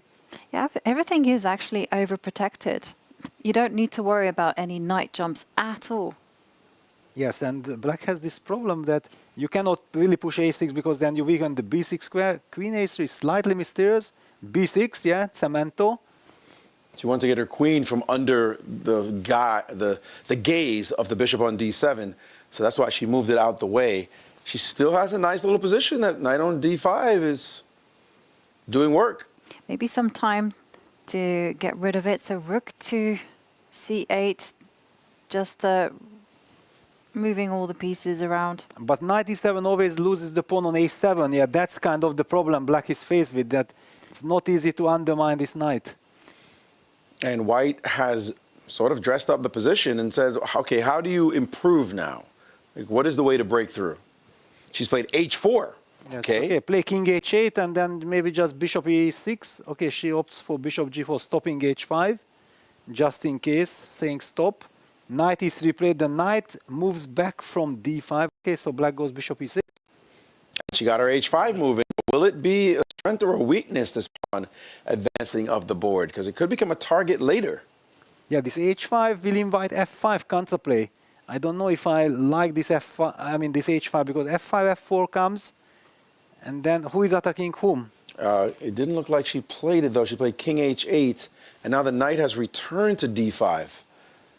Cagey play, no concrete threats, just probes, posting up on squares, and h6 will always, and now she said, okay, you pushed your pawn, you better push it all the way, and now g6, and the pawn has gotten to h6, but is it good on that square? By the way, it could have been captured as well, but instead she's played the move g6, weakened her side a little bit, but Now f4 or something might happen at any moment, yeah? I think she played something to f3, chasing that bishop back. Ah, wow, is this knight e3? Wait a second, knight e3 blunders the pawn on h6. Isn't black able to capture on? Yeah, you can take it. Wow, but what is happening? So they are repeating moves, but we don't do the She didn't do repetition. it again. There was a chance to take the pawn, and she missed it. I'm just quickly highlighting that knight e3 could have been met by bishop takes h6. Nerves. This is all about nerves. Queen a4. At least the queen is trying to come back to the game. Knight d4 jump, because now the rook protects the a7 pawn, so finally black can start jumping. She, I think, jumped to d4. And by the way, the Indians insisting you play g5 and go after that pawn on h6. We know how greedy Indians are. But this position here, very tense. Yeah, white has lost the grip. She takes on d4, but then the h6 pawn will fall. What a big decision to take that knight. How will she hold the position together? Why is she pausing? Well, she captured with the e pawn. Is there any funny business with... E3, bishop takes E3. h6, so the pawn from h6 disappeared. But it did come at the cost of opening up the e line. Yeah, takes, rook e4. And she does have the pawn on d4 now. But wait a second, this rook on d4 is a very strange, mysterious piece. Okay, queen e5, rook h4, comes with a tempo. Is she reaching for bishop? Now bishop e4. Wow, now white has again stabilized. This has been small mistakes here and there, but as we look at this position, it looks like white has dominated the light squares, and now she's traded off another light square piece, an important light square piece, and those pieces look incredible. The knight on d5, the rook on e4, those pieces you can't eject. Yes. The bishop on g7 is a very bad piece here, and white has taken over the game, but she's down on the clock at 36 seconds to play with just a small increment. This is for the title. Yeah. And it's a very double-edged game as it stands. You know, the Black Queen is very active, but Bibisara has better harmony. Yeah, computer is giving 2 point something advantage for white because of these dominant pieces. The knight on d5, the rooks are protected. Now it's time to go for maybe rook f4. Which is like king g2 to play rook f3 and put everything on light squares. Rook d6, only move. Queen c7. But with Gaining a little time. 24 seconds on the clock. No repetition. And is rook f3 anything, or should you keep your rooks connected? Rook f3 is very tempting, but okay, there is still queen g5. What about rook d7? That looks incredibly tempting. Just to enter, yeah? E7. Yes. And she plays rook e7.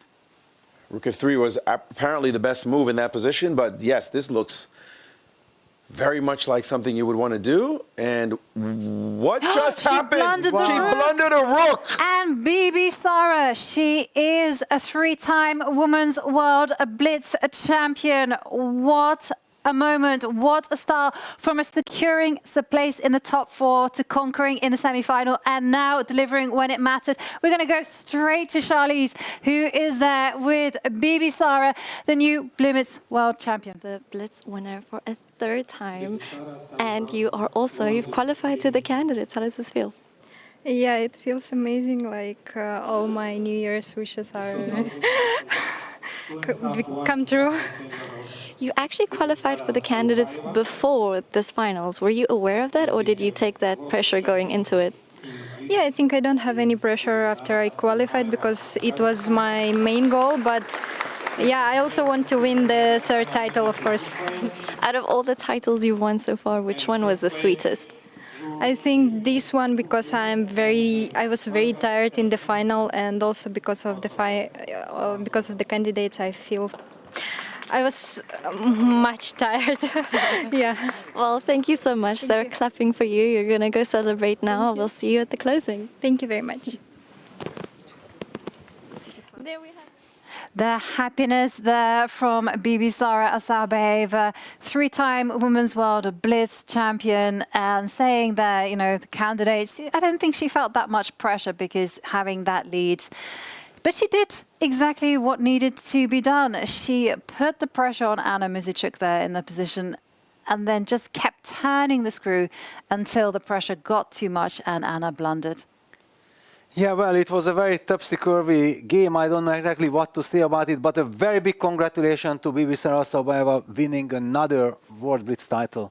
And also qualifying for the candidates. And here is the full lineup. As you can see, Katerina Lagnové, Charlie, Bibisara Asaubaeva, the who's who of chess. I mean, it's going to be a very exciting event next year in Cyprus. And before the rook blunder, she had already taken over the game, as we mentioned, on the light squares. She played this move, rook to e7, prepping rook f3. The queen has to stay close to this rook, and she's actually winning, basically winning already. This was the main position.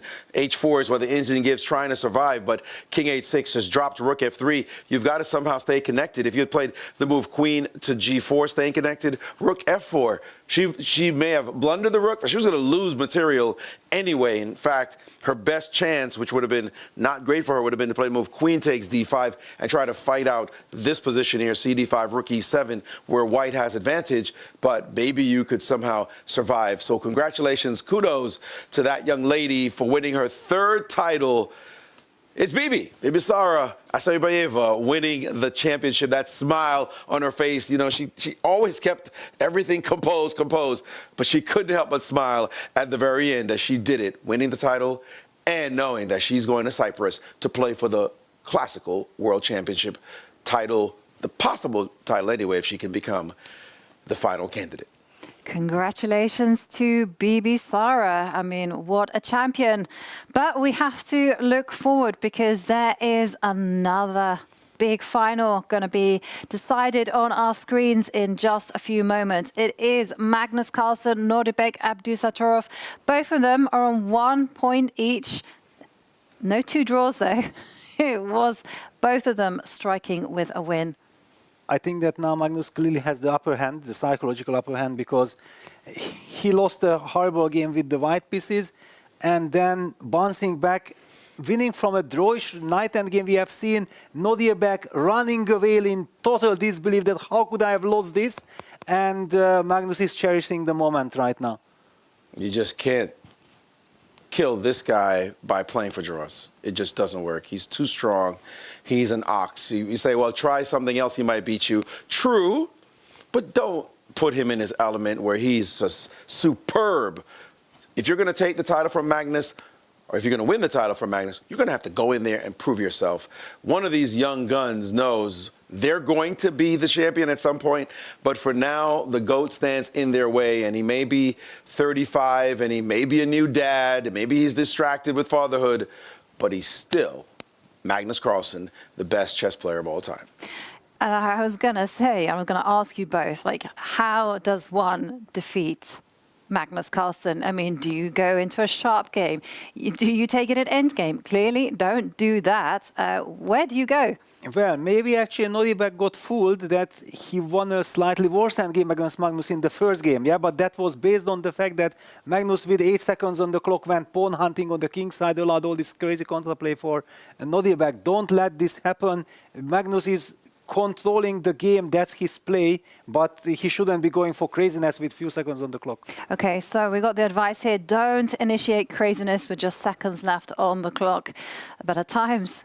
Especially when your opponent is younger. Yes.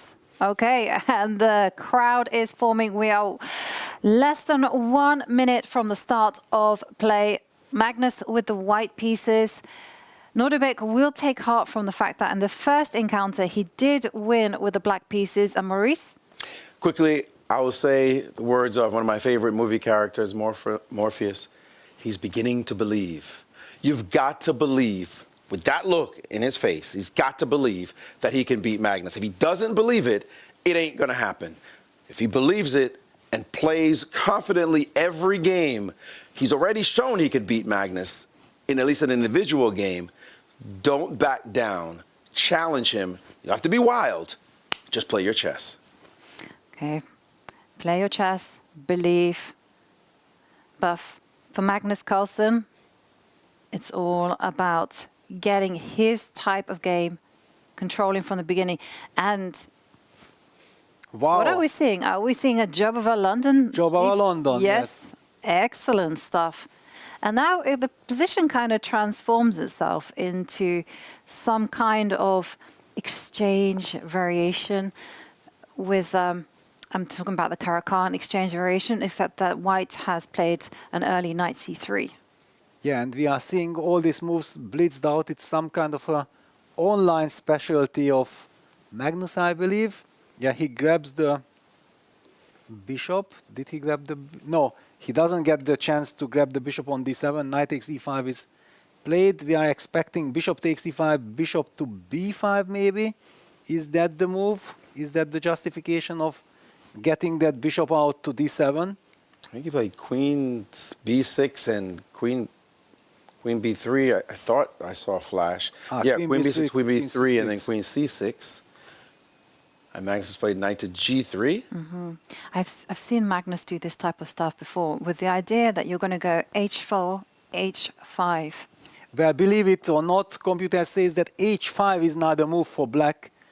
And you start harassing that knight, asking questions. Mm-hmm. Well, that's pretty sharp. Okay, look, it appears on our screen. This is Nodirbek's playing style. Yes. Go for it. Gotta believe.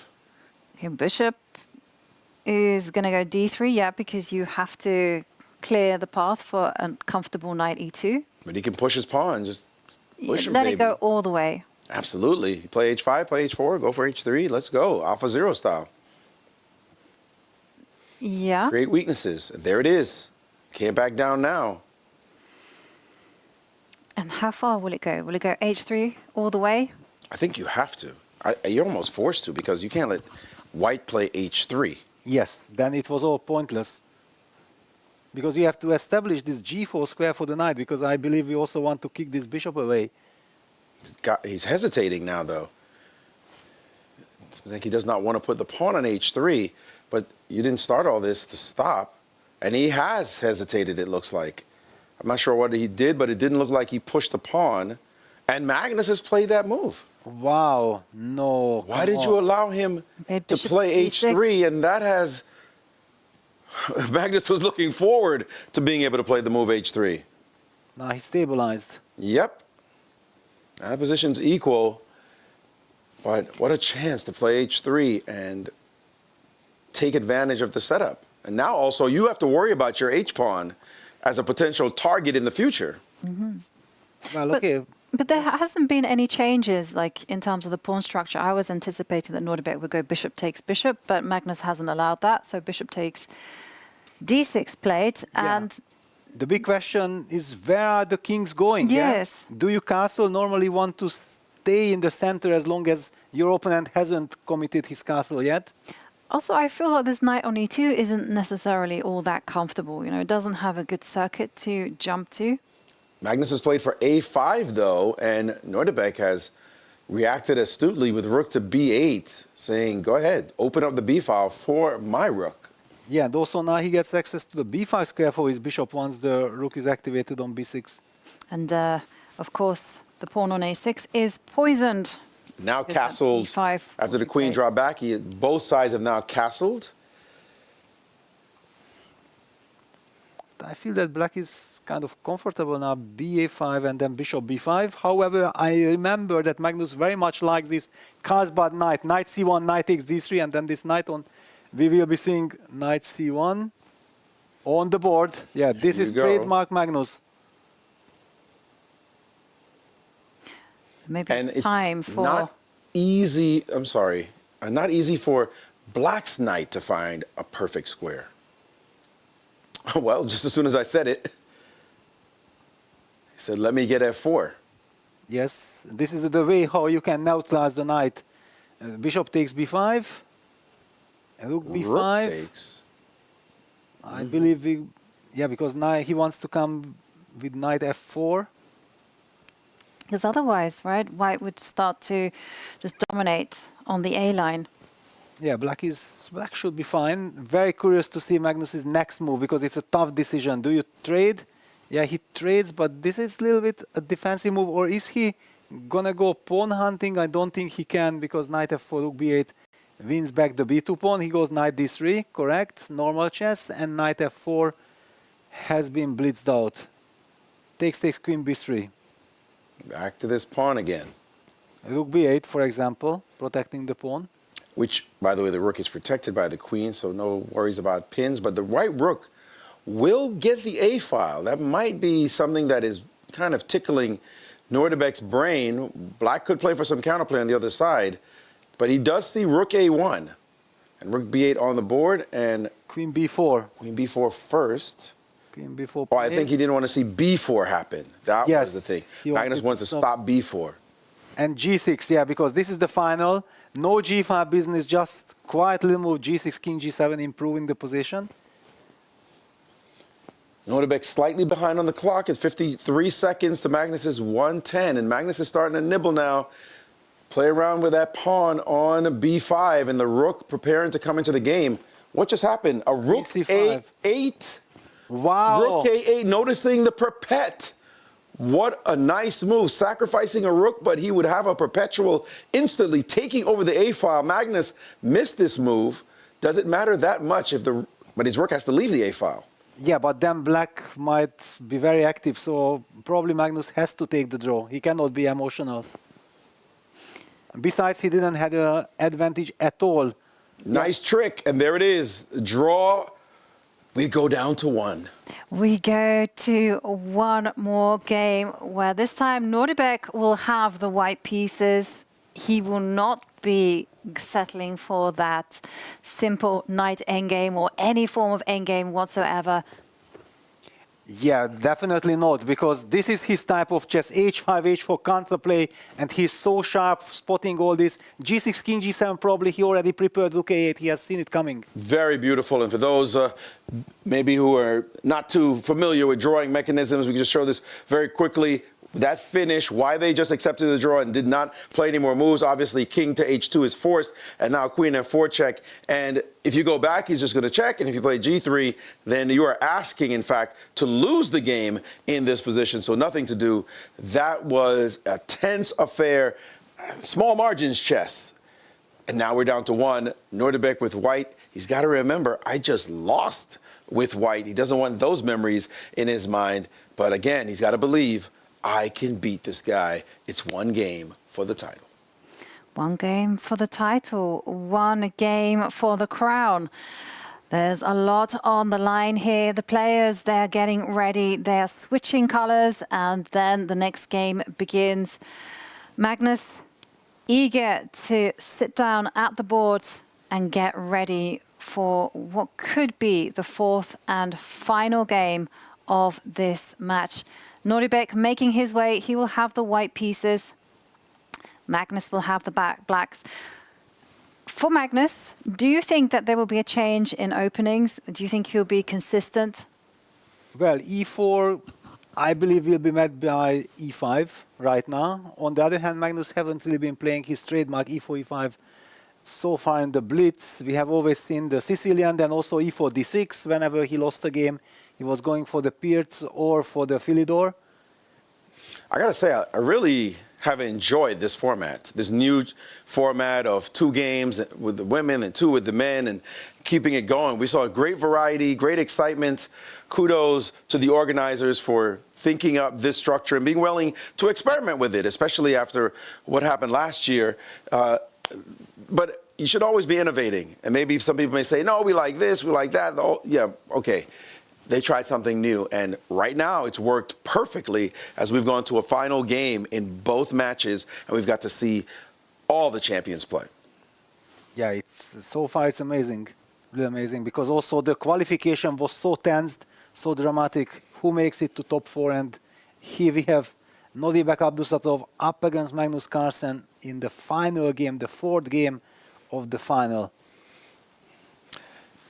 I don't think either one of them can complain. Whatever happens now, Magnus has been truly a great sportsman. If he loses a game because his opponent just beats him, it's like, hey, guy was better today. But he's not just going to hand him the title. You know, Nordebek is thinking, boy, if I could just win this, what a win that would be to his sales going into 2026 and beyond. And for Magnus, a win would mean that he is a double world champion, having been Rapid world champion. And then e4, e5, professional chess. Yes. So, knight to f6, but there is no Berlin. No Berlin. No Berlin. Instead, there's we'll see what Magnus has in store. D3 landing on the board. And 5th d3, which gives Magnus the chance to go bishop c5 or b5. Mm-hmm.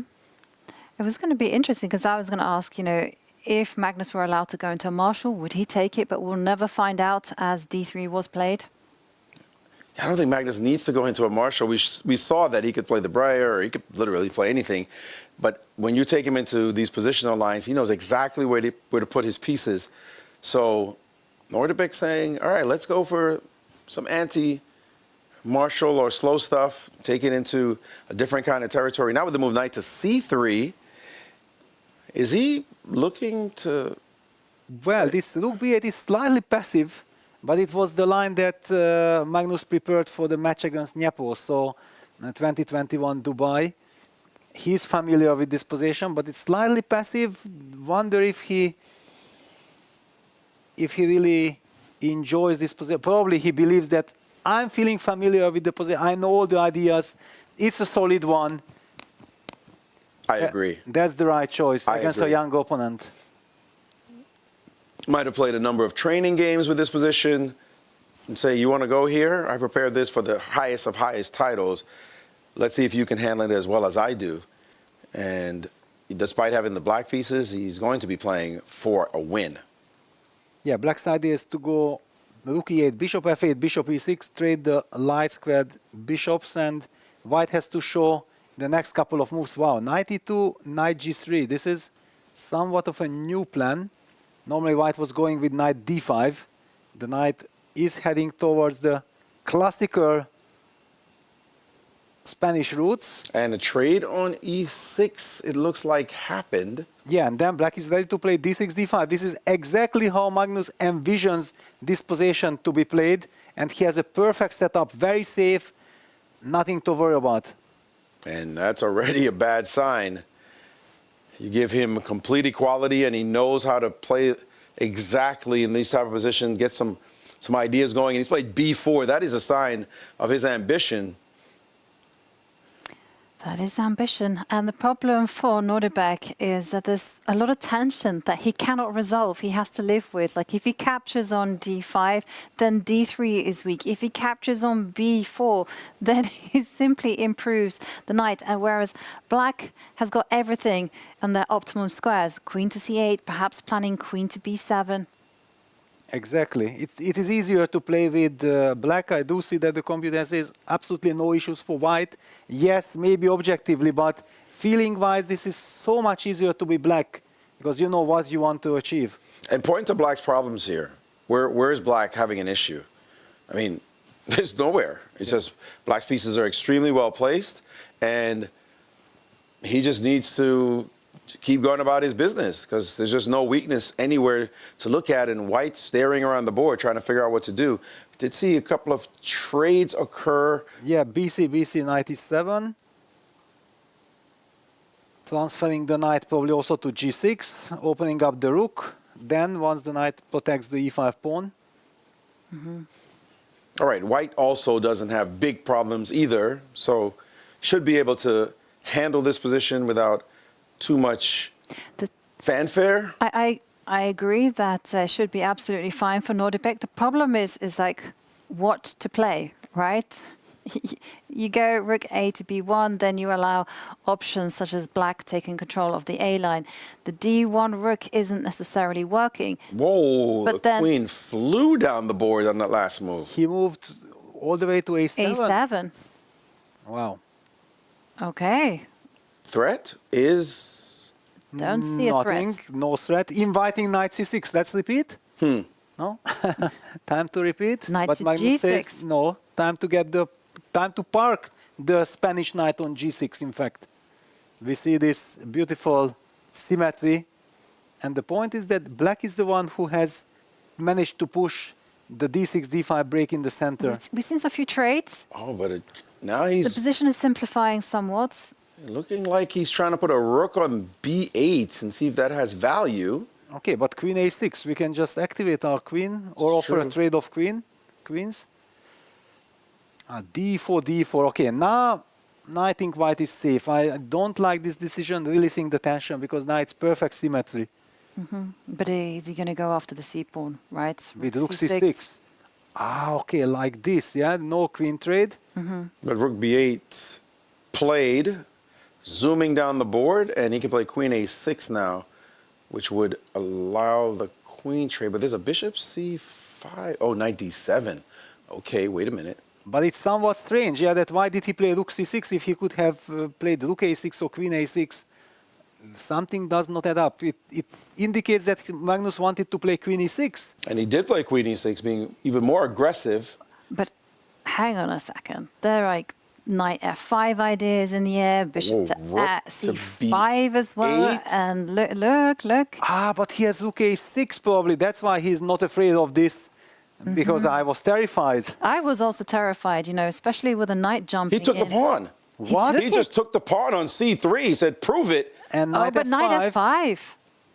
Come on, this is dangerous. You can even see like there's going to be sacrifices on h6. Don't do this against a youngster like Nordebek. You're saying don't do this, but Nordebek is the one who believed, I can just attack. You want my pawn, I have to go get him. And this is what he's doing in this position. And some sacrifices are possible here. He's brought his knight back, and now Magnus... It was only moved, by the way, knight yes, d7. to defend, and now rook to d8, I believe. And what is happening? Is there a tactic anywhere? I think we saw rook e8. e8. Rook e8. Yes. I thought he played rook d8. So rook e8, and now trade of queens? I thought he would want to keep the attack alive. Well, he traded and opted for h4, yeah? He's trying h4, to keep the knight away. Knight e7 incoming. Still, Black has to play very precisely. And now rook to e6 by Magnus, and knight f6 stopping h5. But also letting go of the c-pawn. But True. the e-pawn is on freeze. But also, yeah, no, I don't see how you do this. And he's played knight back to d2, grabbing the, holding on to his pawn. It's difficult for Magnus to find too many moves here. Down to 13 seconds. Forget about finesses. It's all about time. Pressure is on. And the trades are happening. Yeah, The let's players are zoom speeding in. up. Let's fully zoom in, yes. And everything is level in material. Bishop takes h6, a threat. Magnus goes h5. Now bishop g5 happens. Knight e4. d5, knight e4. Down a pawn is white. No, pawn is on f5. Oh, no, you're right. It's equal because he got his pawn back on c7. My apologies. Now, 10 seconds. with hesitation, made his time dip. Knight e7. Is he now losing a pawn or what? Well, it's dangerous. Very dangerous. And he has lost that pawn. Oof. He's now down a pawn. Both of them now under 10 seconds. King f7. This is now practically very unpleasant. 4 versus 3. And you can play this forever with black. Everything is protected. We've seen Magnus had problems with this time situation. He cannot knock over pieces now. He has to be careful. 4 seconds there, bishop to b6. Yeah, and now a trade. But this is good trade for white, actually. g3, and now Magnus can play a number of moves and get extra time on the clock. Up a pawn is black. It looks fairly equal. He wants this bishop d4 kind of plan. Yes, you can't take on d4, then e d4 wins. And that will be a decisive passer. So bishop h6, the bishop moves away. And the point is that you can trade the rooks. The rook trade is okay for white. You can trade and then you just play king f1, stopping king e2. Stand on the light squares. He's checking that out now. 5 to try to seconds. decide. Yeah, he takes and he it. knocked over Magnus's king on that capture. The Bishop game, g7, e4. King f1. Now king back. And now that king can never attack. Oh, wait a second. Both of them nervous. 4 seconds there. And now e3. e3, bishop e3, bishop takes g3. What a move. What Now he has to move. take, and Bishop there take. goes Oh, an no. imbalance, but it's still. Whoa! Bishop g5. Bishop g5. What is this? He just lost the game. He's lost. And Magnus is champ. Magnus Carlsen, the World Blitz champion. He's done it. He's done it, absolutely. He's won both the World Rapid and the Blitz. It's a double whammy. He's won it for the 9th time. And we are going to go straight to Charlize, who is already there waiting to hear from the world number 1, Magnus Carlsen himself. You've done it again. 20th world title, different eras. How does this one feel? Feels really good. Probably one of the very hardest earned ones. You said before this that one of your motivations was to give entertainment for the Norway fans at home. Do you think you did that on the board, not just with results? Yeah. And did you imagine them watching you, kind of stressing for you, especially with the pieces falling all over the place? No, I was mostly concerned about what I was doing then. And tell me, Magnus, of course, after the loss this morning, how did you recover from that, just to win everything and kind of go in Magnus mode? I would say I didn't really at first. It was really, really tough. But once we got into the knockouts, like there was a weight completely dropped off my shoulders. And I mean, I was making mistakes here as well, but it felt a lot more in like quite manageable, somewhat in control at least. And yeah, of course, I went down in the finals. It could have gone either way, but at that point, I felt that I'm playing all right. I'm in a great position, and regardless of what happens, I'm happy. Well, congratulations once again. Double titles. We'll see you at the closing ceremony. Thank you. Massive congratulations to Magnus Carlsen. It was a grueling event, as he said. He felt like this one was the hardest and one that he's played in so far, because it wasn't a guarantee that, he would even get to the semi-finals. But he did it, and then he went into boss mode and showed everyone how he is, of course, World Blitz champion, but also the endgame magician. And Maurice, what exactly happened there? The magician, indeed. He got to this position. It was a 4 against 3. And Peter had made this point. Okay, you just put the king on F1. And you think maybe that's enough. But it's never enough. As here, he's threatening the move E3. It was actually a concrete threat that you have to notice in this position. You don't want the king to march in. The move here, bishop to G7, would have done the job. And after E3, now you can take it. If king takes, then king to G2. If bishop takes in this position, takes, and after takes, now you bring your king up, and now you're headed to the H3 square. You make your draw. And that is what he had to do. Instead, in this position, after bishop E5, the last trick that you have to find, he played the move bishop to C1, and out of nowhere comes this move, and now it's actually over. It's over. Magnus found this one undermining move. The game is done, and a happy Magnus indeed, winning both titles in the same year. I believe it's for the 4th time in his career. We'd have to check those stats, but still, the double for the best player on the planet. He's indeed happy as clams, closing out the year with 2 titles. Closing out the year with 2 titles. Yeah, what that is, of course, the perfect finish. And look at this. What is Not happening? often. He's happy and we're happy. We are happy here. We are celebrating here in the studios because it has been 5 days of nerve-wracking chess. It's been lightning-fast decisions, unforgettable moments, and now it's all come to a close here in Doha. Across the Rapid and Blitz, we have crowned 4 world champions. Massive congratulations to them all, each one of them earning their titles under immense pressure. A huge thank you to my absolutely brilliant co-commentators, Peter Lecco and Maurice Ashley. You guys have been absolute stars. Well, what a pleasure it has been to work with you two. For the first time, Peter, I feel like we've been working together forever. We've seen each other, of course, respect as colleagues. Been a pleasure indeed to work with you, my friend. Yeah, absolutely, Maurice and Joanka. It has been fantastic. And also from me, a very big congratulations to Magnus, because with all his epic comebacks, also in the finals, he came back from a horrible defeat and delivered. What a show of Magnus Carlsen. Yeah. Absolute cinema. And I also like to give a big thank you to the entire production and FIDE team. They've been working tirelessly behind the scenes. And I'd like to also thank the event organizers for putting on what was, quite frankly, a world-class championship. Everything was absolutely perfect.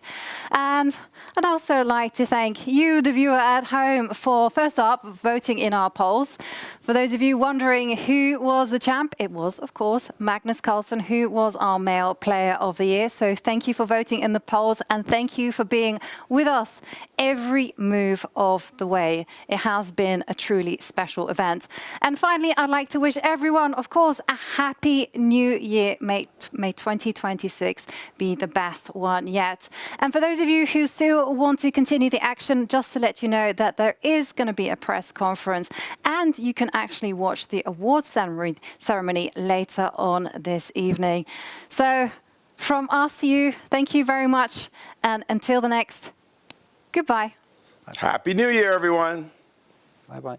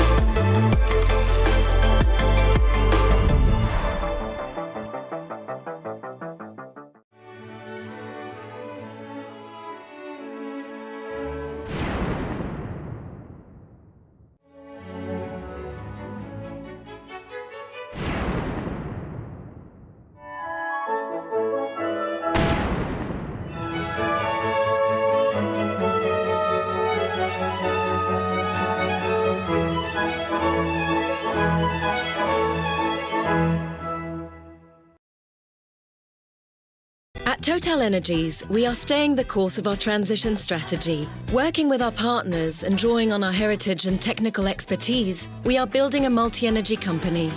In Qatar, Total Energies produces oil and gas with local partners and contributes to the development of solar-based electricity and research initiatives aligned with the country's evolving energy landscape. Total Energies is moving towards energy that is more reliable, more affordable, and more sustainable.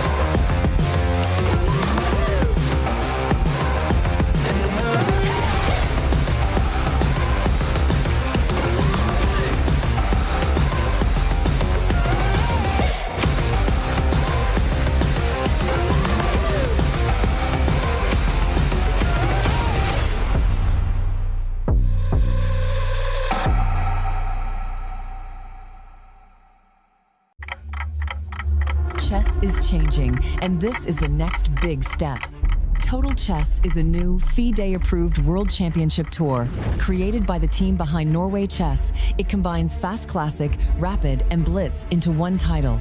A pilot is set for autumn 2026. In 2027, the inaugural tour begins, and we will crown the first ever FIDE World Combined Champion. 4 events a year, hosted in cities around the world. A clear season structure, a bigger audience, and a stronger presence for the sport. We are partnering with sponsors, investors, host cities, and media partners to build something with long-term global impact. If you're looking for a global platform with real momentum, this is it. Let's talk about how you can be part of it.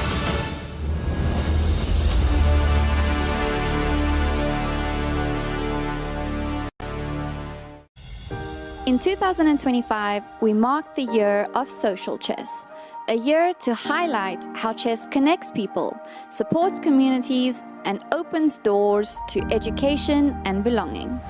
We began in January with the World Social Chess Initiatives Marathon, bringing together organizations from every region to share their experience and build cooperation. In February, research and conferences helped lay long-term foundations for understanding the social impact of chess. March focused on Elderly Chess Month through the Chess for Longevity Roadshow, with activities and stories shared across continents. April highlighted infinite chess and autism inclusion, as families, teachers, and players work together to create supportive learning environments.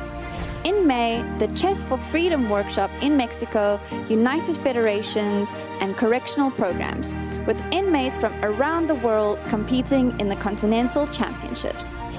June highlighted Chess for Protection, with events in refugee communities, including Kakuma. In July, the Chess for Recovery sessions explored how chess can help rebuild focus and confidence.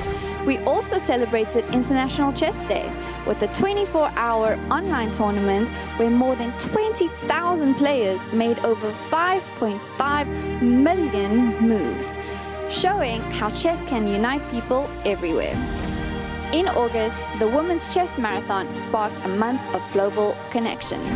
And September centered on chess in education, where October promoted inclusion and health, including the Chess Olympiad for people with disabilities and the Intercontinental Championship for prisoners.